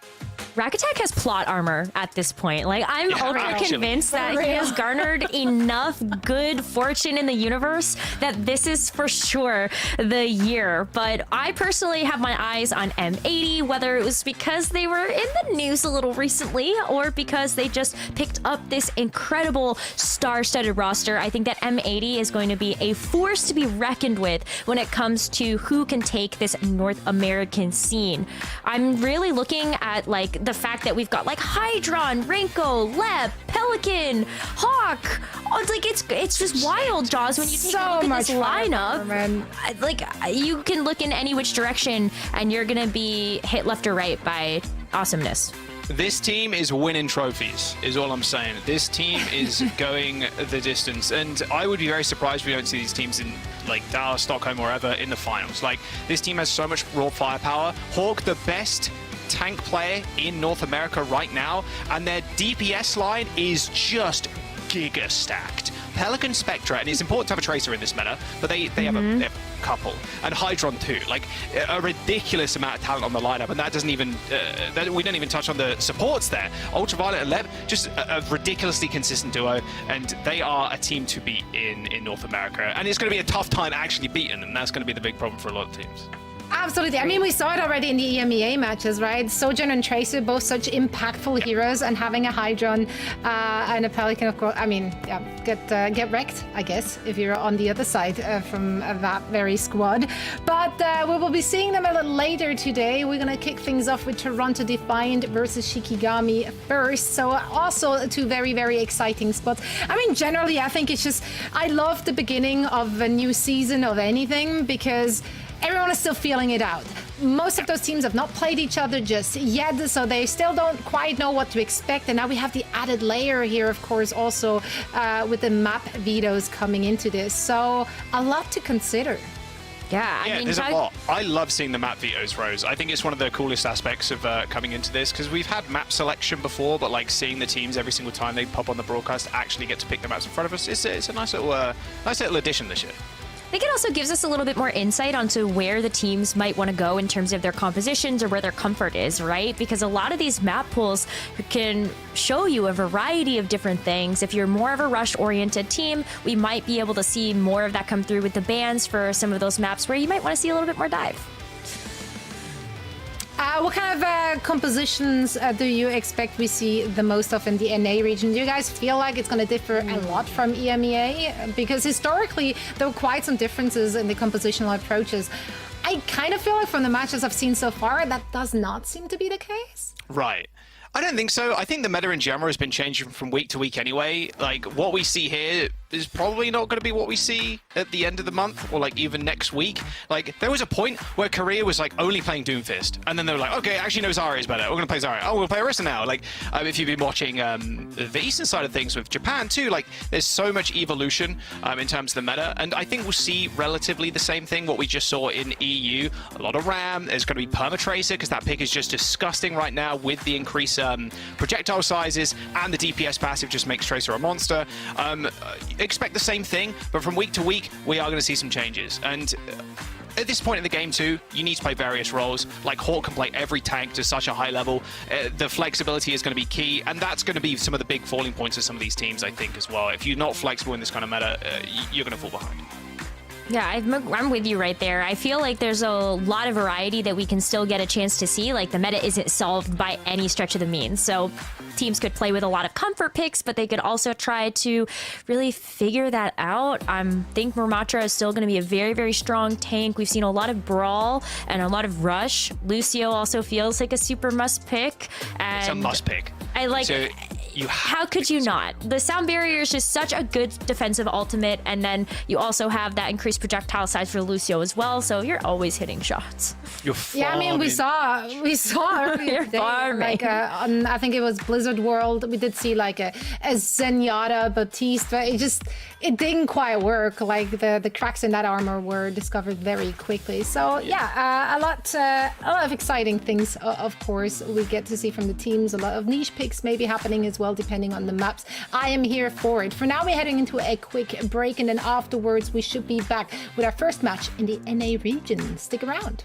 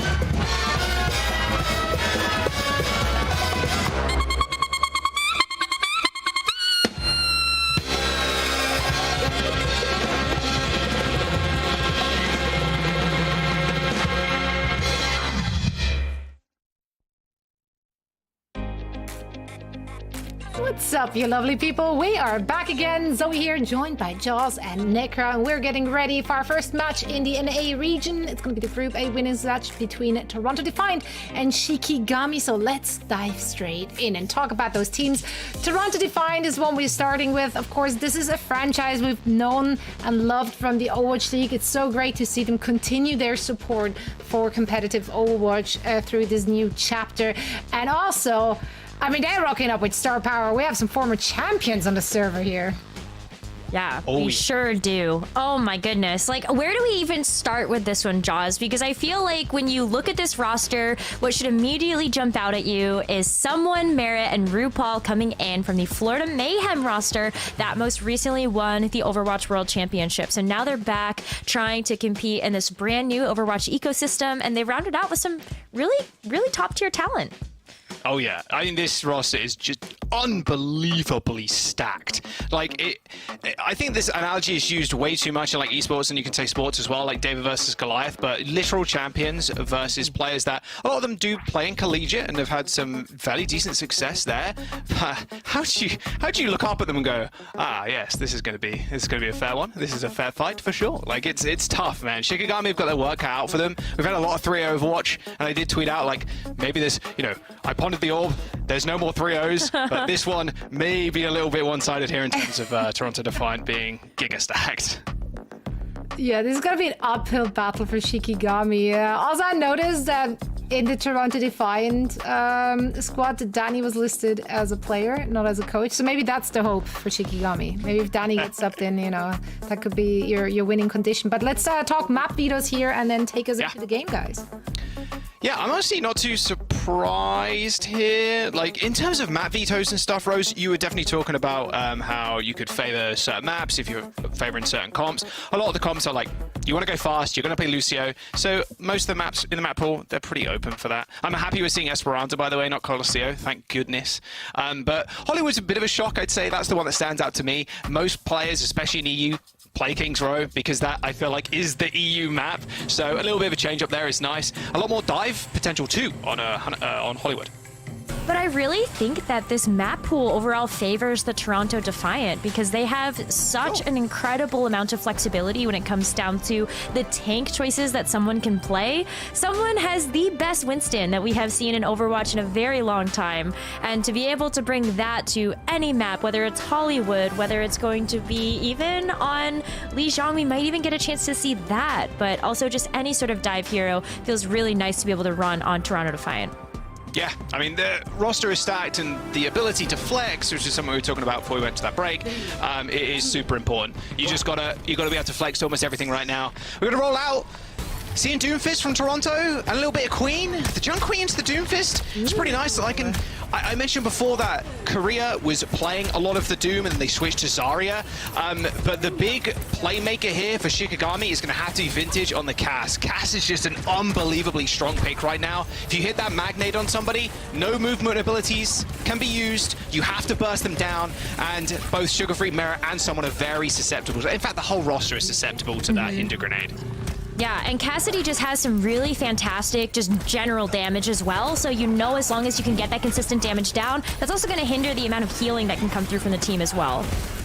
There's a Hinder Grenade. Sugar-Free! Oh, first blood goes down to Vintage. I mean, look, you can throw that nade from a mile away. That is going to home onto you like a magnet. Getting together with another magnet? There's an analogy there somewhere, Rose. I don't know where it is. Toronto Defiant do end up still capping. But Shikigami, they're not going to have too much longer before Sugar-Free comes back. But doesn't matter, because Vintage picks up another kill. Someone dead. They do trade for Graveyard here, so there's still a chance for Toronto to come back in. But there is the flip. Nice little reflect kill from Sugar-Free as Merritt's got a pulse bomb. And not too long after that, reflect kill. That'll be Toronto getting the reflip again. Yeah, I mean, Sugar-Free's Genji, I want to highlight this because Sugar-Free is one of those players that came through as one of the best rookie talents we'd ever seen in the Overwatch League. And now getting a chance to see him on one of his best heroes in that Genji, it's still going to be a very powerful pick to partner up with Merit's Tracer and someone's Doomfist. That's a lot of explosive potential. Yeah, it's super big explosive potential from Merit too with that pulse bomb. Keep an eye on Iridian server right now. Does go pretty low. Has hit the recall. However, there come the rushes. Noctis is actually the first one to fall here. It's Merit just continuing to dominate this server room. And now the main focus fire should be onto Vintage. There's the stick. No roll available. No damage mitigation. No Suzu. No nothing for Shikigami. Toronto gonna just take that one over. And with 60% on the board, you're looking almost for last fight here for Shikigami to come back in. It's so tough because Shikigami can really only look at something like the sound barrier in order to get in, and someone is just going to be the ace in the hole, I suppose, if you will, waiting on the outside. He's got me strike 2 if he wants to get out of there. If he does get super low. Sexy man, 69. Please watch out behind you, please. Shikigami, check your corner. Just gonna let him walk in. Hello, someone. Oh, short punch there onto Vintage. Doesn't receive the shout from the Queen. Someone's gonna punch straight back in, decides better of it, just charges that one up. But it's just being a menace, just being a pain on this corner. It does leave Shikigami in an odd spot. They leave their backline unattended. You're gonna get insta-deleted, and exactly what just happened there. 2 sound barriers coming out, but with Vintage already dead, and that blade pulled super late from Sugar Free. It looks like a clean sweep for Toronto. 2 kills for Sugar Free. Overtime done. Toronto take round 1. Vintage didn't even have a chance to use the Deadeye there either. You heard the sound go off, that he was ready to let it rip, and then there was someone ready to punch you in the face. Yeah. Look, it's the worst ult in the game.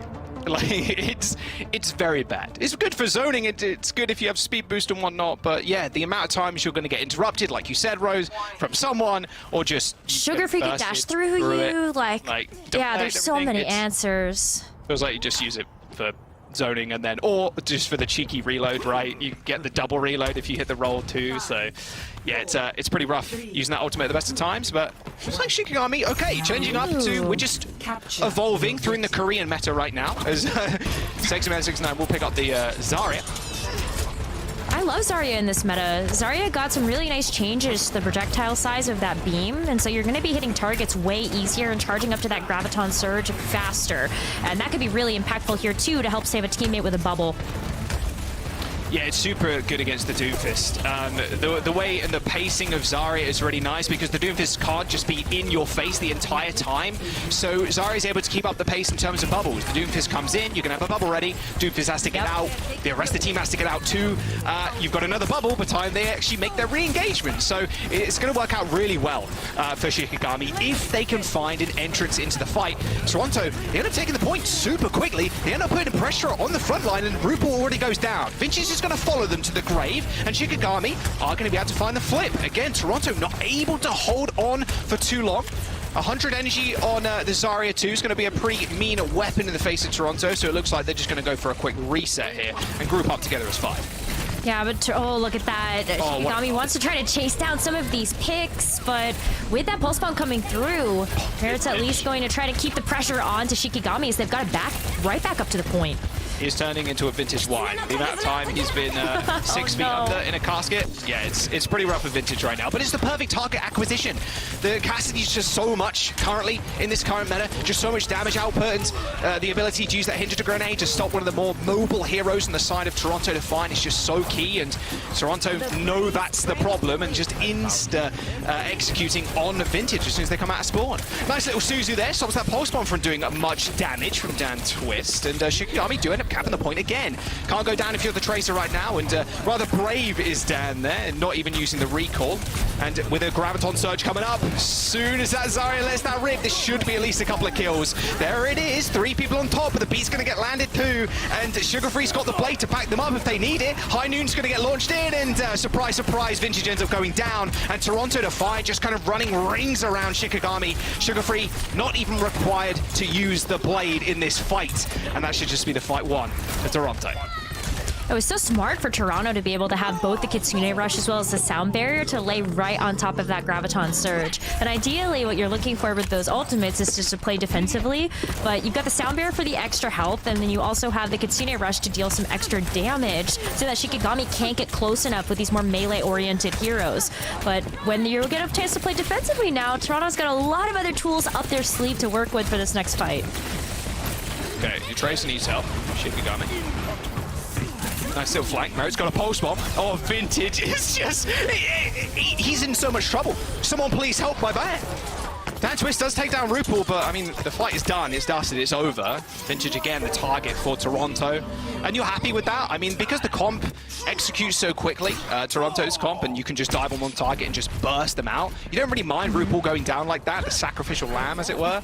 As Shikigami, once again, lose another fight. Didn't build up too much ults in that last fight either. However, a bit thankful that the Pulse Bomb and the Sugar-Free Blade is not available to Toronto for this next one. Yeah, you've got everything off the table now if you're Shikigami, so you can go in, try to get a pick here with this Pulse Bomb, but Dan Twist is already forced out with the recall. There's the rush. Dan Twist getting insta-bursted by RuPaul. Little kunai to the face, and then a bit of extra damage coming from the Lucio, and RuPaul taking names and numbers. Didn't like that he went down first in that last fight, clearly. All right, Merit suffers from the same fate here, but RuPaul with a triple. Okay, RuPaul with a quad.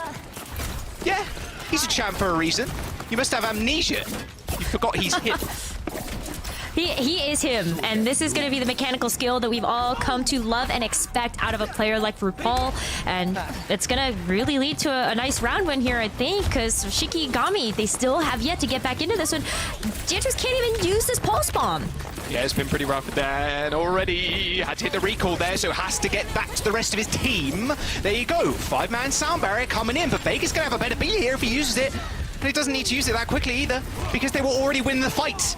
Overtime is here, 99% to 78. Mind you, quite a little bit closer than I initially anticipated, as Shikigami end up going down, and I return to my chair, just like that.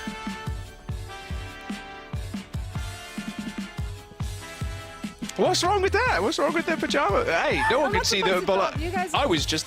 I don't know why. So he's diving in the background. Look, they're Ian with the... Hey, I need to stand up. I love it. I love it. Listen, it's all comfort. It's all comfort right now. Comfort for us, comfort for Toronto Defiant. They're feeling good. They're feeling revived, refreshed. That was a very good first map win for them. Yeah, I mean, it was a little bit closer than I anticipated, honestly. Shikigami putting up a decent fight, but Toronto Defiant nowhere to strike, and that person is Vintage. You take down the Cassidy, that's a lot of damage now gone from the comp, and even switching to the Zarya, which is pretty decent against the Doom, in all honesty. When we're in terms of like tempo timing, in terms of like when Toronto want to go in and out and get in and out, but there just weren't enough bubbles in the world to help Vintage like survive. Even the spawn dives too. Like it's Toronto know exactly where to punish Shikigami, and yeah, it's definitely in the DPS lineup. I mean, Hollywood next map, a decent map for dive, and Toronto Defiant, Rose, I'm going to be honest, they're probably going to run the same thing. We're going to jump to Hollywood in just a second. Yeah, I would love to see if maybe the Zarya can come back out again. I think one of the difficulties of running Zarya in a map like that is that you have so many different angles in which Toronto Defiant can also approach you from. But in theory, it also feels like a really good choice to have into something like the Genji that we saw from Sugar-Free. Yeah. You can't deflect the Zarya beam, no matter how much you try. It'll still laser you down if it's super charged up.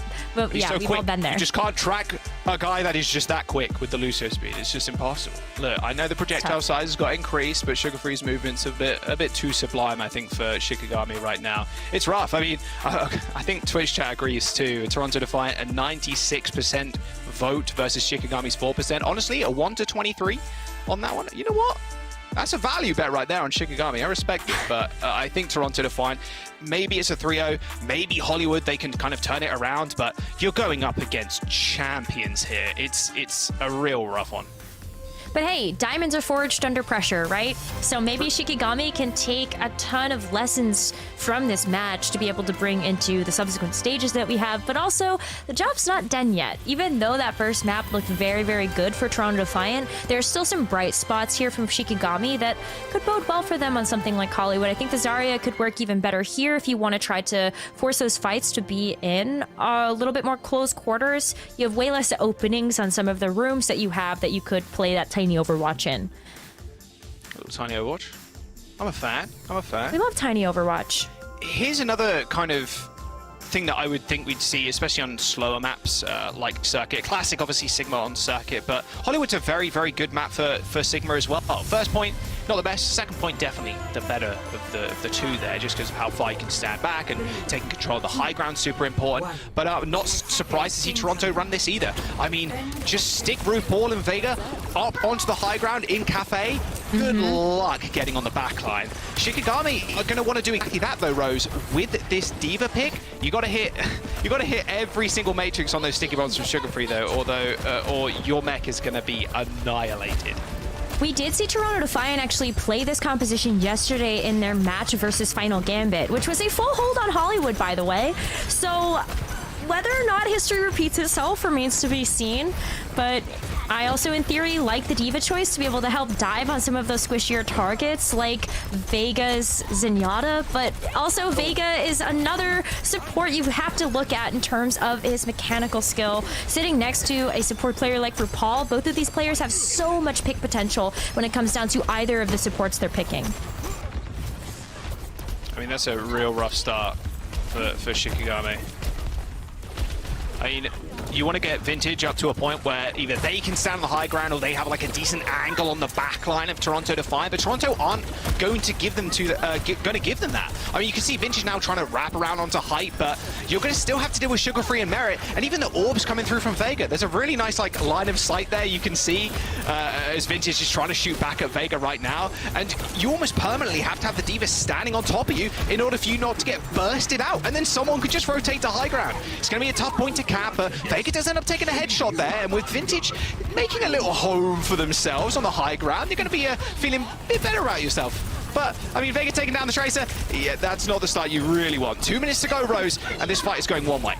It is. I mean, Shikigami cannot break through this bunker that Toronto Defiant have put on the back of this point. Oh, well, rest in peace. All right. Hey, it was a good try. You know. It's good effort. Yeah, the Bob figured it out. All good. One tick, though, for Shikigami on first. Should be a fairly easy recontest here, especially with Transcendence. You've got the window, too, and Vintage. Feels like Vintage needs to be on high ground, but the smarter play maybe playing on low right now, especially with that window up on height. Even Merit with the pulse bomb could land Shikigami in a bit of an awkward situation. Looks like Dan's trying to get an avenue onto the backline, but with the mech dead and Sexy Man 69 also going down, ain't no way you're coming back from this. The Space Creator tool in the Diva gone. That means your Tracer's going to have the worst time imaginable, and there you go. There is the cleanup. 1 minute and 30 seconds left, but 2 ticks on the board. Still winnable for Shikigami here. It is still winnable. You could use the sound barrier super aggressively for Shikigami to be able to engage under the point, as Shikigami have needed a lot of help in order to push the defenses of Toronto Defiant back. So maybe it's going to be the overhealth that they need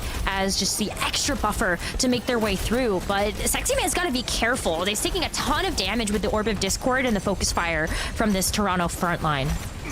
Yeah, I mean, LOS in the Discord a little bit easier now. Of course, it has a little cooldown where you can reapply it to the same person, but there's so many ults for Toronto here. I mean, it's ridiculous. You're going to have to use the sound barrier for the flux if it's a dangerous one, like if it catches 2 or 3 people. Probably 1 if I had to go for it, but it is someone. He's kind of the GOAT like that. Self-destruct on top of Cafe. They do end up destroying the lamp, but there's the Transcendence. Now going to see them through the rest of the fight, you'd imagine. Sugar Free going low, hits the dupe. Vega straight out of the Transcendence, joins his best friend RuPaul up onto the high ground, and Merit does what Merit does best and kill your entire team. 25 seconds and a giant stagger now. Yeah, you might as well set up a little Uno game right now. There's no way you're getting out of here alive, and that really is all she wrote. It should be. Look at how Toronto Defiant are going to push up to the spawn as well. They might just pop down the amplification matrix to put that final nail in the coffin, but that's going to be another full hold here for Toronto Defiant on Hollywood. This is 2 in a row now for them, back-to-back from yesterday. I like the Chad Widowmaker pick at the very end from Vintage, I've got to say it. Just to get picks out of spawn, just pad the stats a little bit, pad the KD. Didn't get any shots off, so. I respect the confidence. Yeah, I like it. I like it a lot. And that's the big thing as well, right, Rose? Like, you have to have confidence going into a match like this. Open bracket, it's pretty easy when it comes to the first couple of games, but as you get on and on and on, and now you're reaching the stage where you're facing champions, yeah, confidence is the best thing you can have, but it's just pound for pound, Toronto Defiant really have Shikigami beat currently. But still, 88% on point 1, anything is winnable. Anything is winnable. Shikigami could just go with the fuller hold, to be quite honest. it's gonna be a tough ask, but it's gonna be giving a little bit of taste of their own medicine, I think, as we see Shikigami leaving spawn. Sigma, Peps, and someone. No, I'm not gonna think about it yet. We're not. I think Jaws. you do it.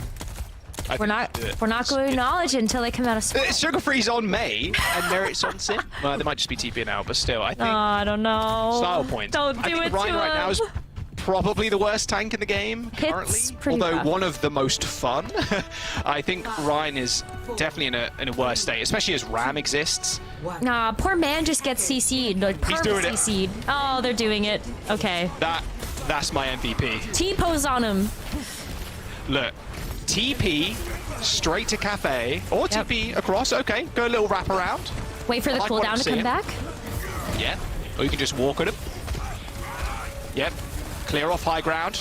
Just take away every single inch from Shikigami and destroy Graveyard in the process.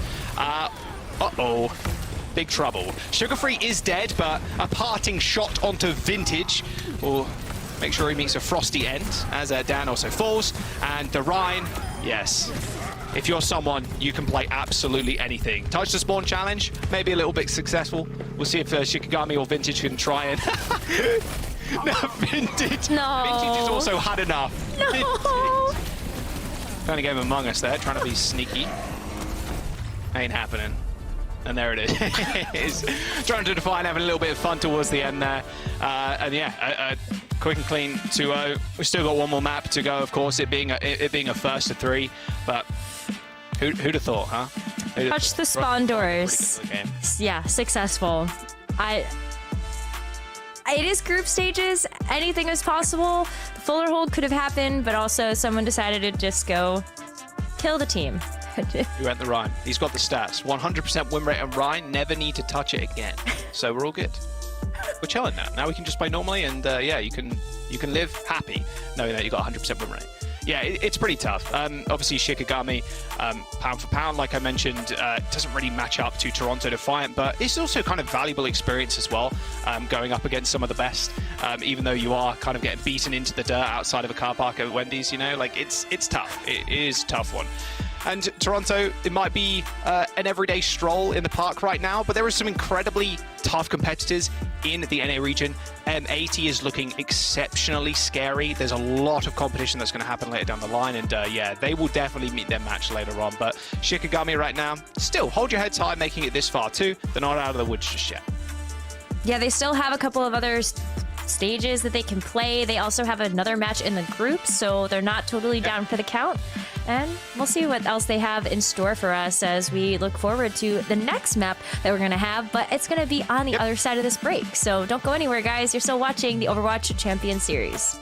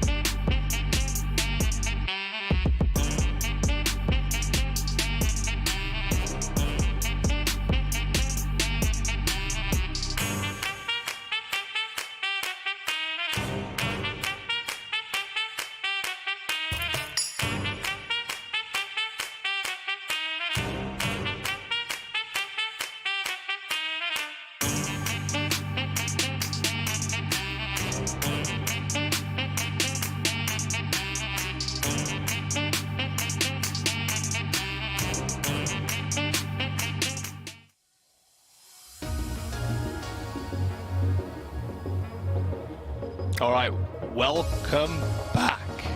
Toronto Defiant and Shikigami facing up against each other.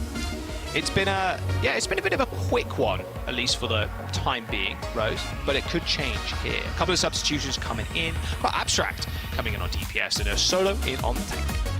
So it's exciting to see that Abstract, Dan Twist, and as well as Noctis are actually all going to be on the same team together right now because they are all playing for the same university, University of St. Thomas. So when we said that this team has a bunch of experience at the collegiate level, these two players have been playing together for quite a while now. So maybe that's the synergy that they need in order to try to take down a team that has been full of that since the very beginning of formation.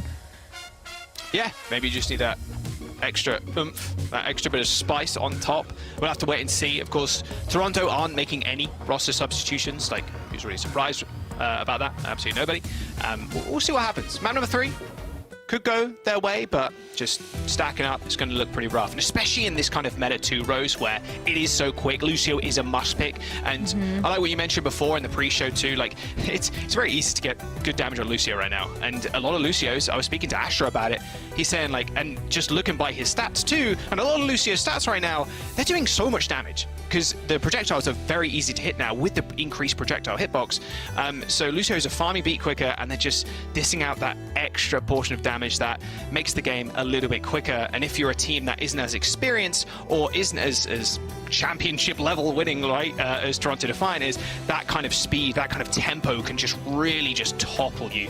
And that's currently what we're seeing here. But Esperanza, Shikigami, maybe they end up switching up the tempo here. Toronto looking like they want to play a dive. Vega with the Iliari. Surely not.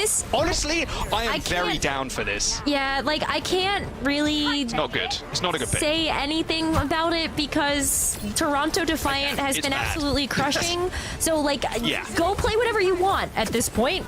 Great. Show us why the Iliari can still be a viable hero in some capacity. That would be great. Damn, that pylon went crazy. He got insta-killed. I saw Vega, like, also lining up. Like, where am I going to put this, huh? Well, Sugar Free's also dead, so not the worst start at all, though. Down to it, a little bit of an overextension there on the Tracer.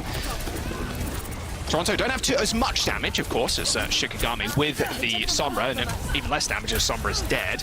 But taking control of height is going to be the name of the game for Shikigami. They have to just rush on the supports. You have to kill Vega and RuPaul, but that is going to be so difficult for them to actually execute on that.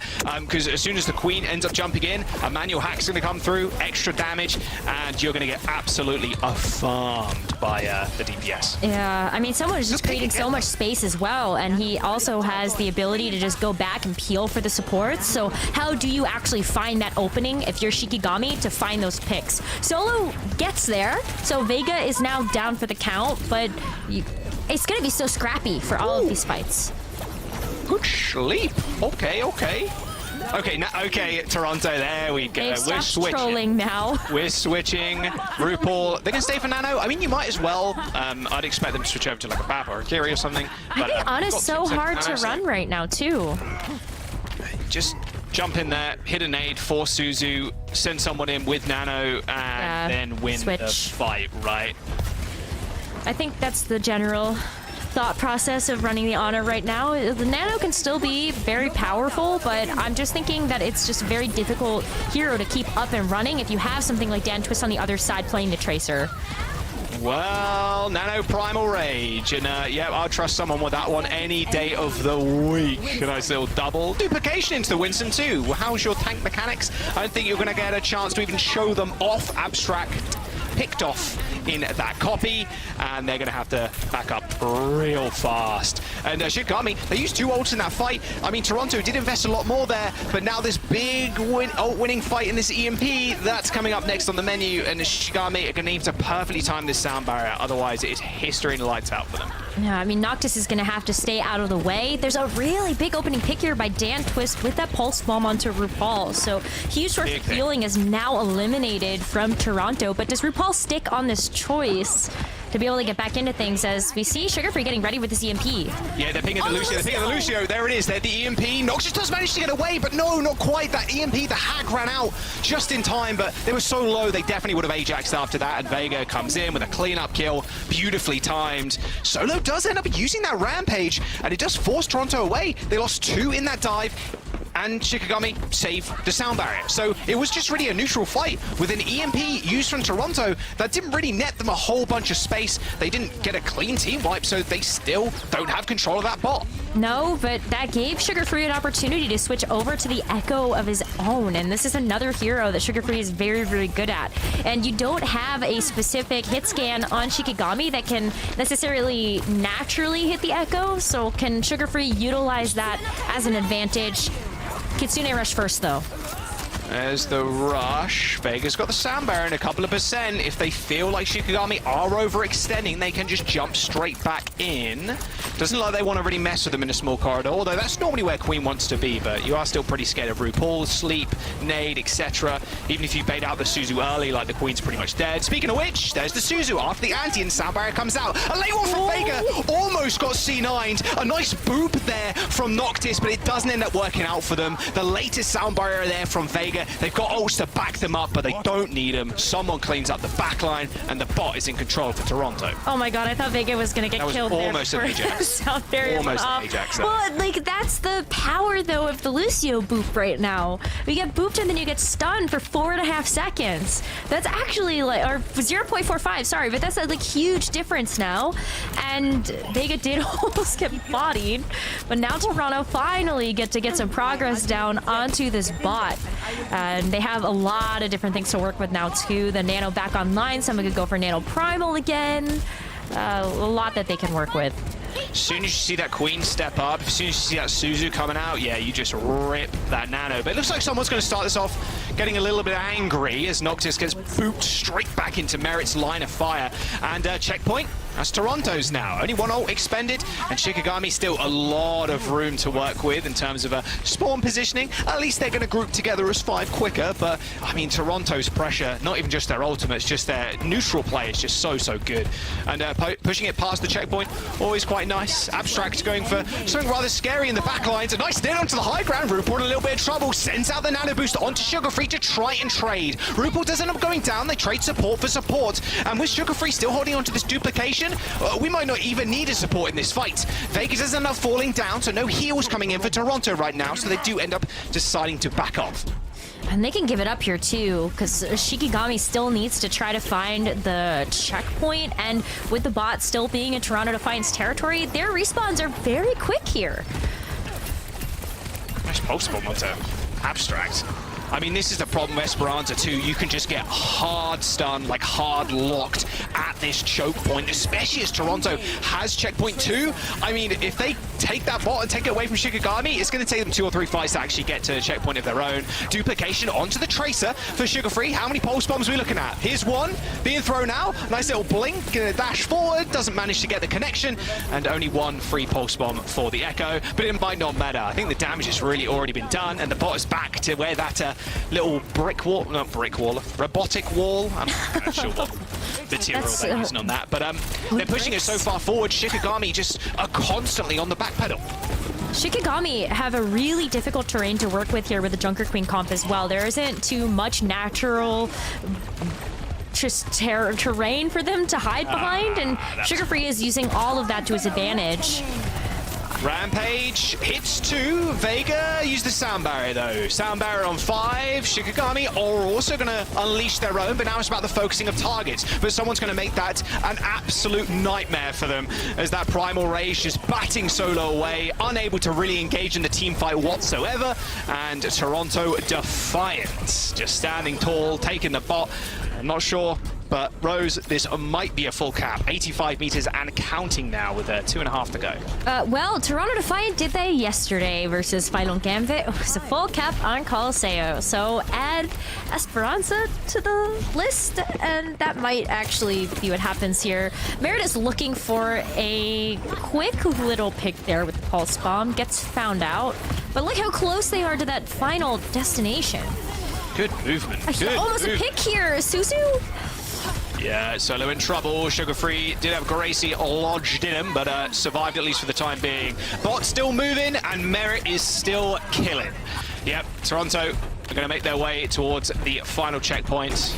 They said, we troll now with Alari, but nope, when they play the, not meta comp, I guess, the Ana's not really that meta right now, but still, a comp they're very comfortable with. They make the game look easy. Nice little nade onto Solo. No Suzu coming out, but they are going to rip the rush instead, and instantly, as soon as Toronto Defiant hear the voice line, they back up. As they should, because at that point you would just be falling to the wayside and giving over a lot of free progress to Shikigami, but not before Vegas able to find another pick onto Dantwist, and that's the go button here for Toronto to try to finish the job. Yep. Oh, okay. Nice. Okay, Abstract. Let's go, Abstract. A little copy into the Ana, misses the sleeve. Oh, Vegas got the fancy feet. Wombo combo, can't get him. Hits the nade though, but I think this might be at least a bit of space for Abstract and the rest of the team. They do end up taking the bot, stealing that one back, but yeah, couldn't quite land the kill on RuPaul, which really would have been the nail in the coffin for this next push. But it's got to be a flawless push here. Shikigami want to win this out. It's a big pick there onto Merit, but this is only a minute left here for Shikigami to try to get this behemoth of a task done. Yep, 1 minute. That's perfectly put, Rose. Sound barrier comes out from Noctis as someone gets nanoed into the back line. Noctis isn't getting slept, and now Solo just trying to help his supports. Noctis dead. A long-range sleep from RuPaul was a quick end to the Lucio's life, and Solo once again cannot play the game. He solo rampages someone. Can he find the kill? Yes, in the end, the bleed damage does it, but it is all Merit in that kill feed. It is all blue. Toronto Defiant pushing that bot towards the checkpoint again. They got forward spawn still, of course, and with 20 seconds to go, someone, he do be trolling. A little Malga pick at the very end here. 100% Malga win rate? Yeah, maybe, yeah, just picking up the stats, the Infinity Gauntlets of 100% win rates, maybe so. One more fight here for Shikigami, and their ult disadvantage is ginormous. Yeah, there's no, it's going to be so tough to get any of these ultimates online. Even if you get the Pulse or the Kitsune Rush, Toronto could just very well get a pick before you do that. Someone is playing Balloons tower defense on high ground with Malga. He's just popping all the balloons down. He's in a different game. He is very much playing a different game right now. All good though.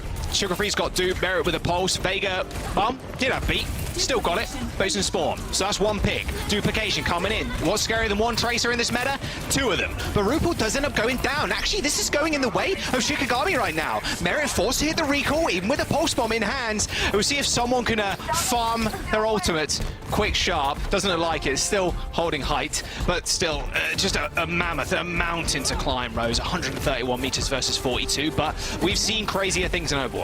We have. You can't step off of this bot at all, though.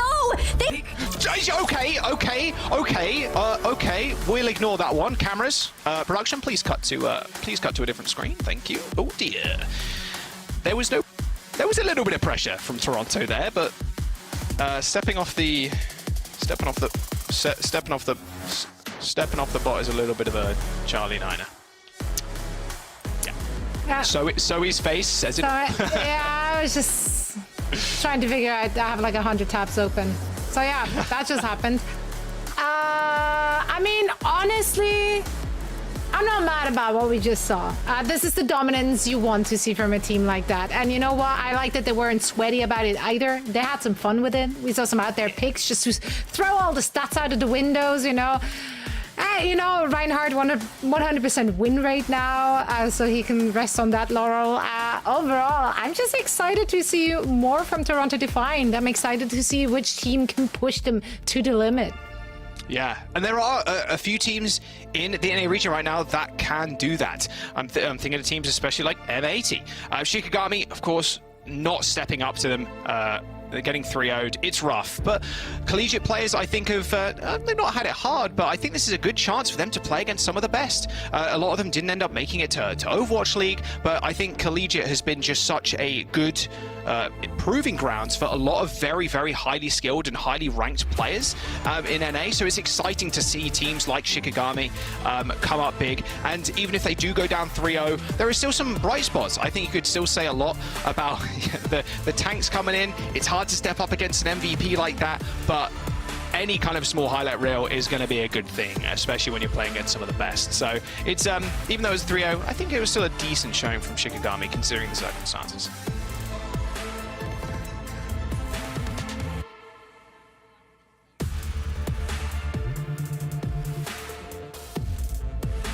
Oh, I think Rose is muted. Rip. All good. Well, I heard her, so I feel like a winner. And but, yeah, I mean, this EMP specifically, this is what I'm talking about. The tempo, the speed. Vega and RuPaul were only just coming back into that fight, and it was like, okay, we have a really, really good opportunity just to delete the Lucio here. We know they have sound barrier, so we're just going to go in, just trust in the instinct. And oh, that is just that's rough. That's a rough C9 at the very end there. Yeah, what a way to end. I'm sure Shikigami not super happy about how it ended, but you know, there were some bright spots here and there for them. I'm interested to see how far they can go into competition. Once again, this is just a winning match, right? The winners match rather of the group stages. That means that the losing team here is not out just yet. They still have an opportunity to actually make it through to the main event and take those losses, take what you learned in that loss in order to, you know, move on and maybe do better in your next match. I'm excited for what's to come. This was just the first match of our NA region. We're now heading into a very quick break, and we're back with more action after this.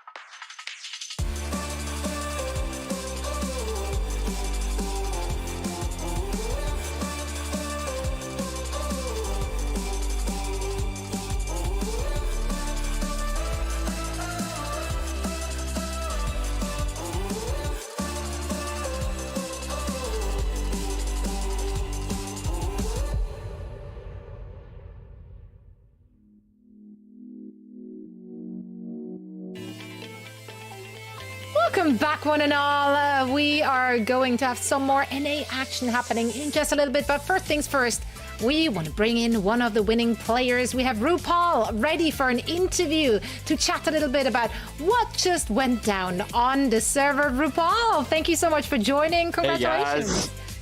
Thank you so much. It's great to see you again. Also, that first match we got to see on broadcast here, you kind of made that look like you're stealing candy from a child.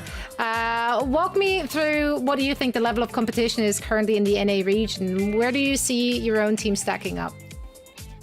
I actually think it's pretty competitive. Aside from us, like, we're by far like the best team, in my opinion. A little bit biased, obviously, but I think we're the best team. But the second through like fifth, even sixth, it's all pretty competitive. There's a lot of talented players in North America, and I'm interested to see like who comes out like the second, third spot, especially.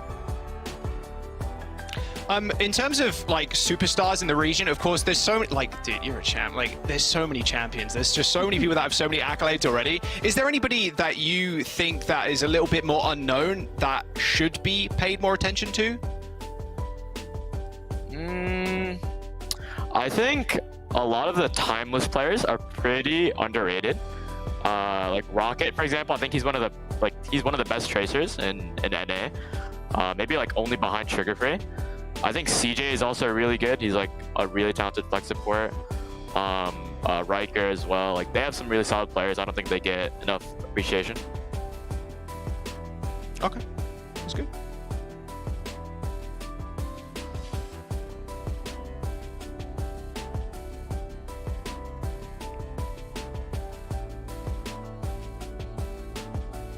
Yeah, I think we lost Nekra again, unfortunately. One last question for you here, RuPaul. Obviously, a new format, new teams, lots of new things in this very season. How are you and the team approaching the map vetoes, since that's something very new, difficult to approach maybe for some teams? Do you guys have strong opinions? Is it a top-down coach decides and then everyone has to roll with it? What's the spiel for your team? It's kind of interesting. It makes the game so different, I think, because I think in like normal Overwatch tournaments in the past, a lot of times you kind of just pick the map that you're feeling at the time. You go with the flow. But now it's like, all right, you pick all the maps at the very start, which I don't really like because, for example, Flash Ops last year, the tournament, a lot of the maps we picked were just like very last second decisions. Like, all right, what are we feeling, guys? You want to play this? Okay, let's go. I think it works better for other games where there isn't so many comps, so much variety. But I think in Overwatch, this like picking like map vetoes and then picking the maps at the start, I don't think it works that great, in my opinion. That's fair. I mean, honestly, that's fair. Especially, if you're playing in a format where you might not really be super familiar with your opponents. We have different stages as well. Teams can change, right? So you might not know what to expect, and you got to feel it out from map to map. So yeah, I definitely see that being more difficult. Well, you guys have been navigating it just great thus far. Let's see if the streak continues. RuPaul, thank you so much for joining me for a quick chat. Thanks for having me. Of course, always a pleasure. That was RuPaul, Toronto Defiant now. It's weird to not see him in pink. I know, yeah. It's strange. The pink, I think, really suited everybody, especially like someone, RuPaul and stuff. Yeah, it's great. I think that's a really interesting conversation, actually, when it comes to like map vetoes and stuff. And RuPaul kind of, he talks about, if you're not really feeling that map after, say map 1 and 2, you're not really feeling the third, like, I feel like, this style of comp or like these kind of picks right now are way better. We want to pick a map for that. But because you have to pick it at the start, it can lead you to box yourself in a little bit more. I think that's a really interesting conversation to have. Definitely something that, maybe we'll bring up in the future. But yeah, I think Zoe, Toronto, they're going to be at the top of the leaderboard in NA for a long while, I think. I think MAT might just beat them out there. He says they're the best team by far, but we'll have to wait and see. Yeah, I mean, that's not him being overconfident. That's just the numbers speaking for themselves. It's an absolute stacked roster. Let's see if they can continue the dominant performance in this very first stage of the OWCS. For now, we just congratulate the Toronto Defiant on the W, and we've got Citrus Nation going up against Luminosity after this break. Don't go anywhere.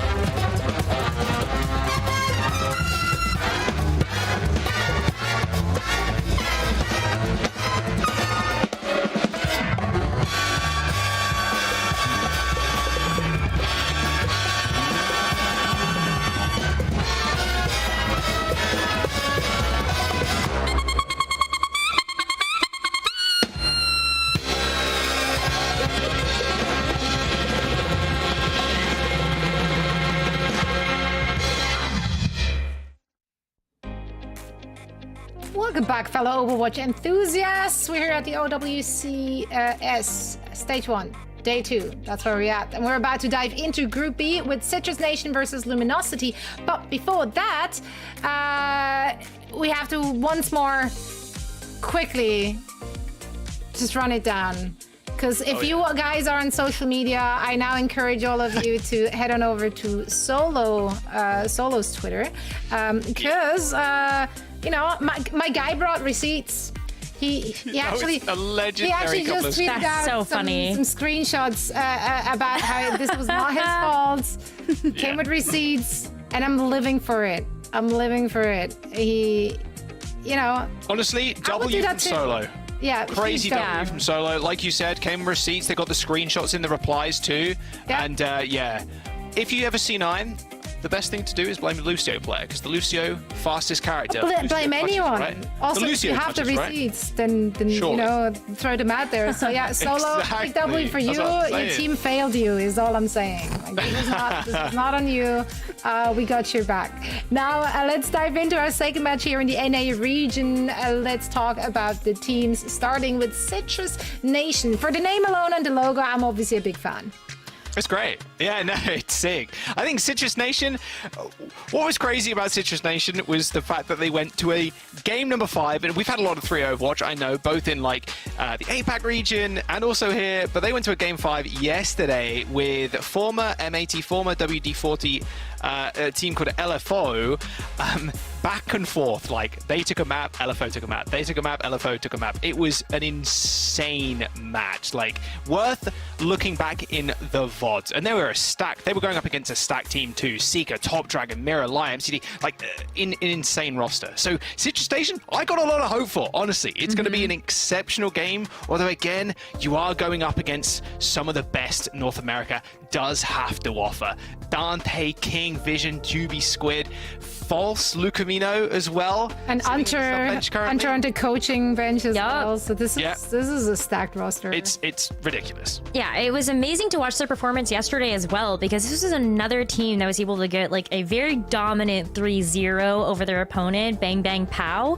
And like I'm talking like the levels that we just saw from our first NA match of the day. So do we get a chance to see another full push? Do we get a chance to see another full hold? This is the type of roster that can deliver that sort of performance. And you also have to sort of look at specifically, I think, like King and Juby, who are able to play the Lucio and the Tracer respectively, because those are going to be very impactful heroes, as we've already seen throughout the day.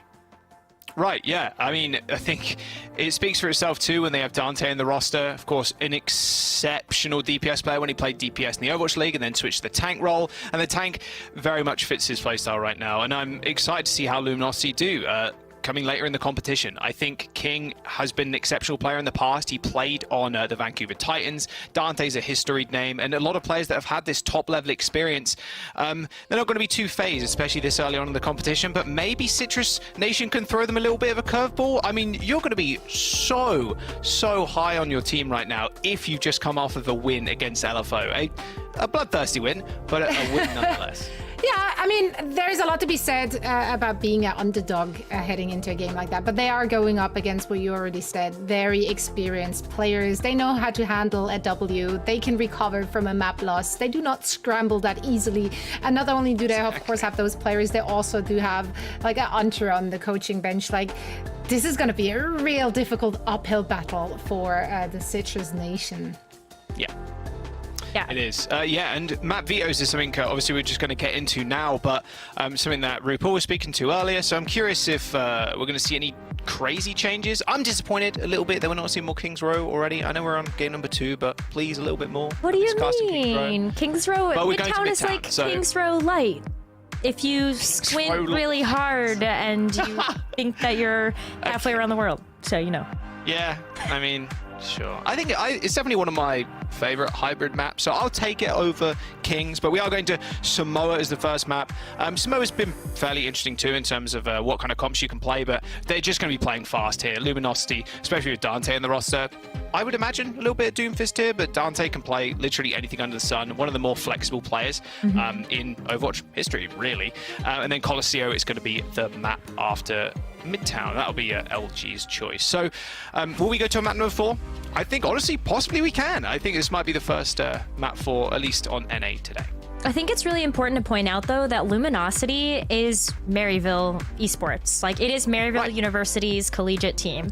And that means that this squad is coming in not only with the name recognition that they have on the roster, but also with a huge history of working together already for a couple of semesters in university. So this is going to be a really big test of strength here for Citrus Nation to see whether or not that win over LFO yesterday is, can it be repeated? Yeah, I think that's a big thing to hit on, Rose. I think you hit the nail on the head. They are practice already. They're drilled. They've been playing together for a long time. And, if you got a mullet like Unter's, like, that's some extra power. That is powerful. An extra 10%. Exactly. Although last time I spoke to him, I don't think he had that much of a mullet. I'll have to get a mullet check from Unter a little bit later on. But we are going to Samoa as our first map. Yeah, Citrus Nation. They got a tall order ahead of them. But, there are maybe some hidden gems, some hidden superstars on the team that maybe a lot of the wider Overwatch audience aren't as familiar with. I think you have to look at the DPS lineup for that reason. Tap and Manually were the 2 DPS players that played versus that match in LFO. And what really stood out to me by watching that match is that Manually on the Cassidy just had some really dominant performances, was able to get some first picks onto LFO, which really opened up those team fights and had consistent damage download, so that you were always going to be able to follow that up with a really nice pick in the back line by Tap's Tracer. So will they be able to bring out the Tracer here? It does look like so, with just that quick Symmetra TP out, and then more of the same from what we saw from their match yesterday versus LFO. Yeah, I really like this comp with the Caps. Look at that! Oh my God. What did I say? What did I say? Okay. Juby, sit down. Manually taken over already. I like what I'm seeing. Cassie's just so deadly in the right hands at the moment. It is a nuts. Good first fight from Citrus Nation. Easy point cap. Yeah, like the Ramasher from Zeb too is another big standout for this team.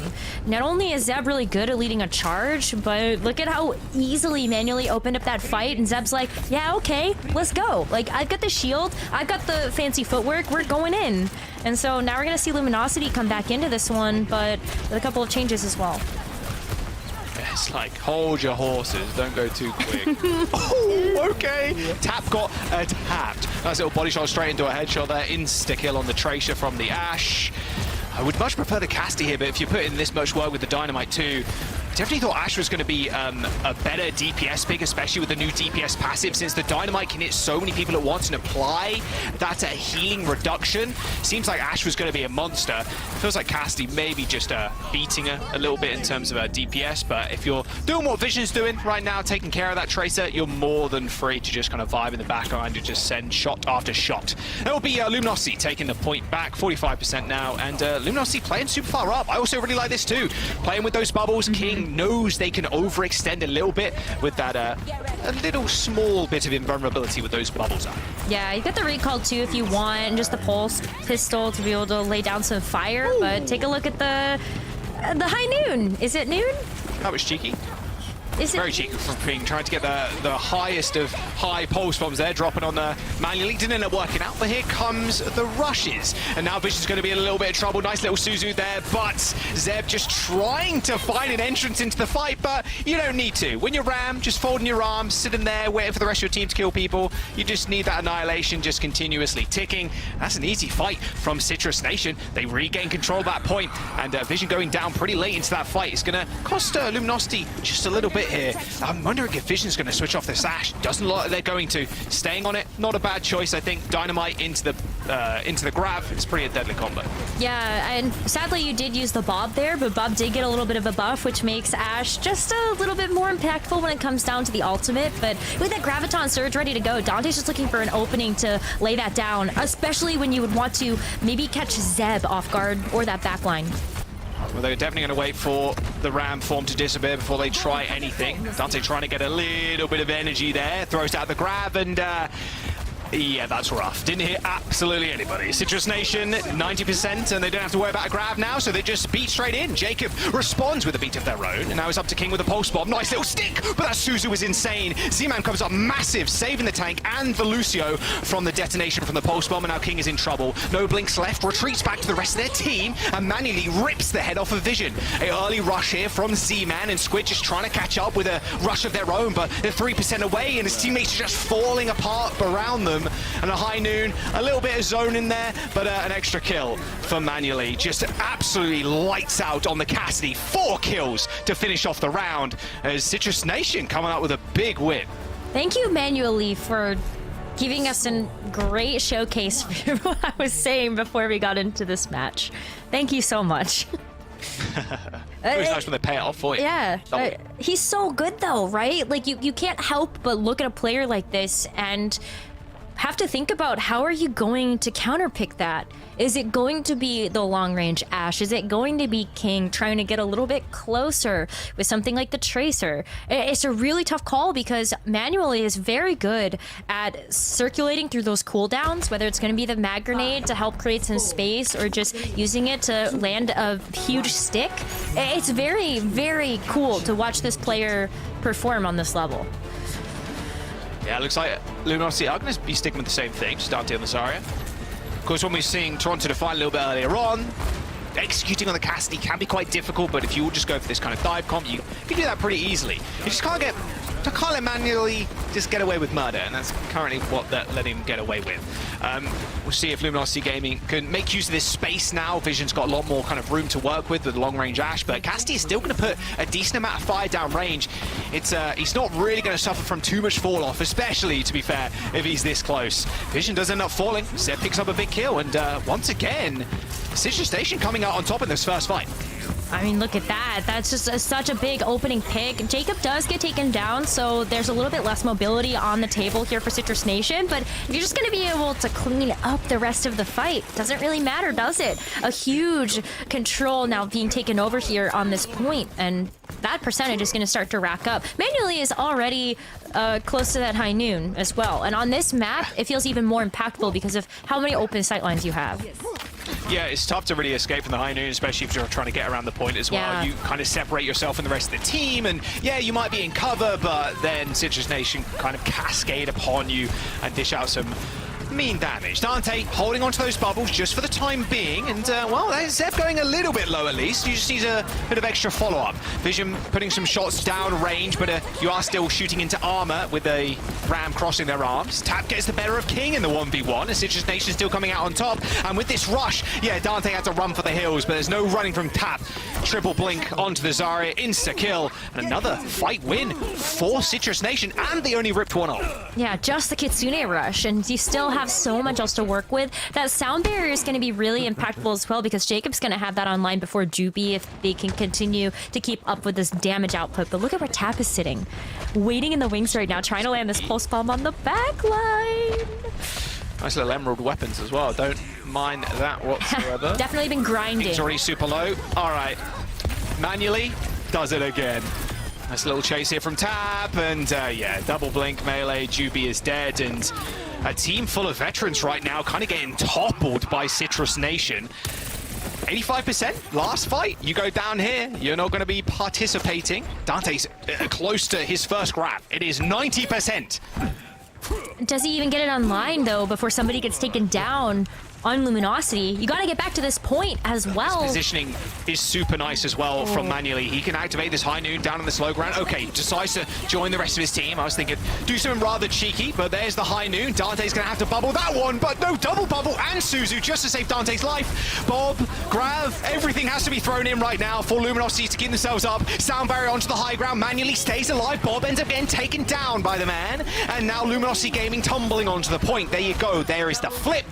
They finally make it work after using every single ultimate they had. Juby now with a sound barrier to survive them through this next fight, but they made that one rather close. I mean, what a nice opening for Dante to find, though, with the Grav, just to be able to toss it down at Zeb's feet. You took a huge piece out of the equation for Citrus Nation with just all of that bulk. And now with the sound barrier, it's a great answer when you know that Z-Man's going to be working up to that Kitsune rush rather quickly.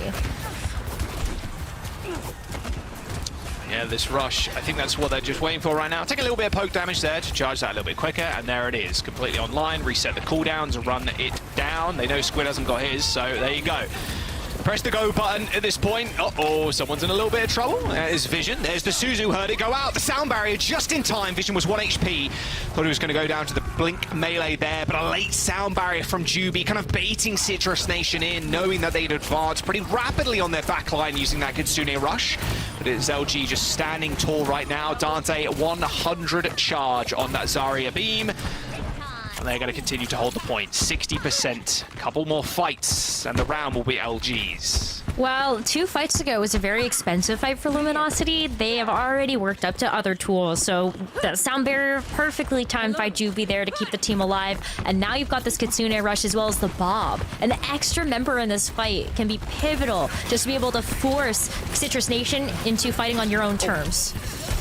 That was some nice damage on Vision there. Almost went down to a little vortex going out from Zeb. There's the rush. Okay.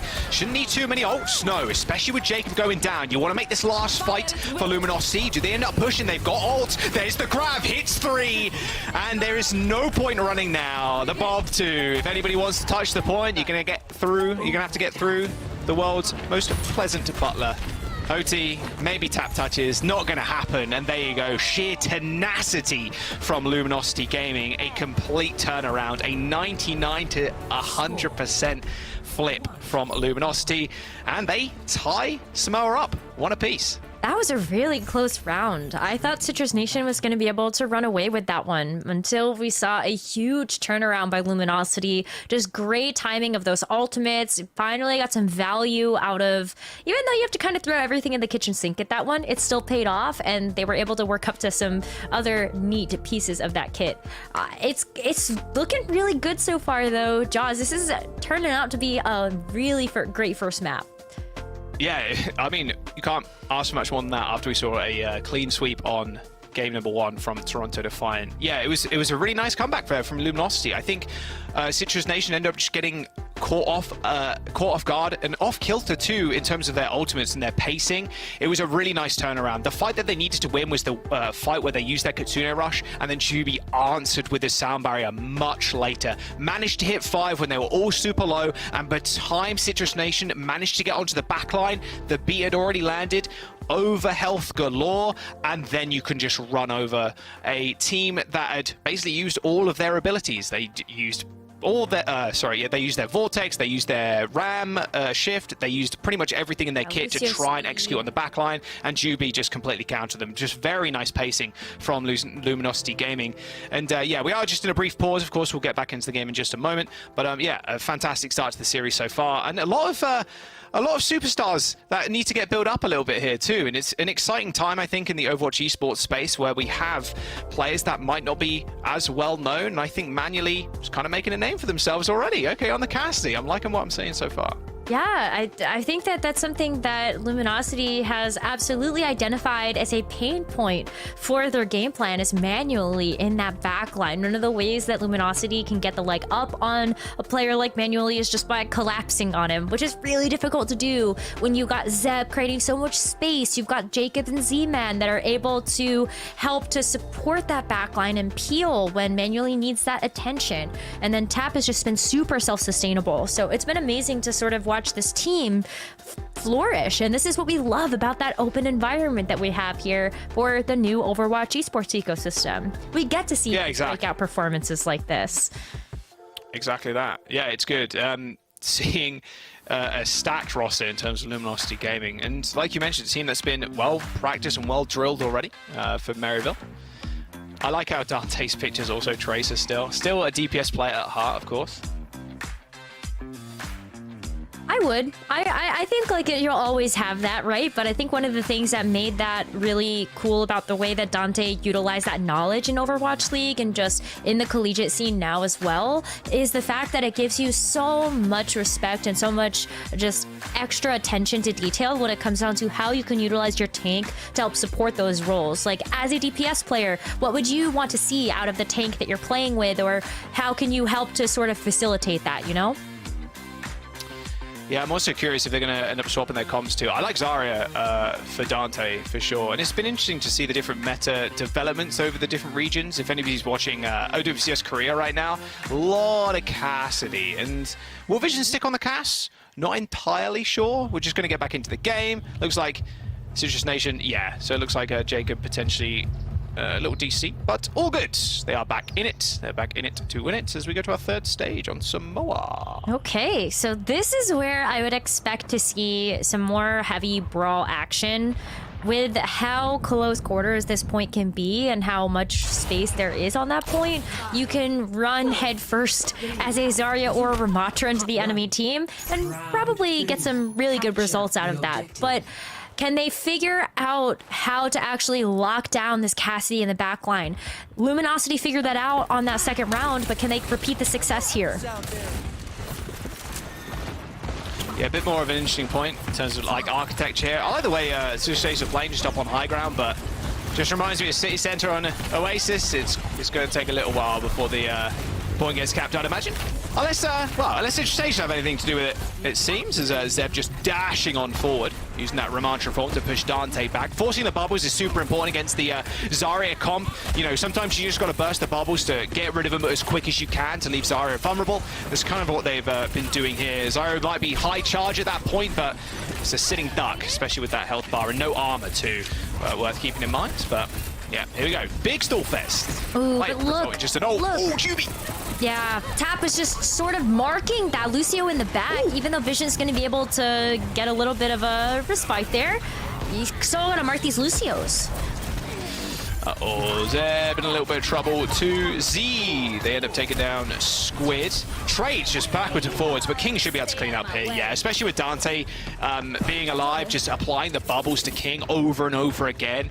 It makes you feel invincible as a Tracer. You can go in, spend an extra couple of seconds, and that's sometimes all that you need, especially with how powerful Tracer is right now. Yeah, but you can see that damage passive also coming in clutch there as Vision just continued to get a shot every couple of seconds into Zeb, meant that healing was going to be mitigated just ever so slightly so that Zeb would be able to get taken down. But now, Citrus Nation have ults to work with. They're coming back in with a Kitsune rush. Nice Suzu. I like the Suzu there, then into the rush, so you refresh that cooldown rather quickly. Dante in a little bit of trouble, however. Where did Bob go? Just evaporate. Space. Okay, well, that's unfortunate, but more importantly, Luminosity still have control of the point. Dante waiting for everybody to funnel in to launch that grab out. High noon, though, from Manually, getting sped up by Jacob. Now a little bit of a different angle was Dante. Yes, spots Manually a little bit out of position, throws a pulse bomb on top. King with a double with the pulse, finishes Tap up with a couple of extra bullets. A nice team kill from Luminosity. 65% in building now as they try and play up. Jaws, I don't know about you, but I've missed the days of seeing a good old grab pulse. The bigger bang. It's a great combo with just so many throwbacks for me. But Luminosity, they got firm control of this point right now. They got the sound barriers, a great response to this annihilation here from Zeb. Feels like Luminosity coming up all gold right now. Yeah, good speed boost into backline. You want to try and end this fight quick, sharp, and that's exactly what they're going to do here. All right, Tap. Just a few, just one speed. That's all you need, really. Especially with the annihilation. That's pretty tough to run away from, and Manually's going to clean house. Luminosity, you're still going to be feeling pretty happy about that fight. You're not going to spend too much extra time. Okay, Manually showing off a little bit now. Love to see it. But you are resetting fairly quickly. You have 88%, and you get that annihilation, that massive ult from Citrus Nation out there. Yeah, Luminosity's not stressed about this one. You still have the sound barrier that you can use here and now as an aggressive tool to try to re-engage the point, and you just have to worry about Tap. Tap is going to be harassing that back line, so as long as you've got Dante to be able to peel back, or even just Juby to try to get Squid away, this is going to be fine here for Luminosity. King trying to set his team up for success. Same goes for Tap, I'd imagine, with that pulse. They got to know King is behind them currently. It's going to be up to Z and Jacob really to be careful. Looks like Tap kind of has an idea of where King is. Nice damage onto Juby there, but should get healed up pretty quickly. Squid's going to push the first ultimate of the game. Same with Z. They're also going to lay out their own road.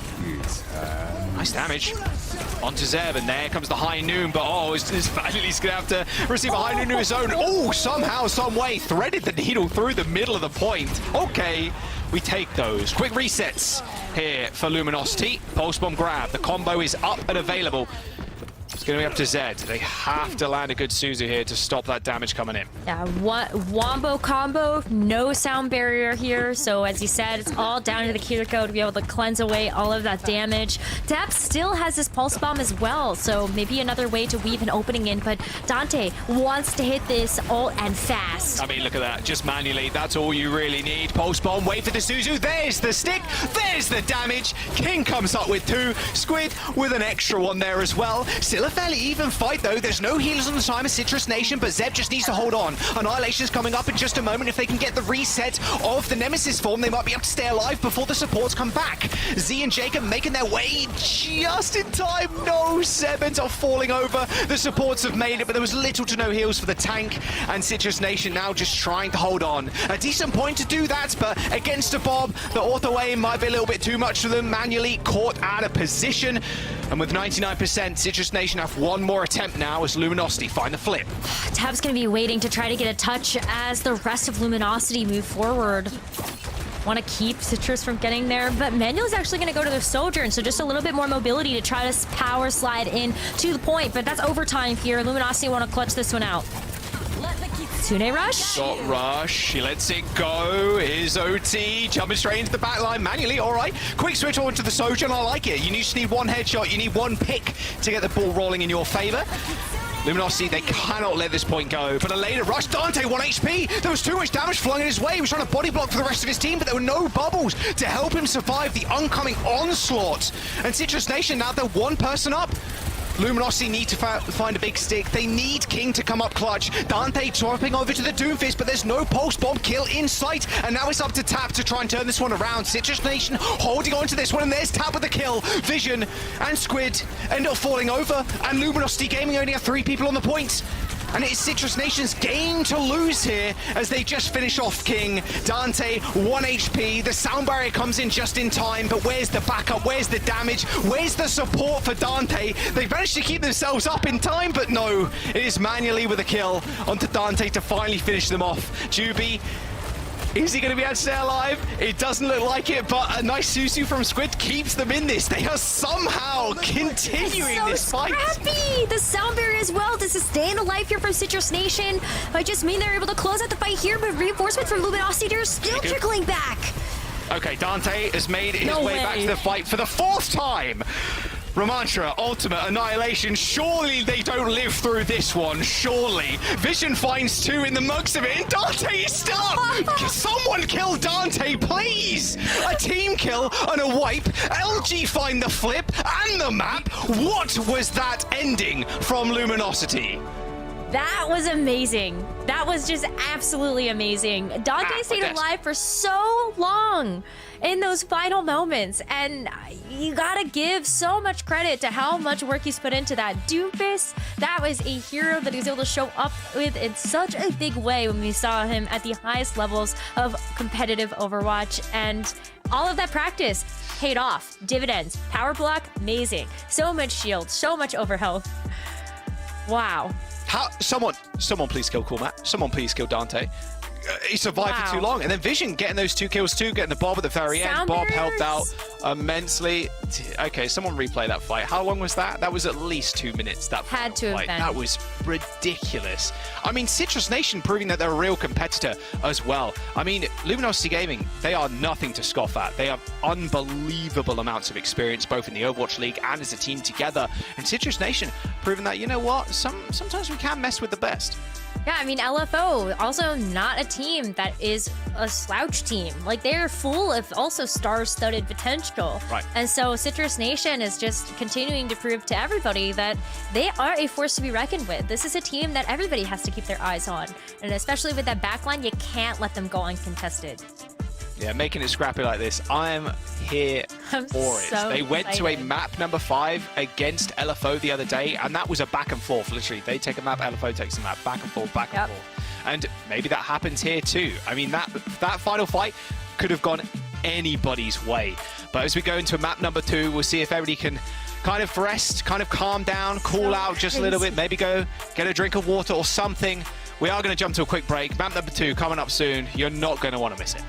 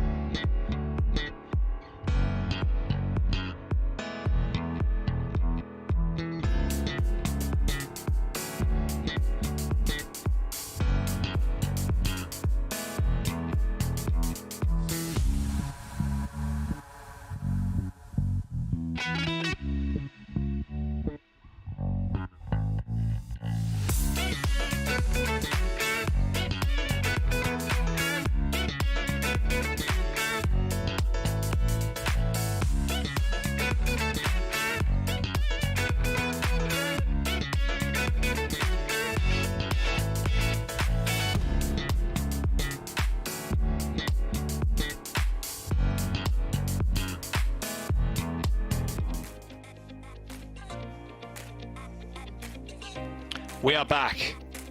Luminosity Gaming. They got a couple of subs. Everybody PB overheating maybe. False coming in. And Lucamino as well. Juby and Dante taking a little back seat for this next one. We are going to Midtown, so it's going to be our hybrid.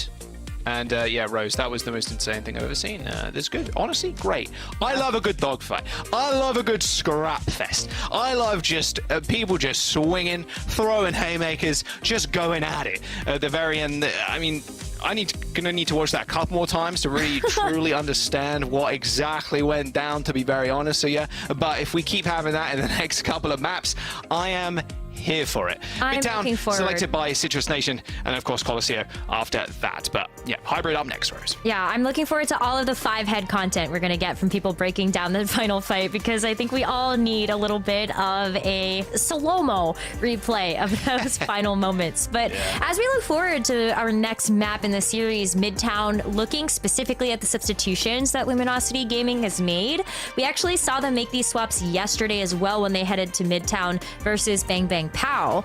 So it was False coming in to play the Sigma, and then we also ended up having Lucamino in to play the Baptiste, and it looks like we're getting more of the same of that as we take a look at their defensive comp. The same stuff as we saw. Right.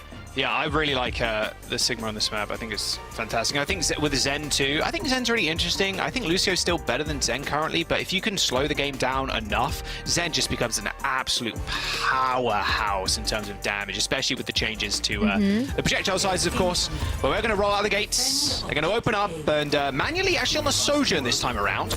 Don't mind that whatsoever. If your aim is as crisp and clean with the Cass, I mean, the Soj is going to be even more deadly, I'd imagine. Have to wait and see. They're going to want to play this one fast, though, Rose. They really will. I mean, look at how quickly they're swarming that point. Yeah, nice little rock there from False. Does dissuade them, at least for the time being. Taking the mega health pack room here will be their imperative, at least for the time being. False is going to have to play two different games here. Trying to stop Z from, like, crossing. Also trying to poke the point out as well. And Squid is sitting all the way at the back. Squid with a nice little rotation into that big archway. And as soon as Citrus Nation flood onto the point, they just get picked apart there. Yeah, gonna go all the way back to spawn for now. But I think that Zenyatta pick really pays off in dividends here. You're trying to slow down the pace of this game, because what Citrus Nation want to do is they just want to rush into you. That's like why you've got the Lucio for the speed, the Ramatra to just help try to soak up a ton of that damage. And if you have the Zenyatta, it makes you think twice if you're a Citrus Nation about whether or not you can actually move in. Who's that Discord Orb on? Do you have the cooldowns to be able to actually help reflect a lot of that damage? Oh, there's the push. Zeb, Jacob, and the rest of the squad just trying to run down Squid, but still Squid taking names and numbers right now. They've swapped sides, almost, but you'd favor the Sig comp in this instance for sure. They've still got the Lucio. They've got Squid in their sights. Eventually, he pays the price for playing the Zen, but not after. A lot of Citrus Nation get torn apart here. That rock narrowly avoiding Z, but King cleans them up. Another scrappy fight. I mean, why not? Just throw the flux in. You missed. That's rough. All good. There is some pressure on the point currently as False remains on at that high ground. And would that be a free tick? Tab is going to get, yeah. I mean, why not? You just got to rush down False at this point. They've used the hands, they've used the rock, the shields are gone, and there it is. Okay, Citrus Nation, they're going to get point A. I mean, False using the ultimate there, just trying to buy some time for the rest of the team to come back, but you're so close to just capturing the point anyway. Nice little bob. Yeah, they tried. I mean, valiant effort putting that window down and have Lucamino and Squid sit behind the window and kind of dominate, put the bob on the point. Real nice stuff, but Citrus Nation kind of had their number there. It was just a speed through the window, take down the support to a kind of chill in behind it. Because they got no speed, there's no chance they run away. 3 and a bit minutes to go. They open the doors, the payload gets a rolling.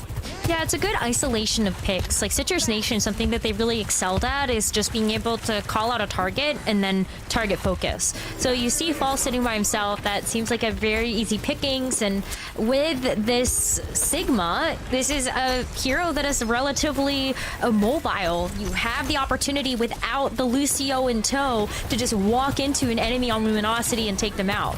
There's really few ways to actually get out of there. Lucamino went pretty low there. That pulse one getting thrown out by King. Narrowly avoided The Citrus Nation just managed to dodge out the way, but Tap gets caught out just out in the open. Vision did a little bit of cheeky damage, going down to low ground, used that coach going back up to high, but Citrus Nation, they got Sound Barrier, they can just run into them. They know False doesn't have the ultimate. There comes the... Okay, well, Zeb just walks into death, and Squid right-clicks manually. All right, and there you go. There's the end of that push. Just take a couple steps back now. At the very least, if you're Citrus Nation, you can start to figure out some ways to get back into this one. I'm actually surprised to see that Manually wants to switch off of a Sojourn in this case, only because it felt like you were still able to get some really nice picks, but the Ashe also makes a lot of sense, knowing that Vision is also running an Ashe of his own. So now you've got two Bobs to contend against each other. You're also still clean with it, so I don't think it matters what Manually is playing at all. Yep, still clean with the shots. Annihilation available in this Suave. Oh my god, okay, Manually putting everybody to rest right now. Double DPS down. I mean, the Bob's out, right? So technically a 5v5, maybe. I don't think the Bob's doing all too much, though, to be very honest with you. Even Manually, with the disadvantage, being on the low ground, is still dishing out a lot of work. Sound Barrier from Jacob, not enough to save Zeb, who got fluxed up into the skies, but Manually is just a monster on this hit scan. God, if he got that flick on the head there, I think I would have lost my mind. That's just skeet shooting right there. Yeah, he's just in the shooting gallery right now. But Vision finally able to get a little bit of revenge. This cart is so close to that second checkpoint, though. And Citrus Nation are just a couple of ultimates away from being able to break through that defense. They've got the Kitsune Rush that can open up a ton of corridors for them, and with the Pulse Bomb as well, Tap has been able to land these onto several different targets, so I think that there's potential there to just open up the fight. But Zeb, they're just, look at the pace that Citrus Nation is setting! Oh my god! Alright, reset. Reset, you got one more fight left. Zeb. Yeah, the Archangels took him away there. That's rough.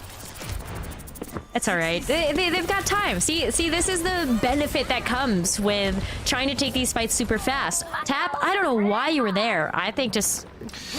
Yeah, I think Tap was just trying to hide out for the moment, wait for his team to come back, but I think Luminosity Gaming kind of had the right idea, just force that recall and just force Tap's position, force their hand.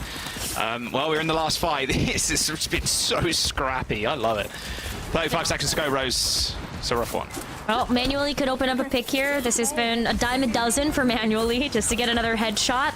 The Bob could come online very quickly, but they know. Luminosity know. They can't let Manually get away with it. There we go. Triple blink. Stick on the back line. Hit the post. Oh, there's the stick. There's the lamb from Lucamino, and Squid has already killed Jacob. They're going to try and push up into this high ground, but Manually desperately needs this Bob. And King's killed Tap. It's 3 people right now from Citrus Nation in this small corridor, and Luminosity know it. There's the Bob, but it's not on the point, and in fact...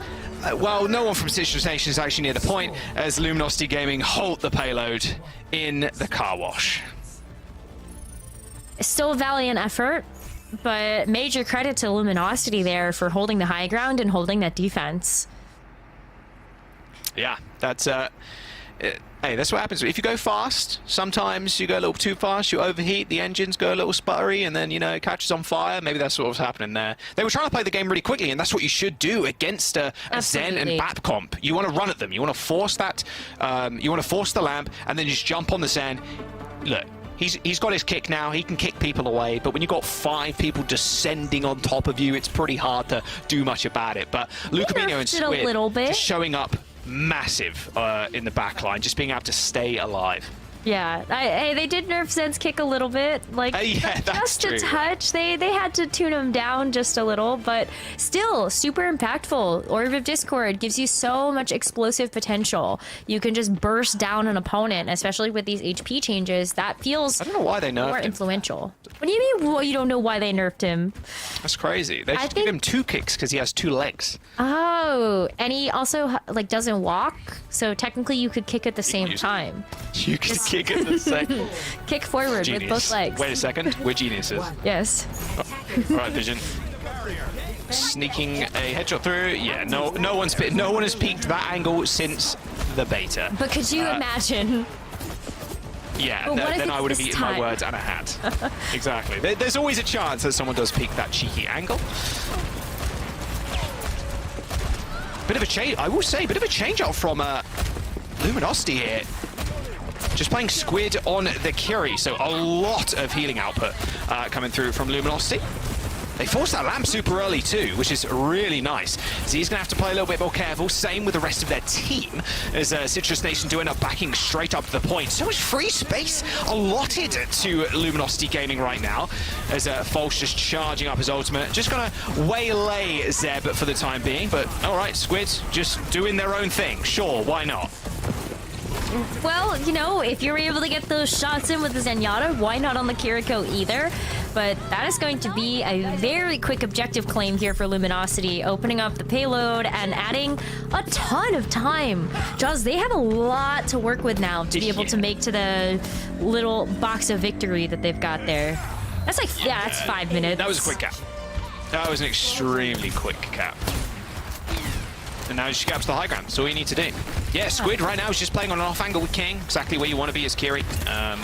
And then just leaves Lucamino to kind of heal up. Oh, he's gonna die. He's just gonna die. You don't want to be there. 1 HP? Okay. He's dead. Yeah, that was almost telegraphed there. Yeah, the Lucamino's like, yeah, if you want to come out and punch me, sure. There's like 5 other people, 16 other people looking at you, bro. So. There's so much snowball potential here, though, right? Like, and they get high ground with the Sig, and they have window. Yeah, the high. Oh my god. Yeah, it's rough. Tap needs to come up massive here with a pulse of their own. This is gonna be a tough one for Citrus Nation. Like, yes, Tap has the pulse bomb, but how are you gonna weave that in when you've got False's head that's been on a swivel with those secretions and just so Suzu. many different, Suzu And Immortality Field. Deal with it. Oh, Dynamite through the window. Love to see that. Someone else has to payload though. It's probably on tap to do that. King has been pushing this entire time, and there you go. A little Tracer duel. Not so much an even Tracer duel as Zeb ends up joining the fight.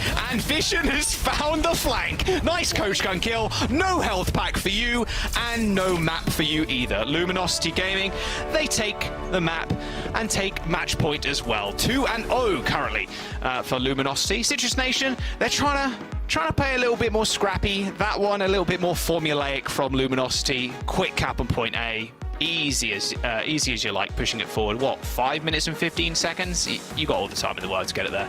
Yeah, even if it wasn't going to be that one push, then you still have enough time to get through like 2 full rotations of ultimates. Right. So it's like, what are the odds when you stack all that probability up against each other? Math I don't want to do in broadcast, but it's all coming up in good fortune here for Luminosity. Citrus Nation, though, I think this is a map type that they struggled with yesterday. Like, I think just with these longer range sightlines, I don't know how well this Ramatra Rush comp can always fare when you've got such open sights to work with. It's tough.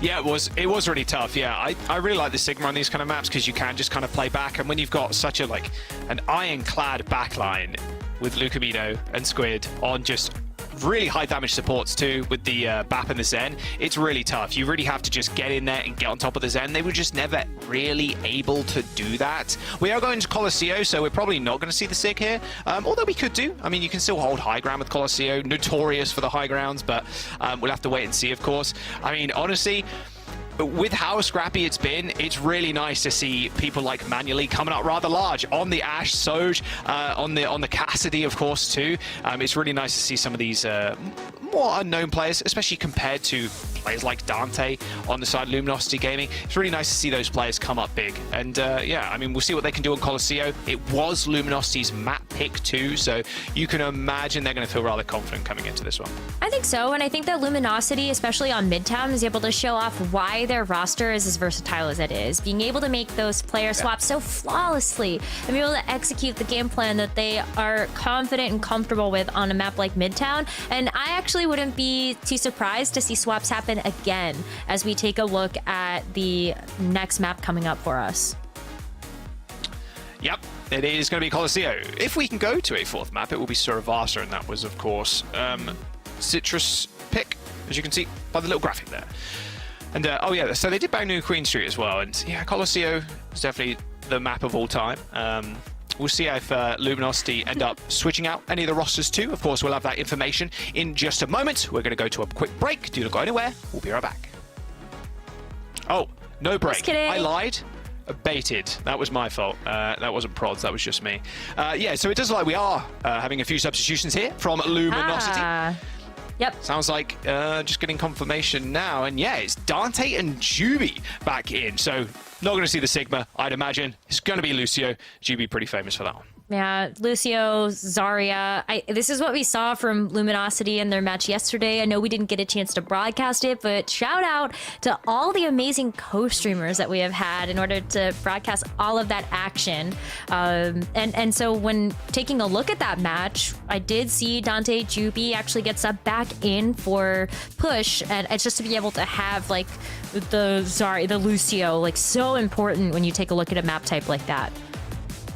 Yeah, most definitely. I will say I'm a little bit disappointed I'm not seeing Dante's Doomfist because that is a nasty. But I do think the Zarya is a little bit better. We'll see how Citrus Nation, of course, end up stacking up against them. You could. I definitely think you could. I just think the Zarya is better in terms of like just the raw damage output and the ability to support your DPS a little bit more too with the bubbles. You see how Dante is super conservative with his, doesn't really want to use it on himself, more than happy to apply it to King so he can add some extra pressure into the backline. Oh, and of course, co-streaming applications are now open too, so follow the link down there, or I think you can probably find it on the Overwatch Esports Twitter as well if you want to be a part of the co-streaming action that's been going down. Yeah, it's also been really great, especially yesterday, Rose, when we didn't have that official broadcast, to see a lot of the co-streamers come up, and it was nice to sit in people's chats and just mess around while the games are happening. It was so meta. It was a good time.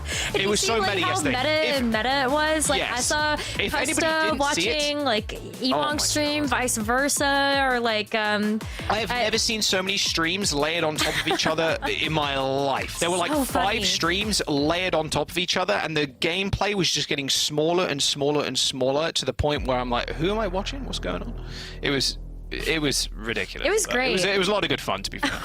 It was honestly great. And I'm so happy that we get a chance to have these co-streams alongside the broadcast that we have here, of course. So you can go figure out and chill with your favorite streamers, favorite players, all that jazz. Players are also streaming, which is also super awesome. So if you want to check out any of the single player POVs, they also have the opportunity to stream their gameplay too. So might give you some really nice insight onto the comms that are happening, what is going 100%. Through these teams' heads.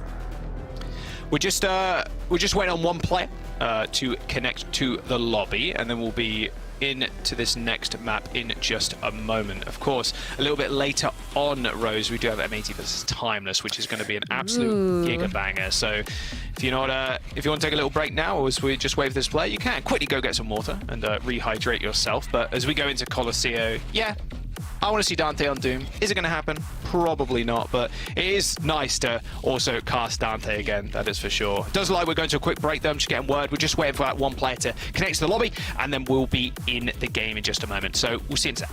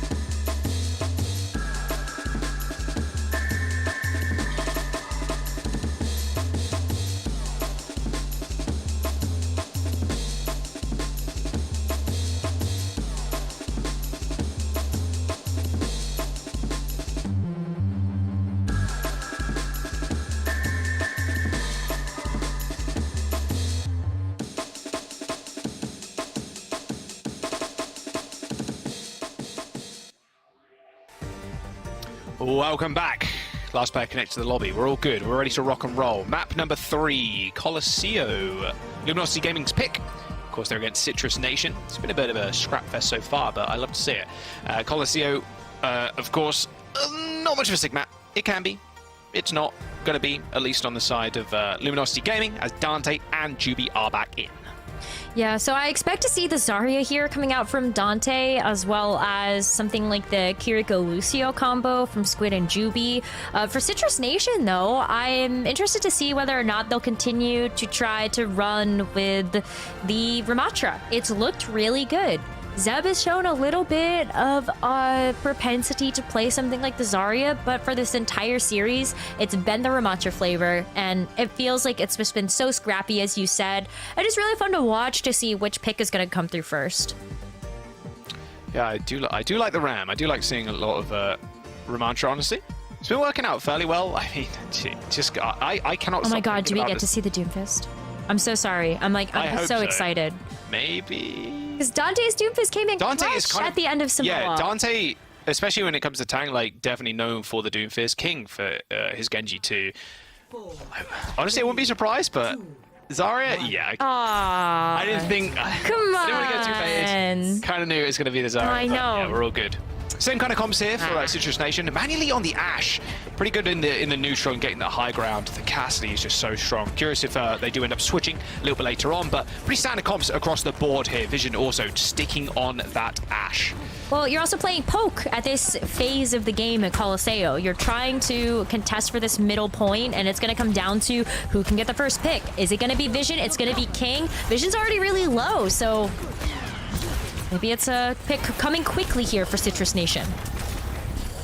Nice little bubble on the Dynamite there. Will get himself a little bit of energy.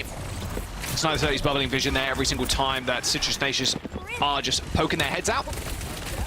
And yeah, classic Colosseo moment when you don't have a kill in 2 minutes.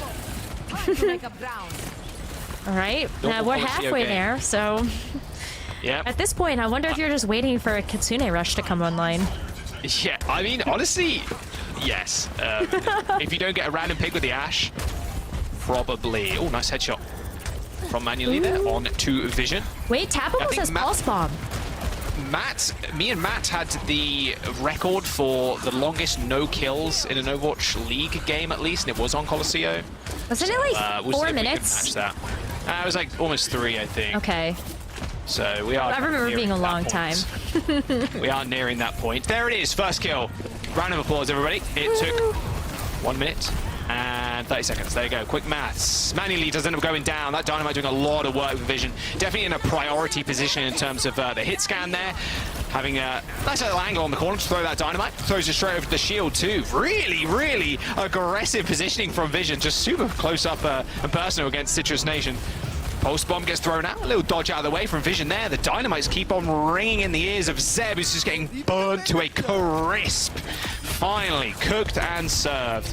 Luminosity Gaming get the payload going as there's the almost team kill. I think Luminosity's finally found their groove. This was something that they struggled with in that very first round of Samoa when Manually just kept getting pick after pick. But Luminosity now, they've got 4 ults to work with. They're making maximum value out of everything that they've used as well. So is it going to be the Wombo combo of the Grav Pulse again? That is certainly on the menu. Oh my Vision.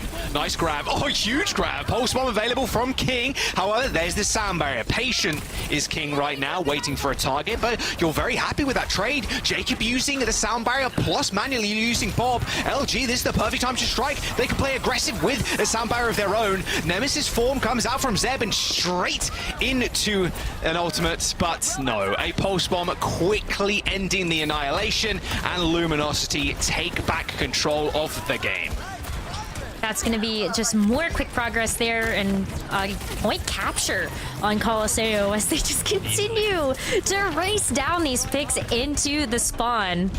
Luminosity, if they keep this pace up, this is going to be a full capture. Look at us actually see Zeb switch off of the Ramatra. Gonna go over to the Zarya as well. I called out this pick a little bit earlier, seeing this get played in the series yesterday, but Zeb can for sure go toe-to-toe when it comes to this hero, and that might be the firepower that they need right now, just being able to make a difference. Uh-oh, there you go. Both bubbles already used. Having a little bit of trouble. However, that Kazuna Rush is going to aid in that cooldown at least. And there you go. Stands up to Dante and takes the kill. However, Luminosity Gaming, they do end up getting that capture and the forward spawns. If they manage to make it out, I think Juby at least is going to get out. They're using the skates. Doesn't like Squid's going to be able to. They should be able to get forward spawns and at least a priority position in this mid fight. So we're back to resetting in mid, basically. Yeah, but this time around with that Zarya is a key difference here for Zeb. You have those bubbles, just like Dante has been using, already maintaining some significant charge as well. And with the dynamites, that's another great way to be able to just keep that Zarya charge big and healthy. I think this is a good choice for Zeb here, just to also show a little bit more versatility in that tank pool. Tower the pulse bomb. Almost waiting and baiting King there. King does have Juby with him, so they're chilling. Mid fight. I love mid. We love mid. Remove the glass. We love. All right, King's nearing the pulse bomb as well. It's going to be the pulse bombs, I'd imagine, or at least maybe even Dante. Honestly, if Dante gets some more damage in, hasn't got too much energy. Well, too much, 0 energy. So not going to be building up that grab quickly.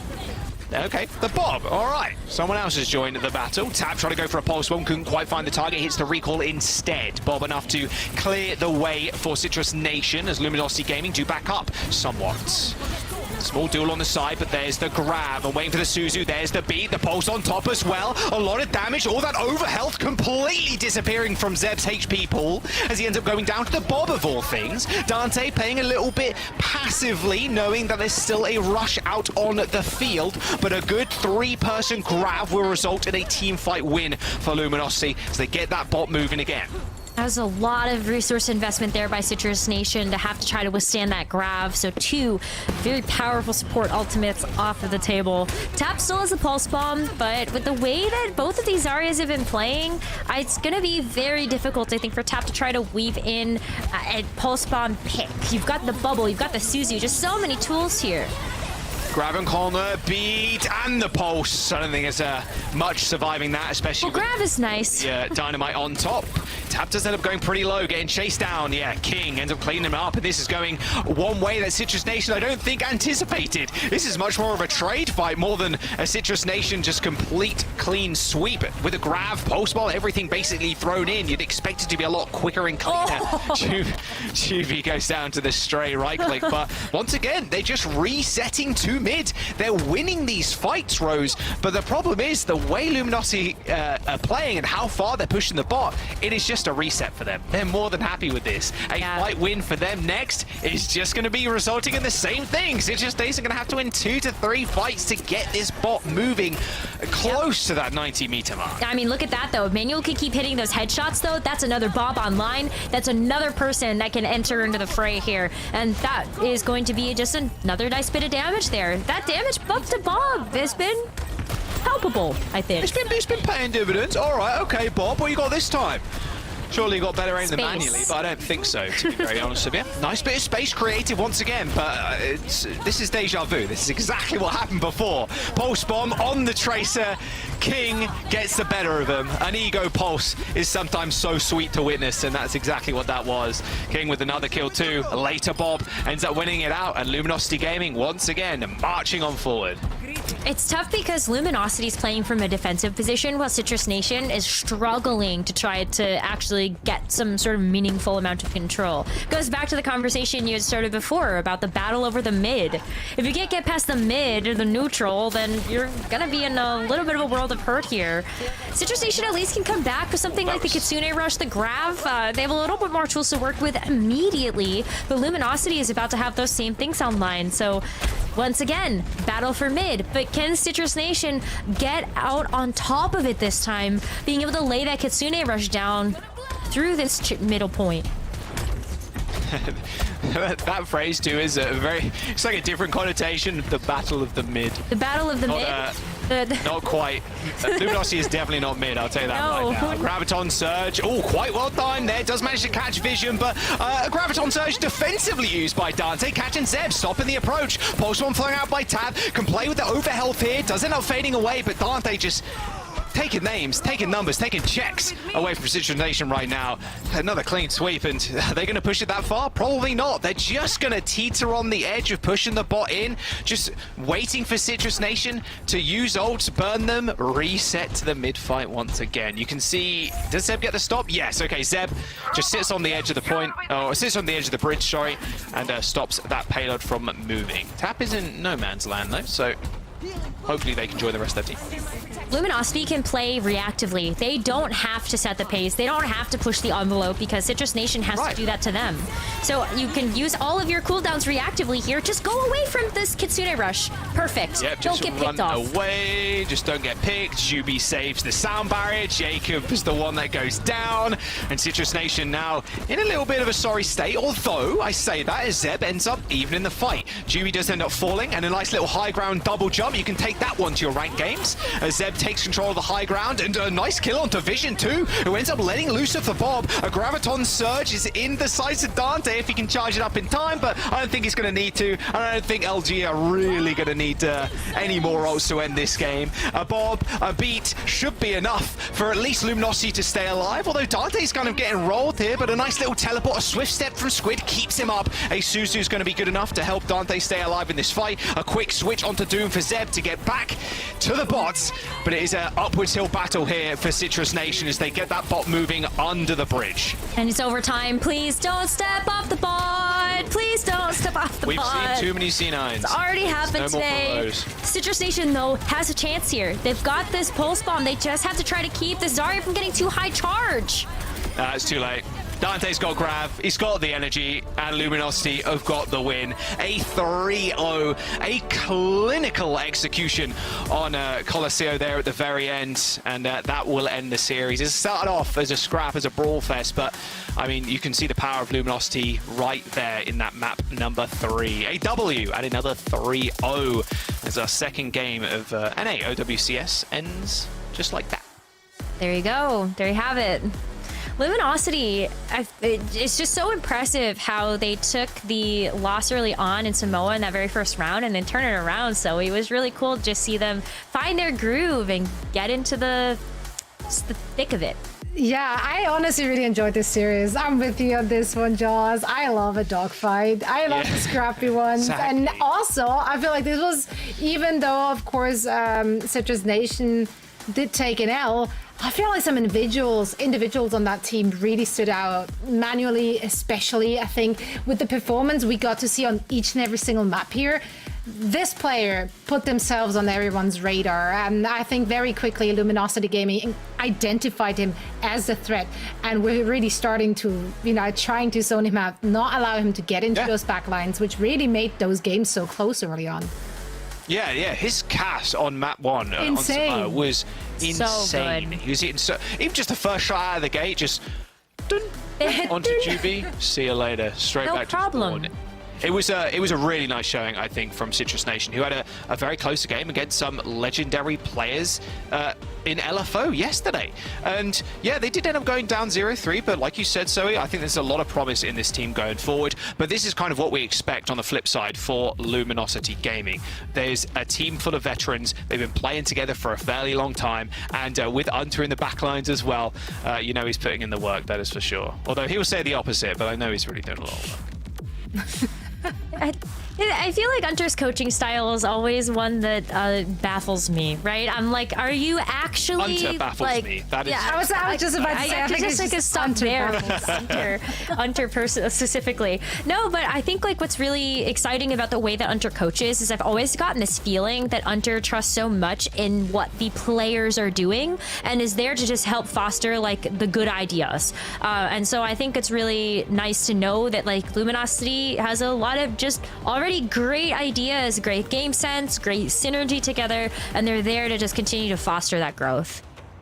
I love the different approaches. I mean, there are some teams which really need more structure and a more, head down coaching style. Is that how it's called? Yeah. Head down coaching style, where like it's really more the coach making the decisions and the players just trust that this is going to work out. Whereas others are more player led. So a lot of different dynamics, obviously, for those different teams. Always interesting to hear from them themselves. We might get an opportunity to chat to one of the players after this, so we can, ask all the right questions.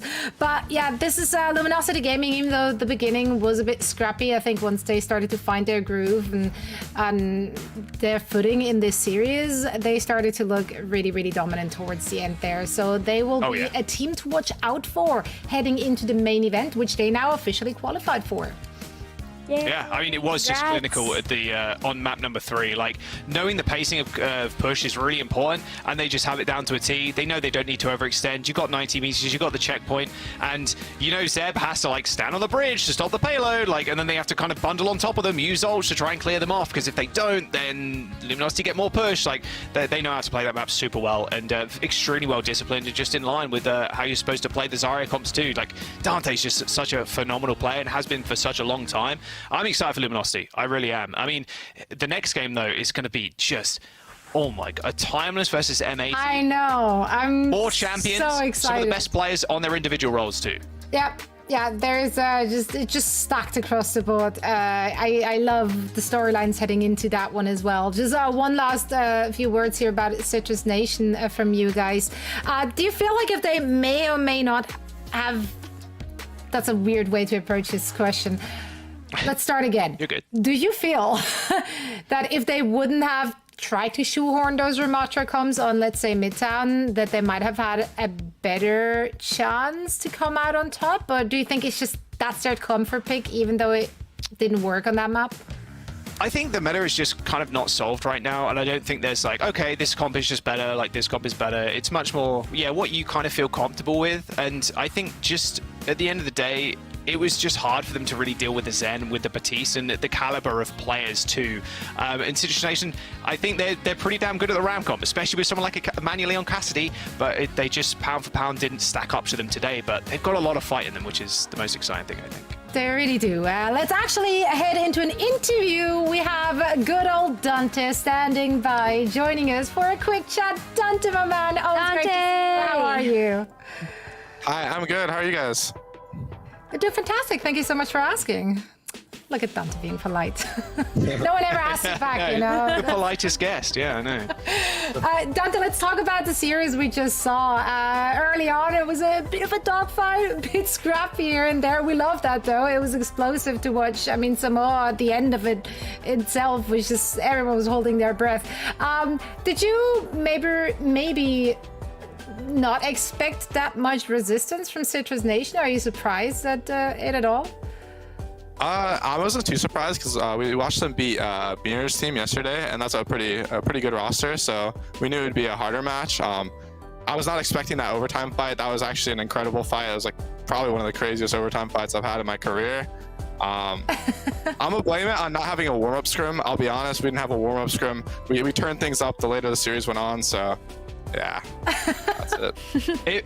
I will say, it very much felt like that, where you just like warmed up to it, because as soon as you got to map number 3, it was like, okay, this is it. Like, this team, they're going to win straight out of the gate. You just play that so clinically. Dude, the scrappiness, I love it, though. If you can make some more of that happen on control and stuff, that, yeah, greatly appreciated. I love that. Yeah, will do. Gotcha. Awesome. It's definitely a tough competition as well when you look at the caliber of teams. Is there any team you're specifically looking at that, apart from yourself obviously, that is going to be head and shoulders above maybe the rest of the pack? Like, M80 just screams to me as some of the strongest in the region, especially on their roles.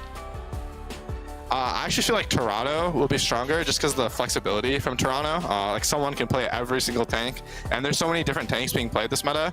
You never know which one will end up being the dominant tank or if it'll be a swap game. So I think that gives Toronto the biggest edge over any other team. Okay. I'd love to ask you a little bit more about that, Dante, because we saw a couple of subs on your team heading into the second map. And so I'm just curious about your take on where the meta actually even is right now because of all the different compositions that we've seen so far. Yeah, I'm honestly not sure. Zarya feels good on the rush maps for us. We we've been liking playing those Zarya the last few weeks. We play Sigma on false maps because if I play Sigma, Hunter will probably kick me again. I don't want to see that. Wouldn't be good. And yeah, we're just splitting between those two maps right now, or those two comps. Right on. One last question. We kind of started discussing it a little bit, just coaching strategies or approaches with different teams. What's yours? How involved is Hunter? Is it a top-down kind of thing, or is it more player-led? I'd say it's somewhere in the middle. I think the best value Hunter gives is he's just a really funny guy, and he gets everyone on the same page because our team is very opinionated. We have a lot of different opinions, but he just like helps our team with the cohesion a lot. Like he just glues everyone together. So I think that's his strength for our team. Yeah, it's that and the mullet for sure. Yeah. We're always happy to hear from you, Dante. Best of luck in your next match, and once again, congratulations. All right, thanks for having me. See you guys. Bye-bye. Luminosity Gaming take the dub. A bit scrappy at the beginning, but very entertaining for sure. That OT fight, if you missed it, go back and watch it. So congrats to Luminosity. We now are getting ready for our last match of the day, which is coming up right after this.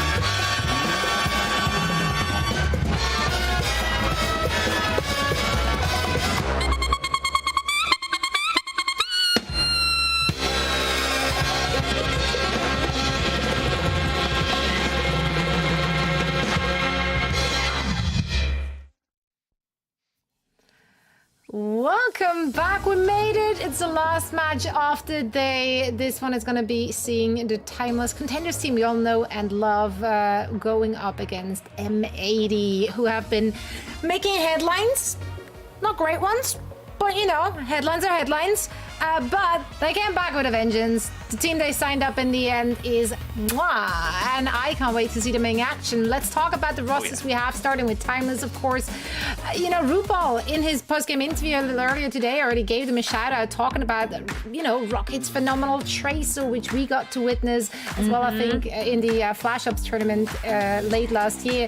And then we have CJ and Riker, also considered underrated by a lot of people. We have a lot of pre-existing synergy here as well, right? With a good chunk of them having played in Wisp together.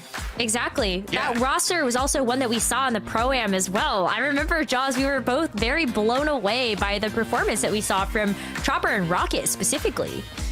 Yeah, Jake was talking about Chopper and Rocket for a long time, actually, and he's saying they are the next like DPS in North America that are going to come up and make it big, and I think this is their very good chance for them to do that. And Riker, CJ, Opener and CJ have Overwatch League experience in the past, but they are going up against literal Goliaths of the game. Pelican, Hydron, Hawk, UV, and Lep in the backline, and don't worry, their bench is also stacked. Spectra, Renko, Nero's there too. Like, M80 is an unbelievable roster, and I wanted to ask Dante what he thought of M80, and he said, you know, I think Toronto is a little bit more flexible right now with someone being able to play everything, but M80 is definitely nothing to scoff at, and I'll keep riding this until I pass, I think, because Hawk, in my opinion, has been the best North American tank player for a long time, maybe since Super retired. And Pelican, Hydron, Spectre, and the DPS is just ridiculous flexibility there too. Right, and then you also have the Renko smile buff. How could you not be excited to watch this team? We need player cams. That's the last thing we're missing. I mean, the smiliest man in Overwatch. I love it. Sure is. M80 should be considered the favorite heading into this, but I do think there is a good chance for Timeless to snatch a map or two. Take it all the way. I don't know. I read it in the tea leaves. Something's going to go. This down. is not going to be a 3-0.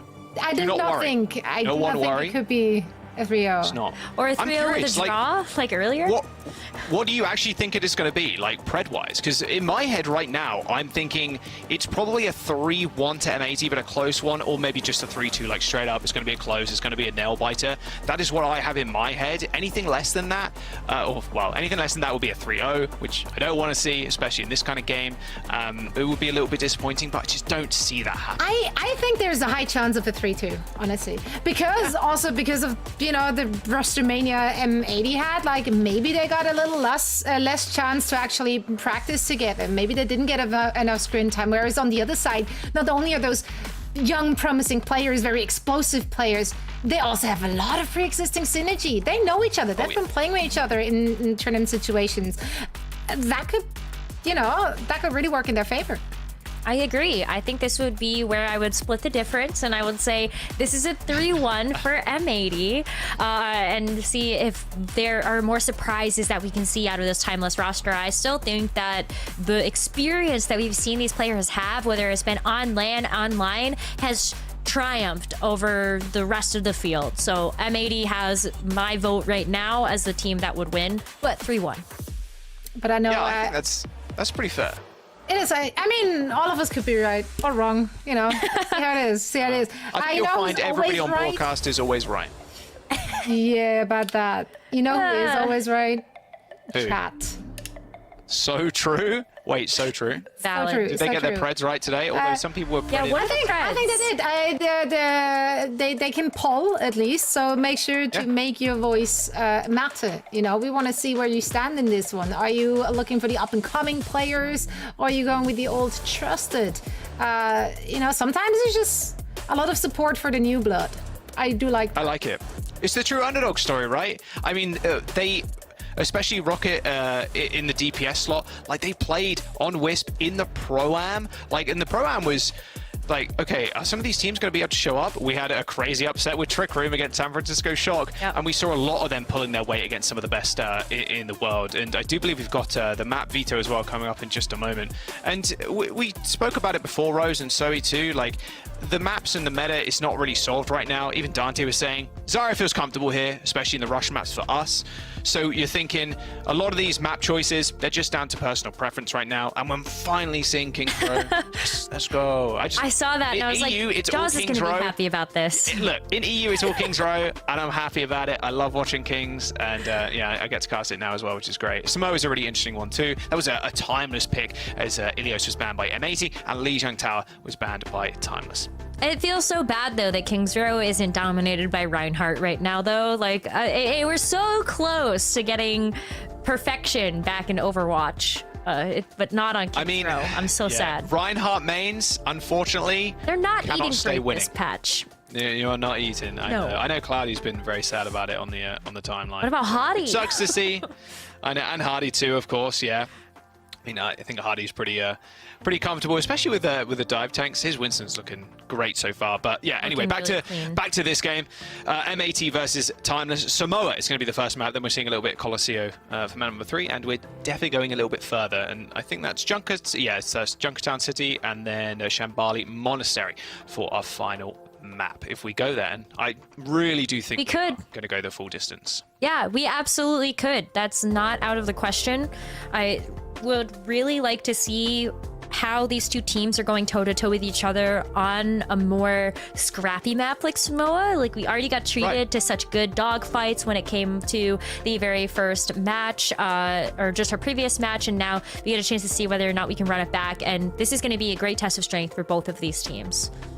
Yeah, it really will. And it will be interesting to see, especially as both teams are very high up there in terms of standings and in terms of expectations too for both M80 and Timeless. So their takes on the meta against two very good teams. Of course, earlier obviously with Toronto Defiant doing a little bit of funny Alari gameplay and a little bit of Malga here and there as well. But when you're expecting a ton from M80 and Timeless here, it's going to be a bloodbath, I imagine. We're going to jump to a quick break though. We're just getting the lobby set up, getting the players in, getting them ready to go. Don't go anywhere. It's going to be a good game after this.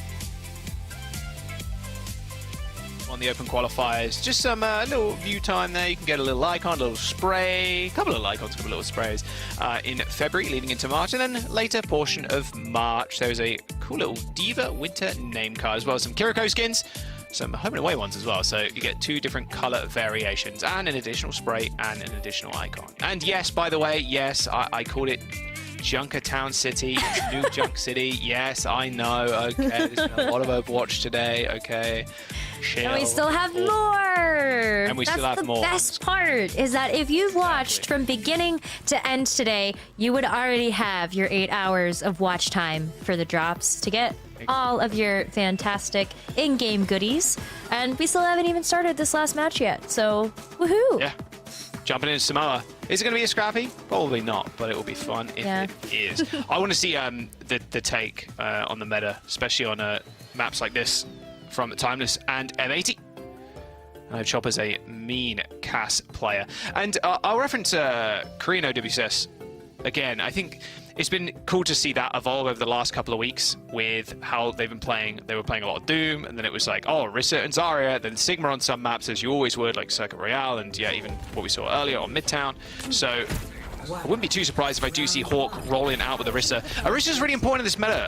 She's I think it's really a good pick, because she doesn't die. No. And that is normally the most important thing in Overwatch, just not dying and not leaving your team in a 4v5. But there's so much defensive countermeasures from the Orisa, it's very hard to kind of lock her down. You kind of just have to ignore her and then jump on one of the supports, jump on the DPS kind of thing.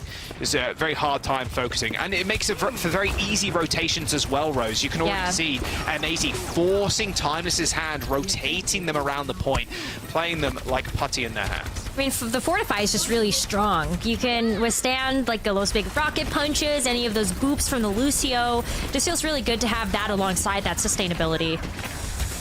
That was a really bit movement there from Hawk, just getting behind Icy and then pushing them towards the rest of the team. But yeah, we're just waiting for that first pick. Gotta be careful. UV hitting that regenerative burst as Hydron was sliding under him. Pelican going super low. That was a very, very aggressive push there from Icy. Ultraviolet going low too, but willing to take that duel across the map. Take a look, though, at how the team is wrapping around. M80's going to find the first pick there on the chopper in the back, and that's going to be M80's go button to go forward. Oh, yeah. I like the Ram just holding block because you move slower, of course, so you're just walking backwards to your swift demise. Although saying that, Hawk does end up going down as well. Nice couple of bullets there flung his way by a rocket. But Hydron takes 2. Should be all good. And especially with that window, there's no real chance for Timeless to kind of capitalize on that. That over-aggression from M80. Can't walk into the window. And look at those ultimates as well, stacked up by M80. This next team fight is a sure thing. Chopper has switched over to the Sojourn, though, so at the very least, you can start to match some of that 1-pick potential that Hydron has, but not when you've got the overclock all ready to go. Kitsune rush. There's the Suzu Hydron taking to the skies, or narrowly avoiding the head of Chopper, but Chopper, you know, returns the favor. There's the Suzu on the ground, does end up missing. In fact, that's going to force openings. Use that sound barrier to keep Icy alive. Marching forward is Icy in the front lines, keeping Ultraviolet and Lep at bay, and there comes the flip. There you go. So, okay, no, who cares about the overclock? A Chopper's going to just take your head off. Fantastic. The Sojourn really already paying off here for Timeless as they're able to recapture this point away from M80, and now they get a chance to work up to their own ultimates. I'm looking at Icy's Annihilation. That feels like a very big ultimate to have in this fight, just to even be able to deal with something like the Terra Surge. It'll be cool to see how this plays out here for the Orisa. Okay. Pulse bomb is lobbed so far. I think we've seen so many of those pulse bombs just being shot putted basically across the map. Chopper with a good kill onto Lep. All right, that's a surefire win now for Timeless. Good cleanup too, pretty quick. Opener collecting 2 kills. Love to see a little bit of support combat. This has already been so back and forth, right? Like, Timeless already has 50% and counting. Oh, Pele. Pelican just can't get back to spawn. It's going to be another pick coming through for Rocket and Opener. But now, with not expending any ultimates, Timeless still has all of that to work with and more now at this point. You got the overclock. You might even have another sound barrier online. M80 has the window to at least create some space, but all eyes are on Hawk right now with this Terra Surge. It's a really dominant position for this window too. Timeless is going to have to back off. Maybe try a different angle of approach. Oh, good kill by Rocket there. Very delayed melee kill, but makes it work. As Icy does end up pulling this Annihilation. Hawk trying to think they can turn the fight around, just unable to do so. That Terror Surge locking you in place. You do get the extra survivability, and it was really just the last-ditch attempt to try and keep this round alive. Pelican is going to be able to get the touch here. Triple blink onto the point. Does end up backing up too. Here's the overtime. Someone's going to have to go for the retouch, but Pelican can't quite make it, even with the recall. Just overstayed his welcome a little bit. I think there you could see people chasing him, so was kind of forced to get that touch, but wasn't able to in time. And Timeless take round 1. Okay. A little slow to get going there, but Rocket, Chopper, both showing up in the ways that we expected to. This is a DPS duo that has been already highlighted by so many of the amazing players in Overwatch as just being the next DPS of the next generation. And Rocket not only able to get some really big picks onto the backline, but Chopper immediately switching over to the Sojourn was able to take out Hydron of all players. That is not an easy target or an easy DPS to go toe-to-toe with. So already very impressive. And now we get a chance to see what the squad can get up to as we head over to our second round here in Volcano. This is even more close quarters to be able to have these fights. Yeah, M80 are going to want to look super explosive here, especially with Pelican on the Echo. I'm so happy with him. That is a nice change. Better hero, or his best heroes, I should say, not just better. He's pretty spectacular at everything he touches. Hawk on the Doomfist as well, so explosive. Getting to that back line, force CJ to use the Swift Step. Suzu, kill the Kiri, and then jobs are good in pretty much. Punch as well is pretty decent for Ram, getting them away from the rest of the team, especially when they go on Nemesis Fall. Yeah, but now you have an opportunity here to play a little bit more passive. I don't think Timeless really needs to do too much here, except to kind of let M80 sort of take the reins in terms of the set pace that gets set. Where does Hawk actually jump in? Oh, there you go. Who? Yeah, exactly that, right. How does he jump in? Because the space creation tools very much in favor of Timeless as they do end up capping, pushing forward. Pelican dead. They can get any nice picks here. We have a bit of extra time for them. But Pelican has not been able to, and Hydron, sorry, has not really been able to make their way into the fight and execute on a backline kill, or even just get a big cooldown out of Timeless. It's been tough for Hawk to kind of follow up, and you can tell it just by the ult charge. Speaking of ult charge as well, Icy's not really had much say in this fight. 40% ult charge on that Annihilation. But these rushes are going to come out in just a moment, I'd imagine, especially with that headshot landing from UV. Here we go. There you go. Forward, splitting up of the team. Nice little vortex there. Stops Hydron from really just sticking around. Speaking of sticks, he does land one, but it's actually Rocket that's in the kill feed with the pulse bomb, killing Ultraviolet. Hydron just getting it on the back of Icy. That Nemesis form tanking a lot of that damage, and that team kill going Timeless's way as they're up to 50% already.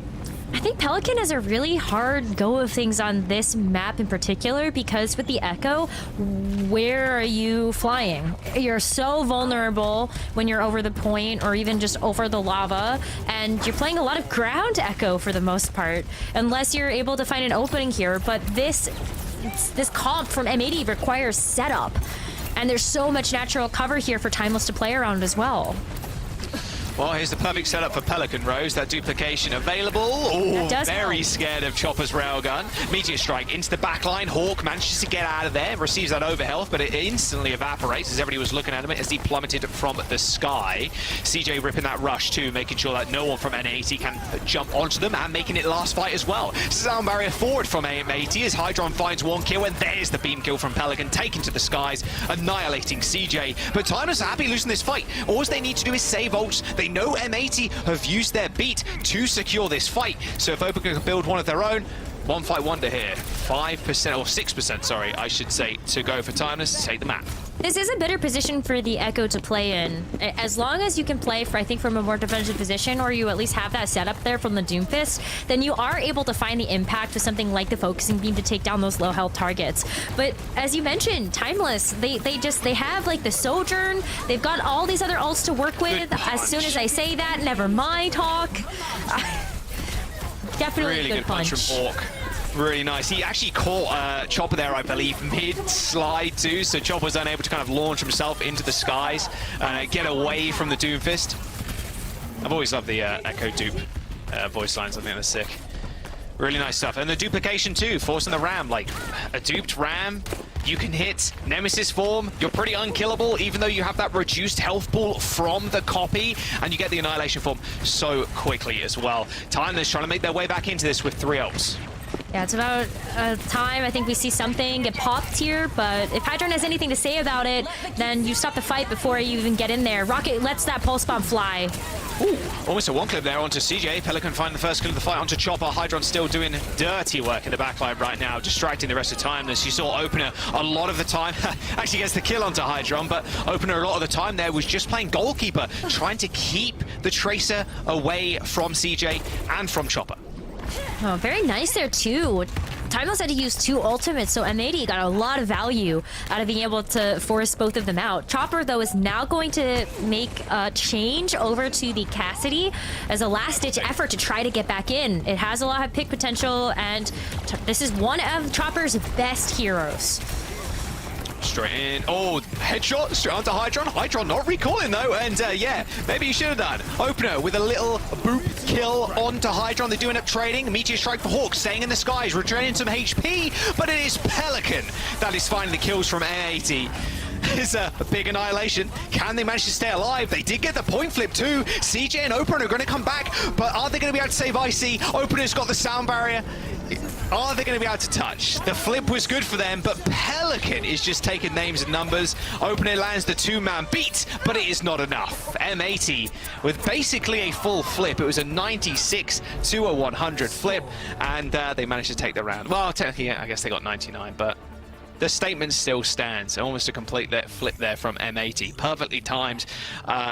Well, perfectly timed kill onto Icy. Opener was not able to stay alive, get the sound barrier, and provide that to the rest of his team, and then Icy sat there alone on the point using Annihilation, and M80 disengage, wait for the Annihilation to disappear, and execute on Icy. Lep had a really good boop there as well, so while CJ and Opener had an opportunity to come back in with the sound barrier and the Kitsune rush to help with that mobility, Lep was right there in the nick of time. Just stop it. Stop the round, get that round win now, and we get a chance to go over to the 3rd and final round of Samoa, where we're gonna see even more changes here. Hawk's coming out on the Sigma. I love to see this. One of Hawk's best heroes. It's perfect for this point as well. We will probably be seeing a lot more of Sigma, especially on these points that have very nice high ground for you to peer down on people capping. It's up to Timeless to really set the tempo here and try and run them down. But yeah, Icy planted behind Hawk's shield. Hawk took the shield back, put it up behind Icy, so he couldn't receive those offered her, the healing from CJ, and an easy kill was obtained by M80, and a nice little point cap too. We'll have to keep an eye on Hawk because the reason why the Sigma is so good is the way that he cycles through these cooldowns. Look at the shield placement, allows him to get away, just continue to walk that step back and just creating space for the team. It's just so fun to be able to watch him be able to pilot this hero and just see how he keeps Icy at bay as the Ramatra. Well, they have taken the high ground. Yeah, but just give up the space. Somewhat, but look at the damage that Icy's receiving right now. Hasn't got a shield either. It's up in 1 second. Pops it up just in time. Receives the healing from CJ and Opener. CJ making a quick stop as well to the Moira. I really like it against the Sigma, plus the extra healing is ever so needed, especially against the poke, and especially now with this window being cropped up on this high ground. Yeah, but look how much progress M80 already has. That's going to be almost 50% by the time that Timeless is able to get back into things. At least the Coalescence is going to be online soon, so it's a good space maker here for Timeless, but damage feels like it's been done here, and Hawk still has that grab. Rock. Oh, there's the cancel on the call. Not before, though. Pelican ends up going down to that one. CJ with a nice aim onto Pelican, who was trying to touch the point, trying to juggle it to make sure M80 got as much percentage as possible. Did a fairly good job of it, 57%. You're not too happy with that. You are happy with that, sorry, as your first cap. And you come back in with a lot of ults too. Yeah, like the Flux, just use it to get people out of here. You also have the Sojourn Overclock that's already got one. Oh, let's go, Hydron. Hydron. Let's go, Hydron. Just turning Opener into sludge. Well, there's the lamp already gone down, and just a pile of bodies now litter the floor as Timeless is just laid waste to by M80. Very quick flip there, 60% in building now. And this is just last fight by the time that Timeless comes back. They have the sound barrier. Especially as Hawk has got Flux as well. Yeah, like just stall. Early. Exactly. Like Hawk can just play super far forward, get the Flux up, just stop Timeless from being able to touch the point, or even just stall it out so that you can get something like a quick pick here from Hydron, just being able to take a head off there with a charged railgun shot. Different rotation here from Timeless. Second time now that they've gone underground. Will allow Hawk to quickly rotate, and there's the Flux, managed to get Icy, and but Chopper that's actually ringing the ears of Pelican as he does sniper from across the map. Oh, the window versus the Overclock, and the Overclock takes the W there. Hydron does end up coming up with a kill there, but Time is find the flip, and they've still got Icy on the point with the heals. CJ probably not going to need it, but was 10% away from that Coalescence, as now Time to take control. But M80 now has gotten to the point they want to, which is that if they take back control of the point, they get a chance to win this round. Timeless, though, if they have anything to say about it, they do have that Coalescence, as you mentioned. That's going to be online by the time that M80 tries to work their way back into things. So pop the Coalescence early. Just keep M80 off of the point. It's a really good way for you to just try to get engaged, get a quick pick, and win the round. Hydron making this way. Good angle. Point, pressuring a little bit. It is, but quite easily get run down. You've got to be a little bit careful at least. Speed boost is on, and so is that Coalescence. It's final fight here for M80. They've got to reset real fast, and with Hawk dead, and with any more staggers, this is going to cost them dearly. Good snipe, though, again from Hydron on the Opener. So now they've lost their speed. Very big chance for M80 to come back, but they have not got that speed boost from Leb. He's only just managed to get the spawn, so it is going to be Tracer touching. Pelican gets there in the nick of time, hits the recall too. A pulse bomb in the back pocket as he triggers the OT as M80 try and make their presence known on the point. Ooh, Chopper though wants these railgun shots. Already, the pulse bomb available from Pelican. He manages to throw it out, but look at the commanding position that Chopper has taken right now on this high ground. Is there anything that M80 could do? I don't think there is. And just like that, Timeless take the first map. What a back and forth. Jaws, we were hoping that this would be the case. And now that we've taken a look at this very first map, it was a 2-1 in favor of Timeless. Is this going to be the 5-map series of the day? Kind of feels like it. It is, yes. I pondered the orb. There were 3 O's, yes, but this is This is the one map. This is the one. Game that we were promised. Oh, yes. Yeah, time is coming up really, really big. And I like the sweet adaptation there of going to the Moira. I'm surprised not seeing a little bit more Moira. It was definitely more meta like a week or so ago. And what I've been speaking with pro players and just like what I've seen is just the meta is evolving day in, day out. But it's good to see a quick flip back to the Moira because they really needed that extra healing coming out from the orb and from the spray because they're all just moving together as a clump. And then the coalescence too, it just destroys the Sigma. You can get the nice rock and, you know, Hawk is going to hit those, and he did cancel the coalescence, but not before it did its work. And the Sig just kind of falls over to that pressure. The healing and the damage coming out from Cole is just too much for their comp to really withstand. And yeah, Timeless end up taking this first map. M80, this was their map choice, this next one, sorry, in hybrid, going to King's Row next. Don't think we're going to see the Sigma. It's definitely going to just be more rush, way less of this poke style, and we'll find out. We are just going to a quick break. Don't go anywhere. Map number 2. We're going to jump into it after this.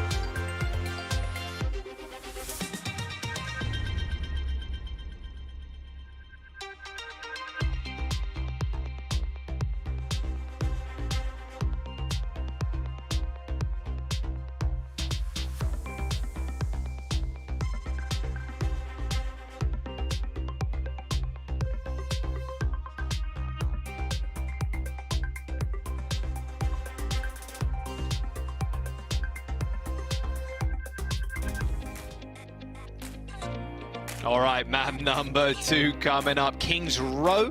It was M80's pick. Timeless take the first map though, Samoa. It was a 2-1 affair. Small substitutions as well for Timeless. No more Chopper taking a quick back seat.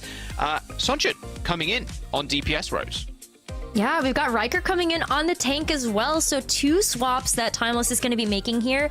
And in their match that they played against Obsidian yesterday, they made the same sort of adjustments heading over to King's Row as their second map. We saw Riker come in to play the Winston as well, so Ramatra. But I'm really excited to see Sunjun come in here because do we get a chance to see an Echo versus Echo when we saw a little bit of Echo from Sunjun yesterday? Yeah, it definitely feels like it, especially with King's Row. Makes sense for Echo, especially first point. You can get up to the high ground around super easy. Easy access to it is always nice. We'll see how they want to play. I mean, yeah, Sunjin, like you mentioned, yes, they played the Echo, so probably going to see the same thing. A lot of very experienced Echo Tracer players, to be fair, on M80. It feels like every roster right now has like 2 Tracer players minimum. It feels good. It feels good to see Tracer back in the meta as well. It doesn't feel like too much of a time where we don't see a little bit of Tracer, but just how strong she is right now, she always makes for like sick highlight reels from world-class Tracers. Oh, yeah. So here we go. King's Row, map number 2. Sunjin, Riker in for Timeless. How is this going to change up their game? We'll have to wait and see. But it does look like I lied completely. And it's going to be more poke style here from Hawk and the rest of the gang on M80 for defense. Well, you were right about Pelican being able to play the Echo, though, so that is something that's going to come out here on the defense as well. And Hawk being able to show up on the Sigma once again, I feel like it makes a lot of sense for a map like King's Row. You've got those angles to play around. Well, we're sad we don't have a Reinhardt meta right now. Sigma can sort of play both of those roles. You got the shield, you've got the angles that you can take with the orbs. No, you're not. Okay with the. You're okay with no Reinhardt. Whatever, man. Tanks have been eating for far too long. I just made 7 million tank players really mad. Enjoy being mad for the rest. Oh, little Genji, full dive for Timeless. Okay, I am here for it. We saw what it ends up doing against M80, of course. They're just going to want to rotate around the map, just use this space and make sure that Hawk doesn't get jumped upon. Just like that, pretty low, needs some healing. Managed to use the grass just to heal himself back up, and Ultraviolet is there to bandage those wounds. Wow. Watch the positioning that Riker takes on this Winston. Look at the angles that Timeless is going to take. They want to surround this point. Sadly going back to spawn, but that's the game plan here for Timeless with the dive, is they want to just be able to take those angles. If M80 is playing it correctly, they won't let them do that, or they'll play in like the stairwell or just spread out enough that nobody can get dove on without being punished by a different angle from somebody else on M80. All right, Sunjin, no Genji. Now we play the So. Genji's hard against the Echo, don't you think? Yeah, especially against the poke and stuff too. It's kind of annoying. You don't really want to dive in with a limited health ball after getting poked out for so long. And yeah, Echo kind of dominates the Genji in the neutral. Wow. Hawk is making it impossible to get high ground control. And as soon as he realizes no one's paying attention to him, yeah, just peeks his head over the side. A couple of spheres sent your way. Pretty rough stuff from Timeless right now, although saying that, Leb gets sniped out of midair with a railgun from Sunjin. And with their M80 down a player and down their speed, this is Timeless's time to strike. They're going to get a tick on the point, though, first. Ooh, but duplicate though here for Pelican. Ooh. And the Kitsune rush as well. Lots of damage. Gonna respond though, Timeless, after using that sound barrier. Pulse bomb onto Hawk quickly ends his life. I mean, Ultraviolet wasn't really even an angle there to use that Suzu. And that should be point 8. Timeless taking that one up. I mean, without Lep, without the ability to kind of speed Hawk around and boot people away from him, yeah, it was a pretty tough fight to win. Looks like Hawk's going to change things up. Jumps to the Orisa. Timeless sticking on this dive. Okay, how are you feeling about the Hawk Orisa right now? We did see it on Samoa. I felt like it was a really good way to be able to find the sustainability, but it also felt like it was very easily punishable if you didn't have like the mobility. Yeah, dislodging the Orisa is going to be impossible. It's going to be even harder for the Winston now, really, to get much. Although Hawk forcing to use pretty much every cooldown in his arsenal to try and survive against this rush. Yeah, there you go. There's the kill. In a rush, even the Orisa can't survive. Nice push. I mean, M80 wanted to be able to hold that archway, the Orisa, and Timeless did not give them a single inch of it. So that'll be a big push. And Hawk making his third swap already. Oh, no. Queen, Doomfist. What's it going to be? Looks like Doomfist. Doomfist, please. We love the Hawk Doomfist. This is such a fun hero to watch him play. And not only is he incredibly good at it with being able to work with that mobility that the Doomfist naturally provides, but now you have dive ability here with Pelican and Hydron on the Echo and the Tracer. So let's see some disruption here from Hawk. I mean, you're so far behind in terms of tempo, though, especially with Sunjin ripping that overclock. Oh, snipes Hawk from downtown. Hawk thought maybe it was a little bit safer than he expected that railgun to maybe miss, but unfortunately, It did not. Sound barrier used from Lep, and that overhealth is long gone. Timeless putting up quite a fight on second point. NA team just had no word in this whatsoever. 0.71 meters to go. CJ randomly gets sniped out by Lep of all people. And here comes the re-engage. At least Hawk manages to get back to the rest of the gang. Quick, sharp on the Doomfist, quite quick to roll out. A lot quicker than Orisa, that is for sure. So MAT do manage to hold on by the skin of their teeth. Yeah, but look at what they had to invest in order to do that, right? The duplicate, the pulse bomb. You also had the sound barrier invested into that fight. And Timeless, they only lost CJ. They're able to come back in after forcing out all of those ultimates, and they've got 2 of their own. Nice re-engage there by Opener.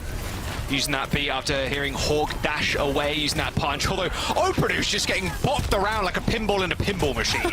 Opener did not know where he was there as Hawk just descended on him with the Doomfist. They do end up trading as Pelican ends up going down, but Hawk's ability to kind of stick to this payload and Ultraviolet 2 not needing to overextend on the Kiriko means it's really tough for Timeless to actually get into the backline and find some kills. For sure. Doomfist, that's exactly where he would love to be. He's just having those levels to play around. The payload makes some really nice angles to be able to get those punches into the enemy team. So you definitely love to see that. And it's going to force Riker to switch off of the Winston here, opting for the Junker Queen this time around. Junker Queen is a very interesting pick we've seen a couple of teams go for. I really love the opportunity to go for something like a knife and just disrupt somebody out of the defensive team. They can pull Doom back in if they're not smart about their punch, but there's someone smart about their cooldowns. It's definitely Hawk. There's the Kitsune rush. Oh, Pelican is transformed into the Queen. This is going to be nasty from M80 if they can make something stick. Although Riker and the rest of the team using that rush to push themselves onto the point, now they're going to have to contend with this sound barrier. As soon as that rush disappeared, it was go time for M80. Slowly but surely using their ultimates to eke out every small advantage they can. And there's the slam into the ground. Sunjin's dead, and with 40 seconds to go, M80 are holding this point firm in their grasp. If they can kill Riker too, this will be a big stagger. Hawk is going super low, playing with this overhealth, but no, it's Rocket that comes up big with a kill. They do end up trading it, and with Pelican getting kills here, Hawk's way quicker at getting back to the point. Opener, boop kill onto Hydron. This is going to be a scrappy last fight, Rose, but Hawk's going to get back there first. That was a perfect trade. That was a perfect trade for M80 to take there, because you're right. Hawk gonna be able to get back to this point, and it's gonna be a full 5v5. Can Timeless even get there though? Like, do they have all the members of the team? Rocket's gonna have to go touch first. They've got touch first, exactly that, and Sunjin couldn't make this pretty one-sided if he lands the shots, but M80 have got different ideas. Sound barrier comes out, helping the Soch stay alive, but not for long. Dashed up onto the high ground when taken care of by Ultraviolet, and now Hydron trying to make some damage. Stick spots Rocket with a recall though is going to be more than safe. This payload still pushing in, and Timeless still have fuel left in the tank. 2 ultimates in their back pockets as M80 get yet another touch, but what a clip onto Rocket. Hydron demolishes his opposition Tracer. The pulse one gets flung out a little bit wide, but it's all good. You got the clip already, so we're all chilling, Hydron. There's a rush coming in. Another ultimate being thrown in. M80 trying to make this hurt, and with his sound barrier earned, not a moment goes by before Lep unleashes it. A 5-man sound barrier beat. Hawk trying to create space, separating the backline from the front, but can he actually take down Sunjin? Sunjin manages to get out of there just in time, but Hawk eventually gets back to the high ground, and M80, they finally end the fight as Timeless are wiped from point B, and M80 stopped them, what, 0.71 meters or something silly before that checkpoint gets unlocked. Oh, that was so scrappy. That was so scrappy. There were so many times I'm like, Hawk is so low. But wait, left pass sound barrier. Oh my god. Look at Sunjo getting a bunch of picks. But the Kitsune rush is online. Scrappy Overwatch. I love to see it. Not good on the voice, but it's good to see. I love it. M80. Well, all of us watchers are enjoying. Well, exactly, yeah. So as long as it's fun for everybody watching. M80, I really like the transition there from Hawk. Coming onto the Orisa, trying to hold the archway, back onto the Doomfist, a pick he's extremely good at. And you can tell he's good because he has the Emerald weapon skin on the Doomfist. So that's how you know if someone's good at the That's how it works. Exactly. For sure. Timeless on defense though, Rose, completely switching up here with Riker going on to the Ram. Okay, so we saw the Winston and the Junker Queen on the attack, and now we're going to see the Ramatra. They did do this yesterday, so just opting for the Ramatra on defense. I think what Riker brings to the table here is the versatility and just the depth of the hero pool, so that you can play with multiple different modes. CJ is getting the emote in. I love that. The less FM emote. Mad respect. Oh, we love that. Oh, that was close. Nice little headshot. Bit of free ult charge for the Tracer. I mean, you get 10% straight out of the gate. Not mad about that whatsoever. Ooh, Hawks the Diva, though. We love that for him. Very vintage pick, Hawk Diva. Way back when just look at how much terrain in Overwatch 1. Exactly. It's not only is it a throwback, it's comfort. It's also already Hydron getting a pick. This is so much dive potential here for M80 to work with, and they want to push the gas. They don't have far for this cart to go. Yeah, Riker right now receiving the most punishment flung out by M80. He's trying to dodge out the way of Hydron. Hydron is just being such a nuisance, finally. Okay, Opener's there to play a bodyguard for the Ram, forcing the recall. But, I mean, as long as you're dealing with the front line, we can deal with your back line, says Pelican. They do end up trading the kill there, but there's 2 ticks. And, I mean, right now, Riker's just getting rings run around him. I mean, Hawk and Hydron, they just have so much more mobility than this Ram, who wants to just sit on the point and just lock it down. And Timeless, they're going to lose this one if they're not careful. And, yeah, without supports, without the heals, it was only a matter of time. 5 minutes and 15 seconds of the time bank as M80 unlocked that point. Yeah, like you don't have the Lucio there, so it feels very difficult for you to actually find the openings you want with the mobility. And oh, what a stagger onto Seonjun as well, as Hawk just continues to push that envelope forward. And look at that cart. It's going to get rolling. It does, again, not have too far to go. And M80 has so much snowball potential here. Yeah. Do you think we get to see this Diva self-destruct actually be like a yeet? I mean, we've seen crazier things, I think. Maybe. Pelican's playing it rather sneaky beaky like in the back line. Oh, good pulse bomb late. Okay, all right, well, Suzu exists. Forgot about that one, my bad. Well, there's the Kitsune rush from Ultraviolet, like you said, keeping up that tempo, keeping up that pressure, and Riker just got bopped around there. Little pulse bomb, but no, once again, the Suzu saving Ultraviolet. Suzu's himself, pulse bomb goes by the wayside. Nice little con to Hydron, but Rose, that payload is still marching forward. I would be worried, though, if I was M80. You don't want to put too far forward that you run into the same issue that Timeless did, where they got this cart so close and then they just didn't have enough resources to clutch it out. So that's why you don't see Hawk pushing too far forward until the rest of the team is there. Now it is time to start to use those ultimates. You've got this Kitsune rush here from CJ to help push M80 back, but M80 has so much fight in them. I'm looking at Pelican. Sunjin's just dead. Okay. What? Sticky bombs, headshot with a kunai. Okay, you're gonna have to pull the rush. You're gonna have to use everything else. Opener has got sound barrier. He's the difference maker here for Timeless. A Ramatra copy, and that's gotta be a free annihilation. Look at Riker's health bar. A 2-man sound barrier from Opener. Only hits himself and CJ, and that's going to be about it. M80 making this one look easy. 2 meters to go, 1 meter, and you got 3 minutes left in the time bank. That was a steamroll. We did see the Diva Yeet. Hawk did deliver. The bomb did go forward. It just didn't get anybody. But it wasn't a hopper bomb from 2020 NYXL homestand. That is, no one's ever going to be able to recreate that. Exactly, a Poco bomb. Normally used for remake, sadly. Nothing crazy, nothing flashy. But there you go. M80 with a spectacular finish on King's Row. Like, it weren't like speed running it or anything like that on their attack, but yeah, it was flawless. It really was. And this is kind of what you expect, especially when you kind of pick your map, pick your comfort. But the flexibility from M80 cannot be understated, especially with Hawk on the tank. I still think he's the best North American tank player that we have currently in the system. There's a lot of people that are going to be kind of challenging his name over the next year of OWCS here in North America. But yeah, right now, Hawk still the GOAT. Take stock of that for a second, though, right? Because in North America, we've got Hawk, Dante, Someone.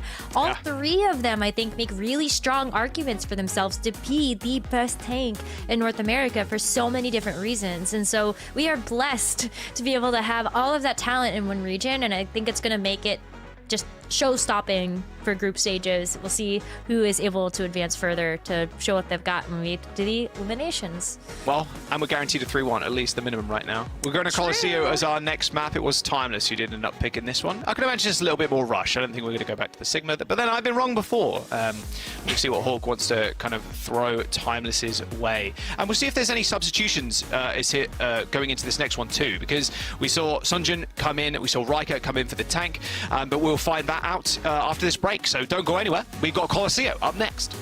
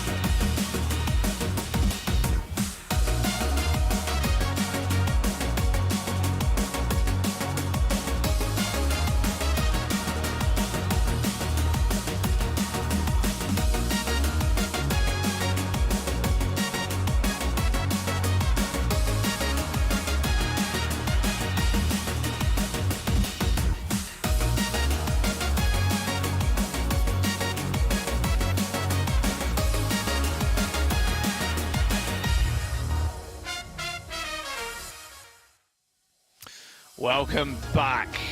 Oh yes, M80 versus Timeless. They're all tied up right now as we go into Colosseo. Quick substitution coming in for Timeless. We were talking about it just before we went to break, if we were going to see any, and we are indeed. Icy coming back in. Riker taking a step back. So I can't imagine we're going to see any more Winston. Maybe a bit more of a slow comp for Timeless. And Sunjin is also staying in 2 rows, so Sojin potentially.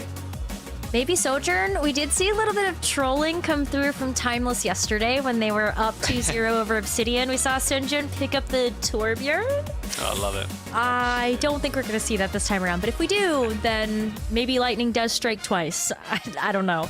But yeah, I don't think so. I think Sojourn makes a lot of sense here. You could also play the Ashe. Sunjin's been really good on the long-range hit-scan heroes, but with the Icy substitution, feels like it's going to be more Ramatra, more Sigma, but M80 feels like they've got every answer in the book to what Timeless is bringing to the table. Yeah, it feels like they're just going to come into this, see what Timeless are playing. It's a bit, and then counter swap. But it's a bit more difficult on push, I'd say. It's not something you can quickly jump back to. That's like true. You can on Escort and Hybrid. You can't really just, okay, quick. We can just quickly walk back into spawn and reset. You have to just roll out to mid, go for the showdown, and then maybe make swaps if the fight doesn't really go your way. Of course, we'll see that in just a moment as we jump in. It was Timeless's map choice to go to Colosseo.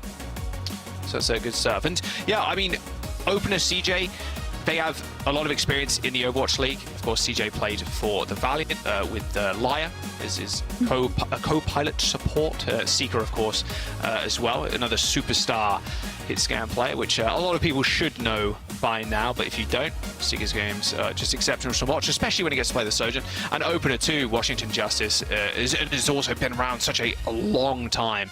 And it's good to see on a team full of people that are going to be up there in terms of the greats, in terms of DPS. Chopper and Rocket, we spoke about them already as we go into this next map in just a moment. Oh, and in fact, we're just getting a live substitution. Okay, so Sunjin, speaking of Chopper, well, Chopper's coming in, actually. Sunjin is going to step away for this one. So, okay, there you go. Okay, so definitely no Torbjorn, I think, is no can make up that substitution. But Chopper coming back in too. We saw like Cassidy come out on Samoa in their series yesterday. I think Chopper as well has just been one of those really stand out DPS we've been highlighting already. But Chopper and Rocket just have so much synergy together as a DPS duo that it makes a lot of sense to try to have them both playing together at the same time. That was also the secret to success for them on the very first map of the day. So maybe a way to turn it around here as we look towards Colosseo. Yeah, we'll get into it in just a moment. I love live subs. Honestly, great, because you're speaking about them and then poof, they appear in the game. It's perfect. They just happen. Exactly. Like the caster blessing or something. Yeah, sort of you've got the C9 opposite, curse. unfortunately, Rose. Yeah, I C9 hate curse. that. Every single year, no matter Every what single you cast. I think I have the most historical C9 calls. Yeah, 100%.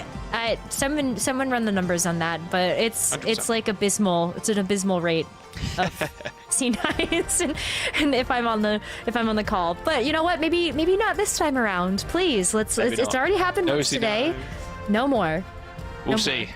All right, gates are opening in 5 seconds. Yeah, Icy, like you very rightly predicted there, just sticking on the Ram and Hawk on the Sig. Okay, playing a little bit of a long-range duel. And like I mentioned before, there's a lot of players on MAT. In fact, every single one of their DPS players can play Tracer at the highest level.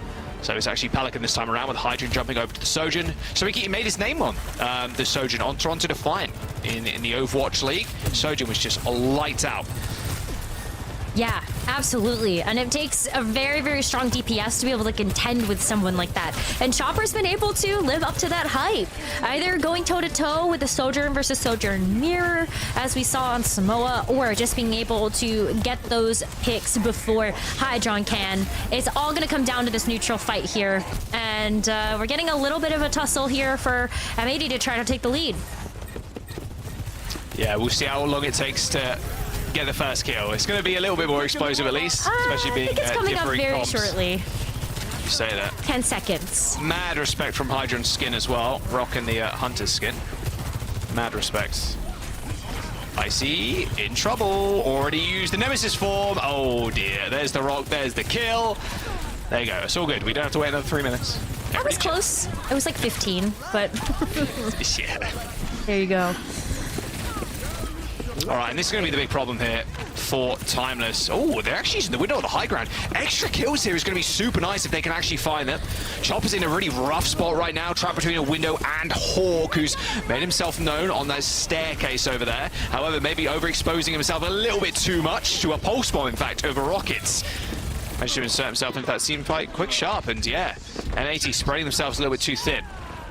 Yeah, now they've all been taken down, so Timeless here gets an opportunity to be able to make some meaningful progress on this push bot, which is something that I feel like has been rare for our matches today. Been a little bit one-sided when it's come to push, but with some of these ultimates online as well, like CJ already has a Kitsune Rush. You can just lay that down now, and Timeless can try to maintain control over this mid as it fills up that space beautifully. It's picking the right time to strike.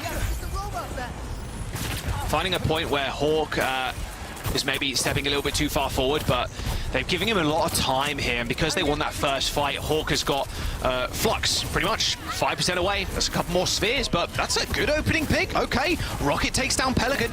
CJ just trying to fling kunais out to aid Rocket in getting some kills, although not successful. Is at least going to push M80 back. Ooh, still making some progress. M80 does have to back up here because they don't want to overexpose themselves like they did before, but now is an opportunity for Hydron to start to strike back here with the overclock. Yeah, stand by in response to that overclock as Hydron does peek the headed Chopper there, who went to the high ground but decided better of it. As Suzu and a pulse bomb landed on the ground as that road has been ripped straight under this bridge, and there's the Flux I was waiting for. Does catch one, it catches Icy, and an instant kill. Couldn't even reset there. He couldn't reset the Nemesis form with his Annihilation. It was 3% away, although not sure it really would have made a difference. Good fight win there from M80. Cost him a little bit in terms of ultimate economy, but they do burn Timeless's support ults. those support ults are really big to get out, and Ultraviolet still has that window, so a nice way to just continue to push Timeless back, which is especially important when you look at Icy having that Annihilation up and running. That is a close quarters ultimate, so anything that you can do to help burst down such a tanky target is going to be very helpful. So all eyes on Ultraviolet right now. Window, one barrel gun, that'll do it. Up to the high ground too. Oh, Chopper. Oh my god! Oh my god. Well, I just witnessed a murder. Chopper's dead, Icy gone. See you later, son. Yeah, that pulse will not finding much there, Rocket A. Nice play by Chopper, though, I will say. Disruptor shot as everybody kind of clambers on the high ground, but yeah, instant window pop and just annihilated.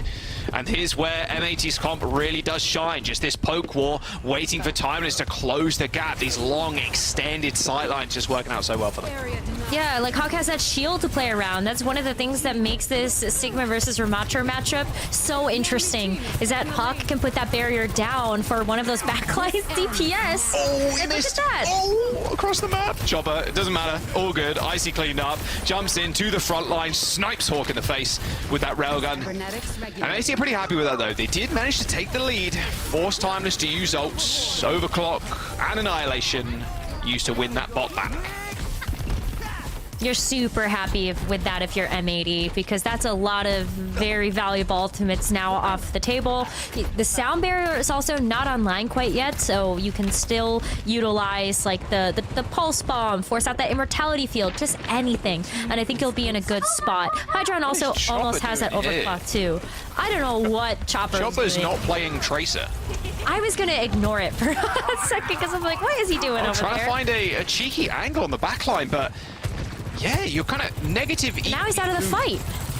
Yeah, you'd expect the Tracer to be in that position, but yeah, maybe just charging up the railgun and getting a snipe on the back of someone's head, but it's quite annoying in this backline saying that. Does manage to get the kill onto Hawk, and in fact, this is working out an unorthodox play, maybe not respected by M80. Now they've kind of swapped positions. Hydron back onto the high ground, though, paying Chopper a little visit. Is spotted too. There's the lamp, and Hawk receives a lamp of his own, but a sound barrier in response from Opener. Luckily, Hydron had the slide to get away just in time, as Lep ends up falling over to the Sojourn.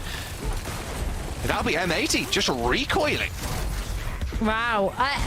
Like, you take a look at the overclock there, and I feel like it was a little bit poorly positioned, just being right in front of Chopper's face. But as I say that, it's working now that M80's given them that space and can come back here with the Sojourn. Look how close they are to the lead, too. I mean, this is a Hail Mary window from CJ. He's got his work cut out of him. He needs an overkill, maybe a kill tack to actually turn that one around.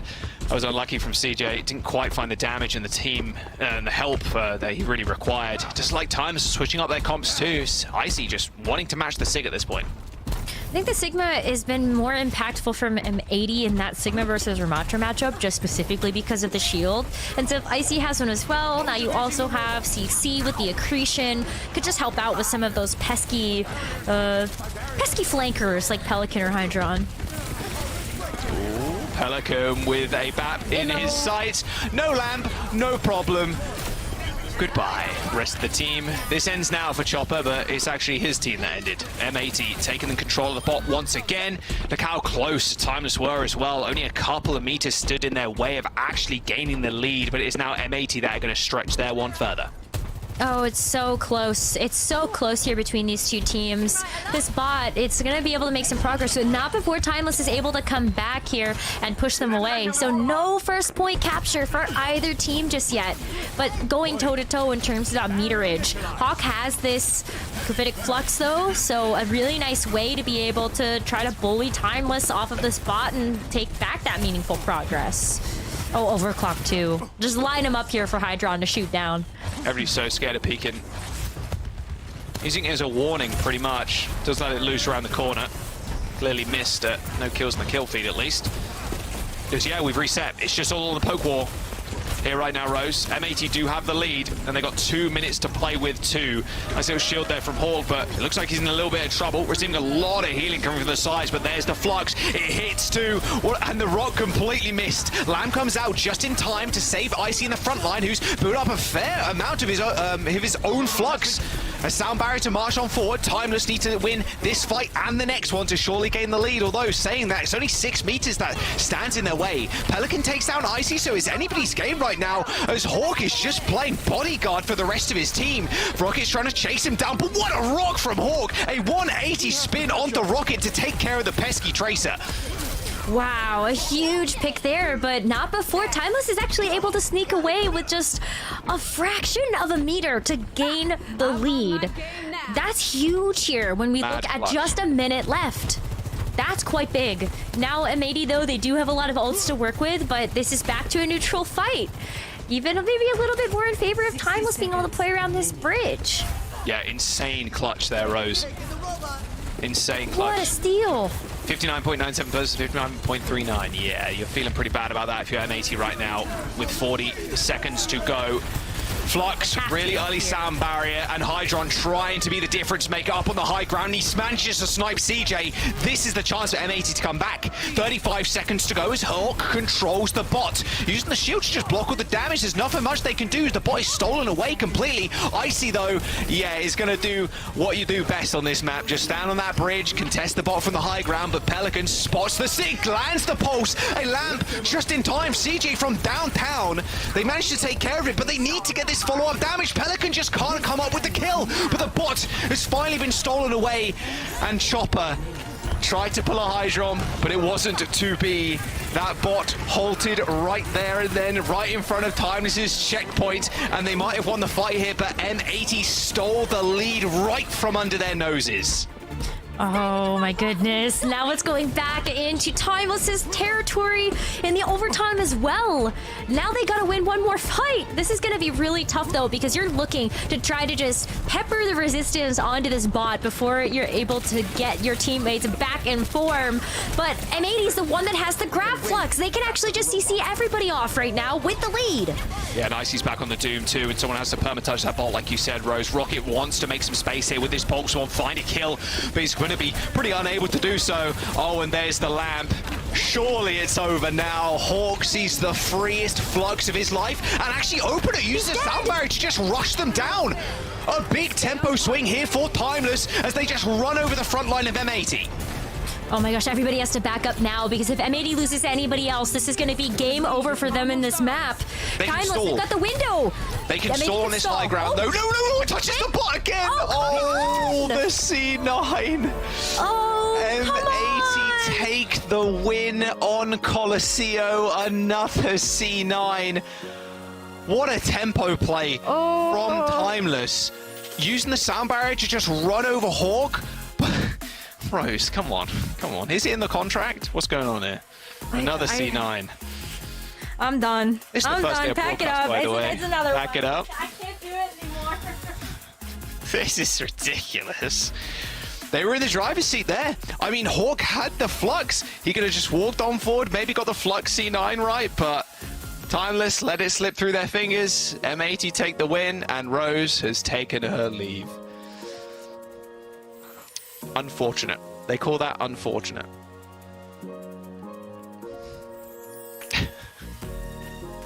I can't. Well, I can't take it.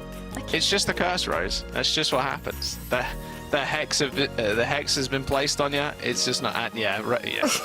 Exactly. I need like a seance or like something. Like, please help. You need Zach Bagans coming here with his, I mean, at this point, at least save the age. At least the teams can blame it on Necra. At least they have someone to blame. Oh, come on. This is so painful. What a fantastic series is this, though. I think Timeless playing it this close is definitely something a lot of people would not have expected. I mean, if you're just looking at the poll from the audience heading into this game, M80 was a clear favorite. I don't think many people had Timeless on their radar. We didn't expect him to show up like this. Well, actually, the three of us did. It's true. Just throwing it out there. We're saying that. 80-20 from the chat, I believe, in the poll. So, yeah, very much expecting M80 to win. But, I mean, that was Timeless's game right there. That really felt like they were going to take that lead. And Hawk maybe coming back a little bit too late. But that's rough. Nick. That's a rough one. At least we've got some nice screenshots though of us freaking out.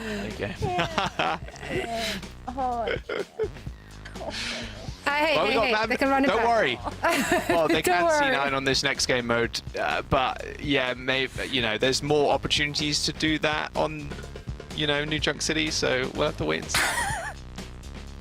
Oh, please. I think it's worse. I think it's worse when you look at a Flashpoint map because of how fast it goes. Yeah. I mean, okay, you can't be blamed for those. Maybe they're un-C9able because they're too quick. I'm just like mad. Is this major hopium? This might really be major hopium here. All right. Oh my God. New Junk City, the next map on. picked by M80. Very much could be a 3-1 here. Go the distance. Go to Shambali Monastery. We'll have to wait and see. Of course, we'll jump into this game in just a moment. Timers, I can imagine, gathering themselves there after that C9 on Colosseo. But M80 primed with the position to take this one. I think you just take the mental damage. Like you as Psychic M80. damage. Yeah. You just run with the mental damage that you just did to your opponents and just rush them. I don't know. I sort of expect that coming out from this team. I think on a map like New Junk City, you could very easily play something like the Doomfist. Ton of natural terrain for you to be able to punch into. The Meteor Strike can really help you to get out of a sticky situation. I don't know. What are your thoughts here? Well, I mean, I think M80 are just going to do the same thing, kind of counter pick or trying to counter swap on Timeless. I think they have the flexibility there. I really like the Doomfist here, but I wouldn't be too surprised if we see a from M80 just kind of a rush style with Doom, or even the Zarya, to be fair too. And Timeless, I feel, because I don't believe we're getting any substitutions, maybe just go back to the Ram. I think the Ram has been working out pretty damn well for them, so just keep running that. Yeah, the Ramatra has looked really good. I think one of the reasons why Timeless has been able to put up as much of a fight as they have is the Ramatra just being able to go in, get those annihilations, and when you are going over to a map type that is as scrappy as Flashpoint, I think that's where you can start to find your edge, is being able to get those punches and just trying to make some quick work of that front line. But it's all been up to M80 here to try to change the course. What do they do to counter pick in that situation? Flashpoint, it feels a little bit easier to be able to do that. It just has to happen quickly. And can you afford to make those changes when you know that your back is up against a timer wall and the ultimate economy can go absolutely haywire if you make a wrong move? Yeah, definitely a fast game mode. That is for sure. I think with the pace that M80 is saying, they're very much able to kind of slow it down with the SIG and then speed it up with the Doomfist. But as we load in to our next map, 3-1s on the horizon for M80 right now. The whole of chat's going to be very correct. Well, 80% of the chat is going to be correct, but that 20%, you still got hope. Don't worry. They just need 2 maps back to back. All right, let's go. New Junk City, M80 versus Timeless. M80's map choice here. Okay. Well, if it's M80's map choice, that makes me even more excited to see like what we could get. But to be fair, both Flashpoint maps I feel like play so similarly that you're not really going to see too much difference when it comes down to like some of the compositions you see. So I don't know. It's more of an aesthetic choice, don't you think, with what map you'd rather play? What is your favorite, Jaws? What would you rather play? Suravasa. What, for Flashpoint? Flashpoint, yeah. Oh, Suravasa for sure. City. Yeah. Really? Sure. Yeah, easily Suravasa, yeah. I think it's the It is very of the pretty. 2 maps. Yeah. Yeah. I like the points on Suravasa more, I think, than New Junk City. Man, I don't know. I feel like half the time when you ask someone's favorite map, it's like very much just predicated on if they've lost a ton on that map in ranked, or if they won a ton. You know what I mean? So I feel like that's for me. So I feel like I win more Suravasa than I do New Junk City. So biased for that reason, for sure. Well, right, maybe that's what M80 is feeling here. They've won a lot on this map, so therefore New Junk City is the way to go. I mean, Hawk's running the Sigma here. I don't mind this whatsoever. Just, I'm still kind of expecting them to run these fast comps, but more than happy to kind of play the poke style. And yeah, I am here for it. His Sig is exceptional. Yeah, I think that's worked out for them as well, especially when we look at Colosseo. Icy felt forced into the position of switching over to the Sigma himself. So where does this barrier go? I think that you can play around with it just a little bit easier with the Sigma to push it forward. Hawk just donk walking forward. Okay, well, there's a kill. Yeah, just rock. Opener was just cowering behind the giant bot. Yeah, exactly. Just rock. No thoughts either. CJ, can he get another kill? Surely not, right? Surely Timeless don't get another pick here. Although it's going to be pretty... As soon as this form swishes, they just got to run Icy down. There's the kill onto Rocket. There's a Kitsune rush at CJ. They really want to fight this. I mean, they got the control of the point as well, to be fair. They've already built themselves up a decent lead over M80. A very, very long fight. Feels like it should have been over years ago, and Icy has had quite a few rotations of his Nemesis form too, but there you go. All right, M80 with the flip. There you go. If you have control of the point already, I think you just continue to work up that percentage, and by the time that you're actually able to get back into things, you're like, okay, like every little bit of progress is going to count. But now when you look at the ultimate economy, M80 is having the time of their lives out here. That's 5 on the board. Hydron gets to pop the overclock now before Timeless even makes it to the point. Yeah, I really like stalling out, pushing them super far back.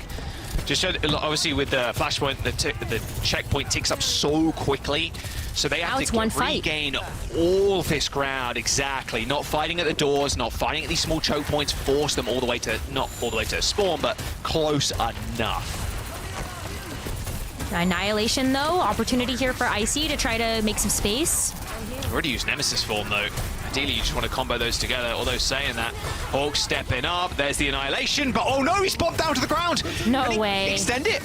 He's very, very close to actually just running out. Flux does hit Icy and just instantly eliminated. It will be Timeless flipping the point, but once again, it's up to M80 now to try and come back to this. Nice sound barrier from Leb. Not sure Hawk was actually going to go down there from that pulse bomb, but they made sure, they guaranteed it. Chopper ripping the overclock, but can't quite find it. There it is, finally. That second shot landing after Leb booped him away. And this is actually Timeless now coming up big. They lost Icy super early on, but now 85%. M80 might not have a chance to come back in. In fact, Hawk switched over to Doom to try.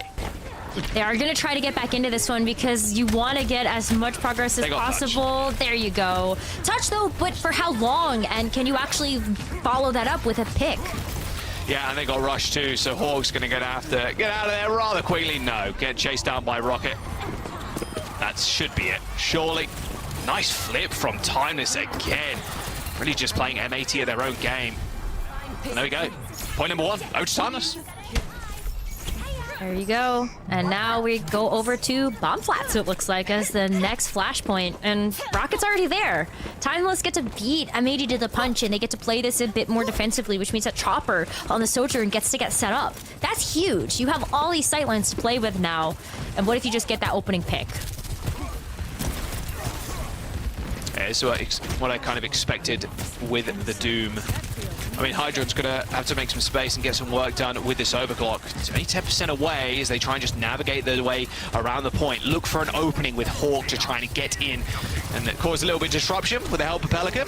Oh, Hydron sliding away. What a perfectly timed vortex there by Icy to slow him down. It's actually Chopper that finds the first kill. They do end up trading DPS for DPS, and there's a big ult advantage here for M80. And Hydron sliding away from that pulse bomb. This Kitsune rush is going to be a death sentence for Icy. A lot of charge built off of his body too, as Hydron is just ripping his health bar straight from him. Nice little recall, but Timeless, they're still in these fights, Rose. They always manage to cap the point first and build some percentage before M80 managed to find the cap.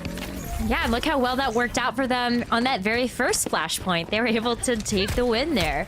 And so now with M80 getting the flip, it's all about, can you stall out, if you're Timeless, all of these ultimates that M80 have banked up here. That's going to be 4 by the time that Timeless come back. So opener sound barrier is going to have to be the biggest sound barrier we have ever seen. So maybe try to mitigate some of that value there from Hydron's overclock. A couple of different win conditions that Timeless can play for here, but I'm looking at the sound barrier.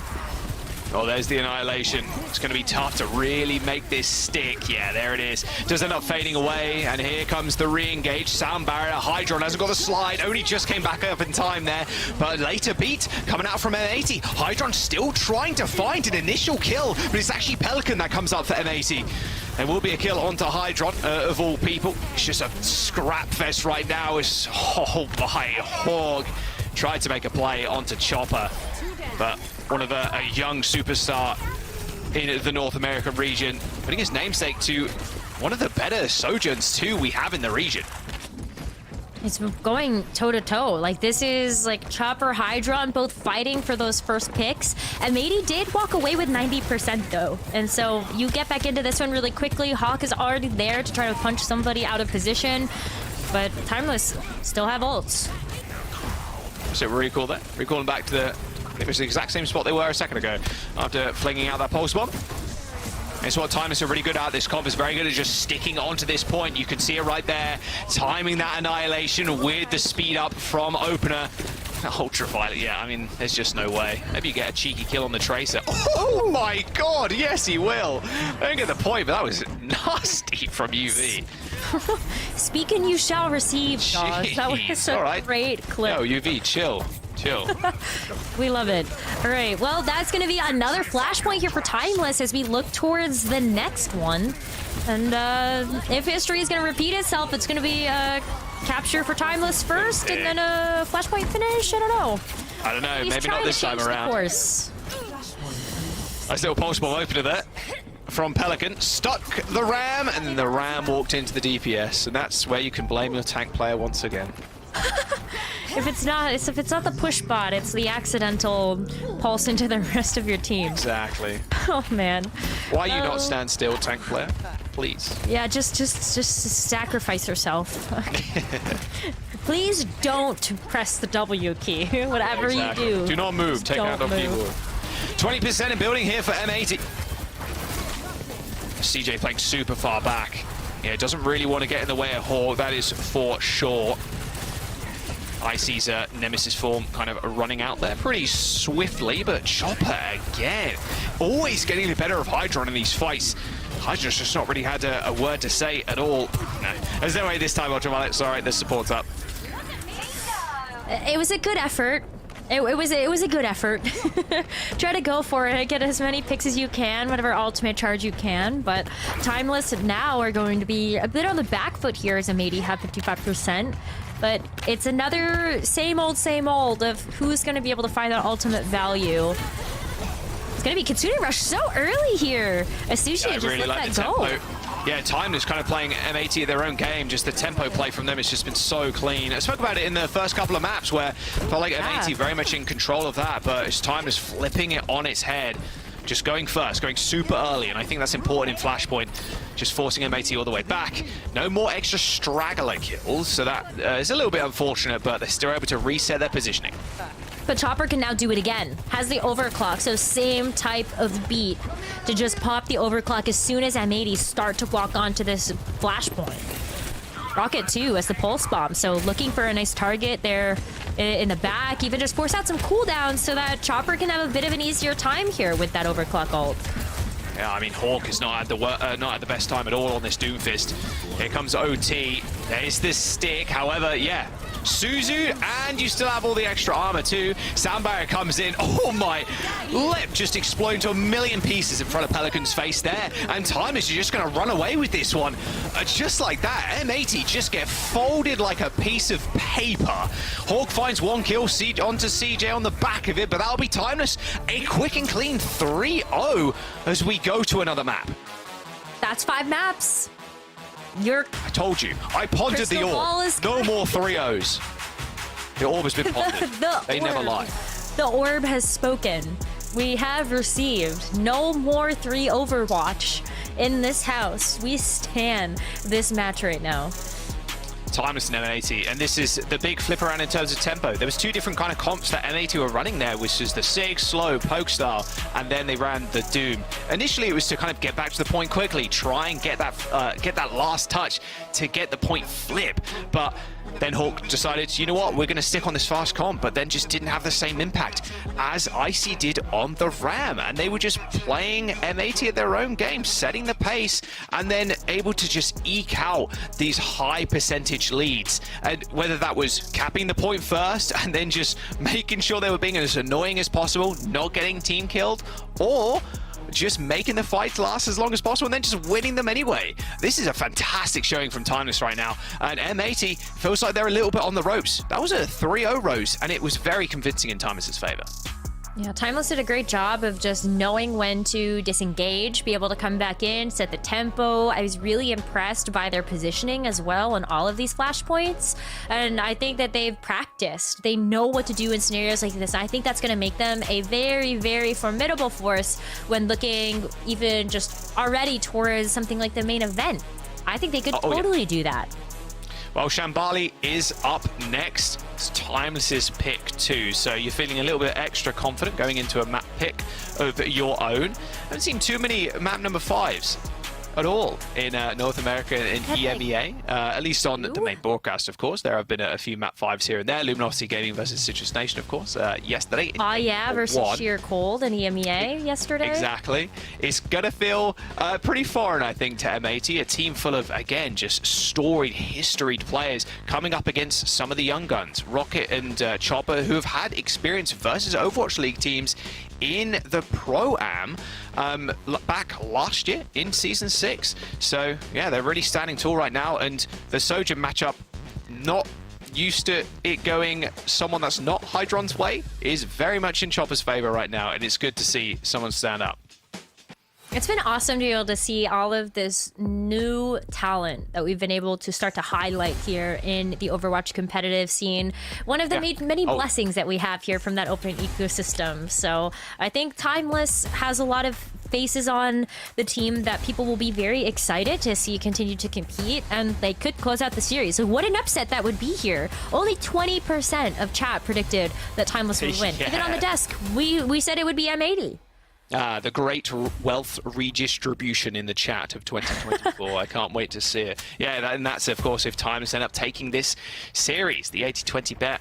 Ooh, M80 fans a little bit worried right now, I'd imagine. Shambali Monastery. It's going to be our 5th and final map here, unless we get some crazy draw. Very, very unlikely to happen on Escort. It can happen, but not likely, that is for certain. So, here we go. We're going to jump in just a moment here, and honestly I think M80, they're just going to go back to the Sigma. I think with Hawk there's no substitutions either, so Timeless also very happy with the players that they have in their roster right now. I think you can go the Sigma. I think that Timeless is also not only just comfortable with the players, but also the comp that they've been running. Their Ramatra has looked so good, especially when knowing that in Shambali Monastery, some of these corridors can just be a little bit tighter. I think that the Ramatra could pay off in dividends here. That's what we're going to see Timeless rock out on the defense, and it's been working out. Why fix it if it ain't broke? Yeah, exactly that. Exactly that. I was a bit surprised to see a little bit less Cassidy here, but I think they both have their own merits, into that being Sojourn and Cass. And being able to charge off the Ram too is pretty nasty, because the Ram a lot of the time is just holding the block, and that's free charge. It's not getting negated. That charge is not getting negated by only shooting the shield. So yeah, it's really nice. And obviously the meta really isn't that solved. I still think Cass is extremely strong pick, but both Chopper and Hydron proficient at the Sojourn. And we are seeing a little bit of a different look here as well from M80. We're going with the Moira, they're going with the Ram. All right, I'm excited to see this Moira pick. We were talking about it in our previous series, that Moira can be really good, just being able to have that additional healing resource available. And look at all the extra damage you get to do with something like the purple orbs there. Like, that's going to be really helpful to try to pick up some of these kills that Pelican's going for. Definitely helpful when you got a Tracer there too. Oh, look at that Vortex as well. Nemesis form just walking forward. Whoom, got the kill. There it is. Icy down. Very quick and clean first fights. That's what you really need, especially on this point too. You need a very quick fight for N80. You cannot get stuck on this last corner here. Yeah. The overlook onto the point can be just so frustrating to deal with, and you can see Hawk kind of already stepping up. Although because Timeless all died around the same time and some of them were able to escape, they should be able to hold them now and just play the corner and just play the high ground if you're Chopper. Yep. You're going to see this drop down, though, from Timeless to try to play around this first corner. But look at Ultraviolet's charge. That Coalescence is coming up mighty quick here. And that's a great engagement tool for M80 to work with. Yeah, you just got to rip it. As soon as you get that Coalescence online, you just got to go for it. A lot of straight lines here, until but then. Chopper once again taking down Hydron with a railgun to the face. And, well, with the pulse bomb in Rocket's hands, I'm not sure they're even going to need it at this point. Oof, nice tracking from Rocket too. Straight through the air. 2.5 minutes to go. And what feels like an all too familiar sight on this map, getting halted on this corner just before first. That's exactly the problem that you were talking about, is just having that corner. Where do you assail now if you're M80? There's only a couple of avenues that you can go with. Getting locked into that small room on the left does not feel like a viable scenario. So your only choice is to have to go up this main corridor. But lucky for M80, they do have that Ultraviolet Coalescence online. So that's the engagement tool they want to play around here. A lot of ultimates though for Timeless. Speaking of which, Rocket! What? Well, that's one way to end a fight. Okay, never mind. Hydron Alep dead. Yeah, sayonara that push. 1 minute and 30 seconds to go as Rocket opens that one up with a bang. Okay, they just gotta try again. M80 at this point still has 2 attempts to work with if they're fast enough, but the Coalescence, the Sound Barriers, they're gonna prolong these fights. So where is this value gonna come through from? Annihilations now have that explosive potential. You also are looking at the overclocks here from Hydron and Chopper to try to get that advantage in the neutral. Damage orb straight into that Coalescence. He's trying to Kamehameha them down, but it's just too much health to really shoot through. I mean, Hydron also with a decent line of sight here, but both sound barriers still yet to be used. Openers up with him, but a better beat from an 80. The later one almost always working out in the favor, and it might just do that for the Lucio, for Lep and the rest of the squad, but Chopper still, there is just nothing stopping him right now on this Sojourn. M80 just falling apart. The Annihilation's good for one, but that's really about it. And with 30 seconds to go in these late deaths, this is disaster for M80. Timeless might just turn this one around. An expensive ult fight from both teams. I mean, it's all on the traces. A big pulse bomb here will turn the tides either way. Yeah, like Pelican has the same opportunity here, but playing from this attacking position, you have to use all of your cooldowns in order to actually get in and try to get on a target. You got one shot at this one if you're Pelican. You're waiting for those blinks, you're waiting for that wave, but oh my gosh, Timeless has just had everybody's number. This high ground they get to play around. That's so rough too. Pelican had to recall before he could get that pulse bomb off, so the pulse bomb is going to be a little bit more dangerous to plant now. Looking like maybe Icy is the target. Waiting for that Annihilation form. Maybe goes down. They managed to get it off, but still the armor was there to mitigate a lot of that damage. And now the rush comes through for Timeless, and they can just run over Hawk. There's nothing stopping Icy just running at him, and the rest of the team are just going to fall over. M80 halted at this first point. Timeless playing this perfectly, and just the prowess there from Rocket and Chopper. Rocket coming out with a big double kill on the pulse bomb, and Chopper just putting Hydron to rest over and over again. This is M80 just not being able to find a footing at all. That's a full hold. That's going to be really, really tough to beat here.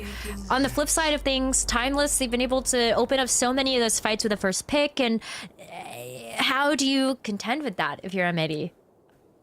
You have to play around all of this, all these buildings, all these walls, but it just feels like Timeless has been able to sneak into the back. Like that sneaky pulse bomb. Like I'm still going back to that and thinking, what could M80 have done differently in that scenario? It's like not their fault.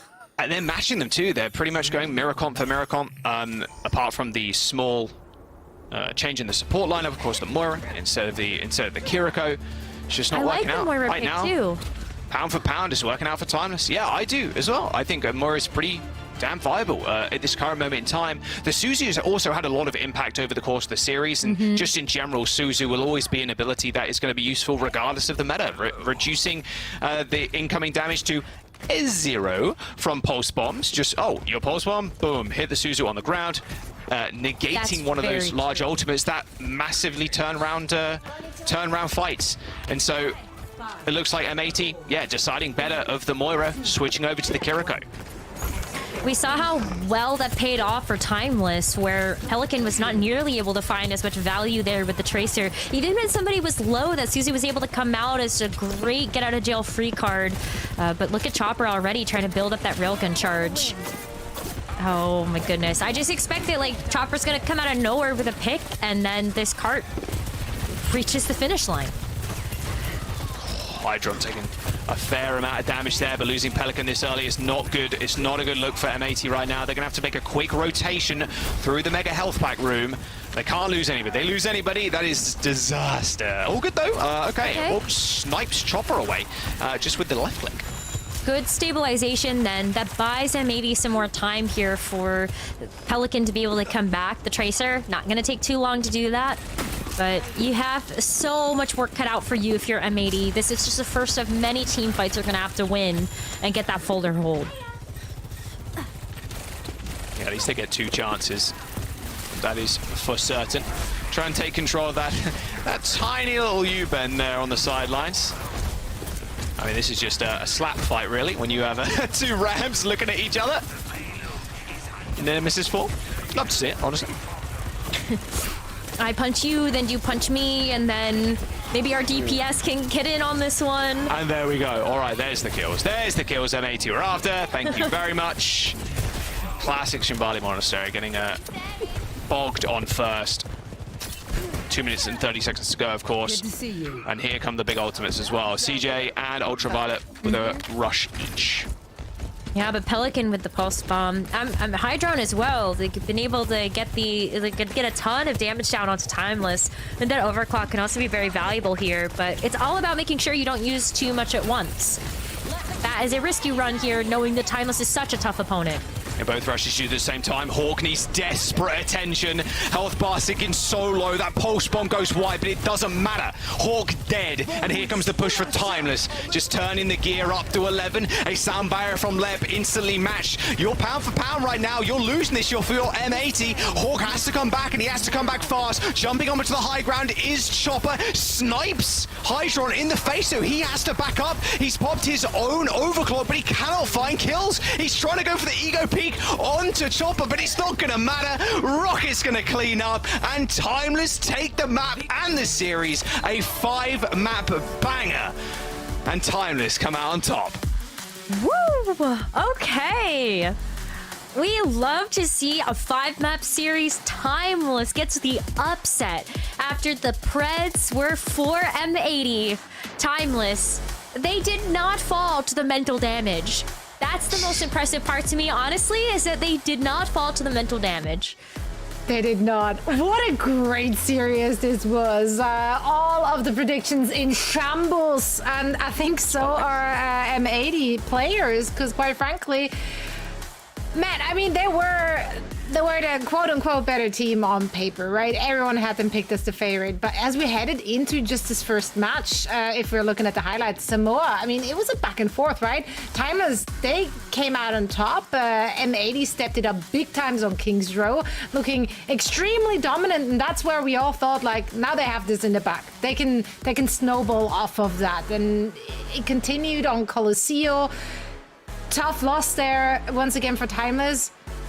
But then what happened? For real, like, I am so very impressed with Chopper and Rocket. I think those were absolute outperforming the opposition. And the opposition is Hydron and Pelican, guys. Like, to be able to get the better end of them, that is very impressive. Chopper and Rocket, they are superstars in the making, and this is kind of an open bracket doing what an open bracket should do, is create these kind of stars, not from out of nothing, because they have been around a long time, but you're matching up against veterans of Overwatch League, and Hawk, Pelican, Hydron, Ultraviolet Leb, they've been around for a long time, and you'd expect coming in, it's going to be a little bit more one-sided, and the chat clearly agreed, right? Like 80% of them or something predicted M80 to win, and we all did as well. But it's really great seeing them come out the gate like this. Chopper came out swinging, and he was just a better Sojin state, better than Hydron, which is a rare feat. It is. It really is. I think that was something that was not only surprising, but also was sort of warm welcoming in a sense, because when you take a look at this team at M80 and go, yeah, every single one of these players is a known quantity. Sometimes it is a little bit about that ultra spice or that maybe new talent that people are just not paying attention to as much and going, okay, but what do they bring to the table? And I think Timeless was able to show that today. Not that they are not players that you would have seen just watching Tier 2 or Contenders or anything like that, even some Overwatch League players as well, but it's just together, I think that's the big, like I don't know, I'm just so excited. I'm just so excited. So am I. That was a fantastic match. I am so thrilled that was the match we get to see the very end of the day. That was not a 3-0. Your crystal ball or whatever sorcery you used, Jack, was right. And we're all about that. And chat was wrong. I'm also always thrilled when that happens. You know? Yeah, so true, actually. So true. Timeless Predators stay winning. 20%. Timeless Heads rise up. It's happening. It's happening. And this is going to be the big shake-up too. I think a lot of people predicted M80 as one of the more favorites. Of course, Dante in the interview was saying Toronto Defiant that wants to be, and I very much think that's true as well. I think definitely solidifying their first place today, of course, but they are the one to beat. But M80, I expect a little bit more here, honestly, coming from a lot of vets, but it shows you how much talent is available in this ecosystem too. Yeah. But how much of that is them underperforming, or is it rather the opposition outperforming? Yeah, no, I think you're completely correct. I think it's the latter. Definitely. Yeah, it's definitely Timeless, like showing up and just showing, you know, this is what we're made of right now. And they had a couple of swaps here and there. And honestly, maybe that series should have ended sooner. They did end up C9ing, of course, on Colosseo. Maybe they win that last fight and it might have not even gone to the map number 5. Yeah, a lot of mental fortitude coming out from I don't want to even call them new kids on the block because they've been playing for a long time as well. Let's actually chat to them with Rocket joining us for a word. First of all, congratulations to you and the squad. This was a phenomenal series, an absolute nail biter. Walk me through what was going on in the comms. You guys were down 2-1. Opposition was a match point. How do you recover from that? I mean, I think a lot of it was just, you know, sticking to what we do personally, like as a team. A lot of teams go into matches and want to counter the other team, but I think our playstyle more favors us when we just play our own game, right? And so that's kind of what we did, right? We just, you know, listen to Chopper, listen to me, and you know, just play for the Soj gap. But the Soj gap, I like that a lot. Did you come in thinking, like, you know, obviously you're brimming with confidence right now, but coming into a lobby like that, you had an experience in Pro-Am where you went up against some Overwatch League teams. It wasn't really that one-sided, it was pretty one-sided in terms of the Overwatch League teams winning, but right now with the kind of renaissance of a lot of the Tier 2 players coming in, how confident were you going into this match? And what do you think of some of the opposition, some of the big dogs and the big teams that have signed up for this tournament? I mean, I think definitely like Toronto and EMEA are like really strong. I think that we're very confident that we can, you know, clinch top 3 for NA. But you know, I think Toronto's very far ahead. But I think we kind of knew going into EMEA, if we really just played well, play our game, like we should win that match. You know, even though they're, you know, experienced veteran talent, you know, we think the meta really favors us, and we have the flexibility and, you know, big roster size to really help back that up. So. Well, I think a big difference maker that was so palpable in this match was yourself, Rocket, as well as Chopper. You two are DPS players that all of the veterans are looking at right now as sort of the new up-and-coming stars for the DPS role. So, like, how do you feel about having those words being said about you? Do you feel like they're right in that regard? And what do you feel like makes yourself and Chopper stand out to the rest of the field when it comes to DPS role? I think me and Chopper work very well together. We've played together for like over a year and a half at this point, and implementing Sanjun, our third DPS. Also, like us three just have insane synergy with each other. So it's like pretty easy, once just going in. We scrim a lot, we practice a lot, and Chopper's been coming up for the past year. It's just a little bit it's hard when there's that owl barrier. It kind of puts a cap on the talent. But Chopper's been up, and I think I've been up too. Sanjun's definitely up. That guy played insane on Soul. I'm glad that he can come in and show off. But yeah, no, I think this DPS line is going to show great things this tournament for sure. Oh, I'm sure about that. You definitely, rocked up and made a lot of noise here in the first match we got to see. We hope to see much more of you in the squad. Thank you so much. Once again, congratulations to you and the team. Thanks you guys for having me. Thanks so much. Of course. Pleasure to hear from Rocket himself. What an explosive performance from him and Chopper, and honestly the entire squad. It was very much showing that they have that pre-existing synergy. They were on the same page. They knew their win conditions and they played to it. And for them to keep, the mental fortitude after going down against some of the greats of the sport, that should just tell us a lot about this team and what we can expect from them throughout the rest of the year. So congratulations to them and all the other teams which punched their tickets to the main event today in their winners matches. On the other side, of course, every squad that took an L, they do get another shot. So we do get to see more from them. And I think there was a lot of players and teams which showed us a lot of promise. So let's see how they will fare in their elimination matches tomorrow. But before we looking ahead at what's to come tomorrow, let's take a trip down memory lane and check out an amazing play. And you guys are killing me with those. An amazing place. Yeah, why not? If it wouldn't be plural, it would be working, Here's an amazing NA gameplay. There's an amazing C9. Oh, no, stop. Why again? It's gonna happen. Look, we've had too many today. We've had too many. Too many. Too many, exactly. It's fine. Well, would you count that as a C9? Just Hydron getting the headshot there? I don't know. They got off the bot, so I actually think... No, they got off the bot. I'm not even sure. It's probably not really a C9. You only really want the Tracer... Yeah, exactly. You only really want the Tracer kind of pushing there. So, yeah, it does kind of make sense. So maybe Rose will scratch that one from your record, and then we'll kind of move on. Jury's out on that one. Yeah, I really like this. There were 4 other people alive. Right. It's tough.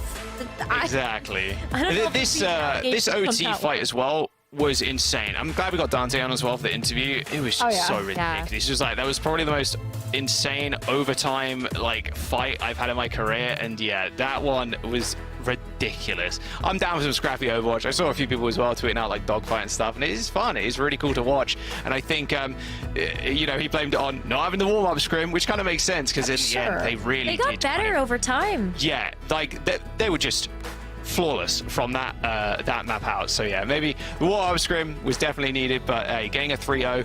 Luminosity is definitely a team I'm super excited to see, and I think a lot of these teams have a lot of talent that has not really been known since the Overwatch League has been around, like Rocket was saying. So yeah, a lot of names to kind of keep your eye on and a lot of stars to be built. Indeed. And that was just the first day of our broadcast. So many more to come. Let's actually take a look at our NA standings with today's winners matches in the books to see where we currently are at. I don't think there's a lot of huge surprises there, other than, of course, M80 falling here. Again, they're not out yet. There will be elimination matches tomorrow, and we will determine which 2 teams from each group will move on to the main event. Yeah, we still have to take a look at who's going to actually move on from Group D as well. And I'm so excited to see what's going to happen there, because we've got Dreamland as well as students of the game. Jaws, you said you were really looking forward to that squad, right?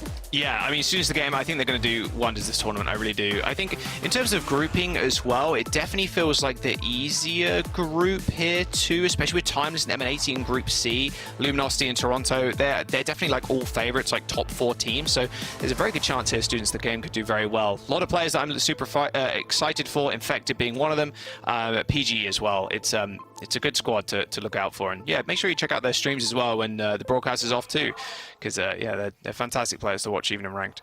That's right. And we do get to see them play it out tomorrow. I think it's the first game in the NA region. But for now, let's also quickly recap what went down in the EMEA region. As I feel like this one was more straightforward in terms of where the matches went. Left, right, good night did impress us with a close game against BSC, though. Yeah, for sure. I think BSC is one of those teams that everybody is like, yeah, they're going to make it. I think when you take a look at that squad, there's a lot of good reason why, since it is basically just London Spitfire, who we all know and love. But I think the first match of the day was the one that really surprised me. It was just how dominant Twisted Minds was. I thought Team Peps would have put up so much more of a fight in that situation. And so stocks are rising there for Twisted Minds. They are indeed. I mean, we knew coming into this, obviously, that their ceiling is very high. They really showed up. Most of their players who played in the Overwatch World Cup just last year and won it all, they showed up. So we knew exactly what to expect from those players in that region in general. I think Saudi Arabia players now getting to show what's good, you know, in the OWCS. So it's great to see them in the mix, and I'm very excited to see how far this team can take it. Let's take a look at our schedule for day number 3, as we will be treated to more winners matches, but also to some elimination matches. Shout out to Danny. I know he loves seeing blood. He will be somewhere out there watching and cheering everyone on. Which of these matches is standing out to you guys? Oh, I mean, the first one, definitely. SSG versus Oblivione, that is going to be a heater. I think that's definitely the match of the day for EMEA. And then, as well, Students the Game versus Dreamland. I think it's going to be a sick one as well. Oh, that's the Spitfire squad. My bad. You know what? It's like they both have so much star power on both of those rosters. I'm like, oh, right. Yeah, Space Station. That's the one. Yeah, Space Station X Oblivione is definitely the match. Yeah, honestly, both first matches, matches are going to be the best ones of the day for sure. For me, at least. Okay, every match will be the best one of the day. There we go. So true. There, I said it. Also, quick reminder to everyone watching, you gotta make sure your clock is set right, because there's daylight savings. There we go. Oh, is that happening? Oh, okay. Yeah, Thanks for reminding me. That should be happening tonight. So, you know, I just want to make sure everyone shows up at the right time, at the right spot, at the right place. I, for one, will be there no matter what. And I've had a fantastic day. Jaws, Necra, thank you guys so much for joining. Oh, yeah. Thank you. Getting pretty late. I'm going to collapse, and I'm going to wake up, hopefully, in one piece. It's going to be a good time. Sounds fantastic. No, please. Well, it's up to you, Necra, really. Like, you need to stop the curse. You need to figure out your juju. That's not on us. I don't know. Someone, yeah, I need help. Yeah, maybe you need some sage cleansing tonight and come back fresh tomorrow. Either way, thank you both so much for calling the action. It was great to have you on. It's so great to see you both back in action. And, you know, generally, the family is back together, or at least a part of it. So that makes me very, very happy. Whole squad will, of course, be back again tomorrow. Same time, same place. Remember daylight savings. Make sure to tune in again. For now, we thank you all for watching and wish you a wonderful night. Yes, if they didn't win this one. They've got to dodge away from the Ant Matrix first. That is a scary prospect. Here's the rush, though. Criminals are getting pressured heavily, but the Immortality Field's going to prolong his lifespan. Oh, my mo, that's dirty. Kevster brought down, and a moment like that could give you the key opening here to win the map. Transcendence is in play, but it doesn't care about burst damage, and Ghost is in pieces now. Can kind of use their ultimates at will. So much pressure on Ariel right now. He's going to have to, oh yeah, he was hoping to maybe build up an Annihilation there to have that durability. But Lethal's in a great position, and it's mostly uncontested. Drops down, finds his third overclock. Sick. Getting its job done, make it 4 after bad here for LRG, and they are losing control of this game. Stola putting in now, Style blows smithereens, and what a time to have Annihilation, man. That was devastating. It's been an easy one for Checkmate. They're asking for it. Fade there was an option, I guess, but Checkmate is able to find 2 very quickly. Zondul, yeah, losing him there is pretty brutal. Balls are kind of wrapping around. TNT there right away with the Annihilation. No, AOI just gets the speed boost right on in. Oh, the recall! Though. That is kind of nasty. On this choice. to be able to get back into things as we see Sugar Free getting ready with the EMP.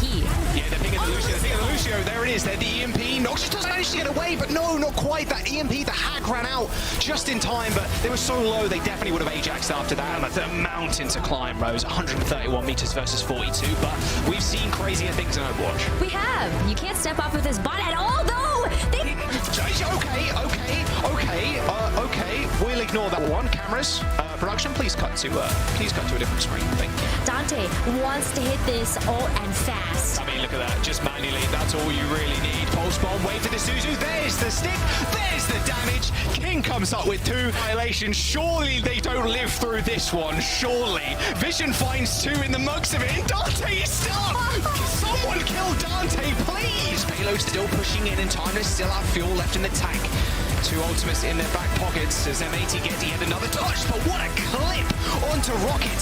Hydron demolishes his opposition Tracer. He has to back up now because if M80 loses to anybody else, this is going to be game over for them in this map. Timeless got the window. They can stall on this high ground though. No, touches the bot again. Oh, the C9. M80, Hawk has to come back and he has to come back fast. Jumping onto the high ground is Chopper. Snipes Hydron in the face, so he has to back up. He's popped his own overclock. He cannot find kills. He's trying to go for the ego peek onto Chopper, but it's not going to matter. Rocket's going to clean up, and Timeless take the map and the series. A 5-map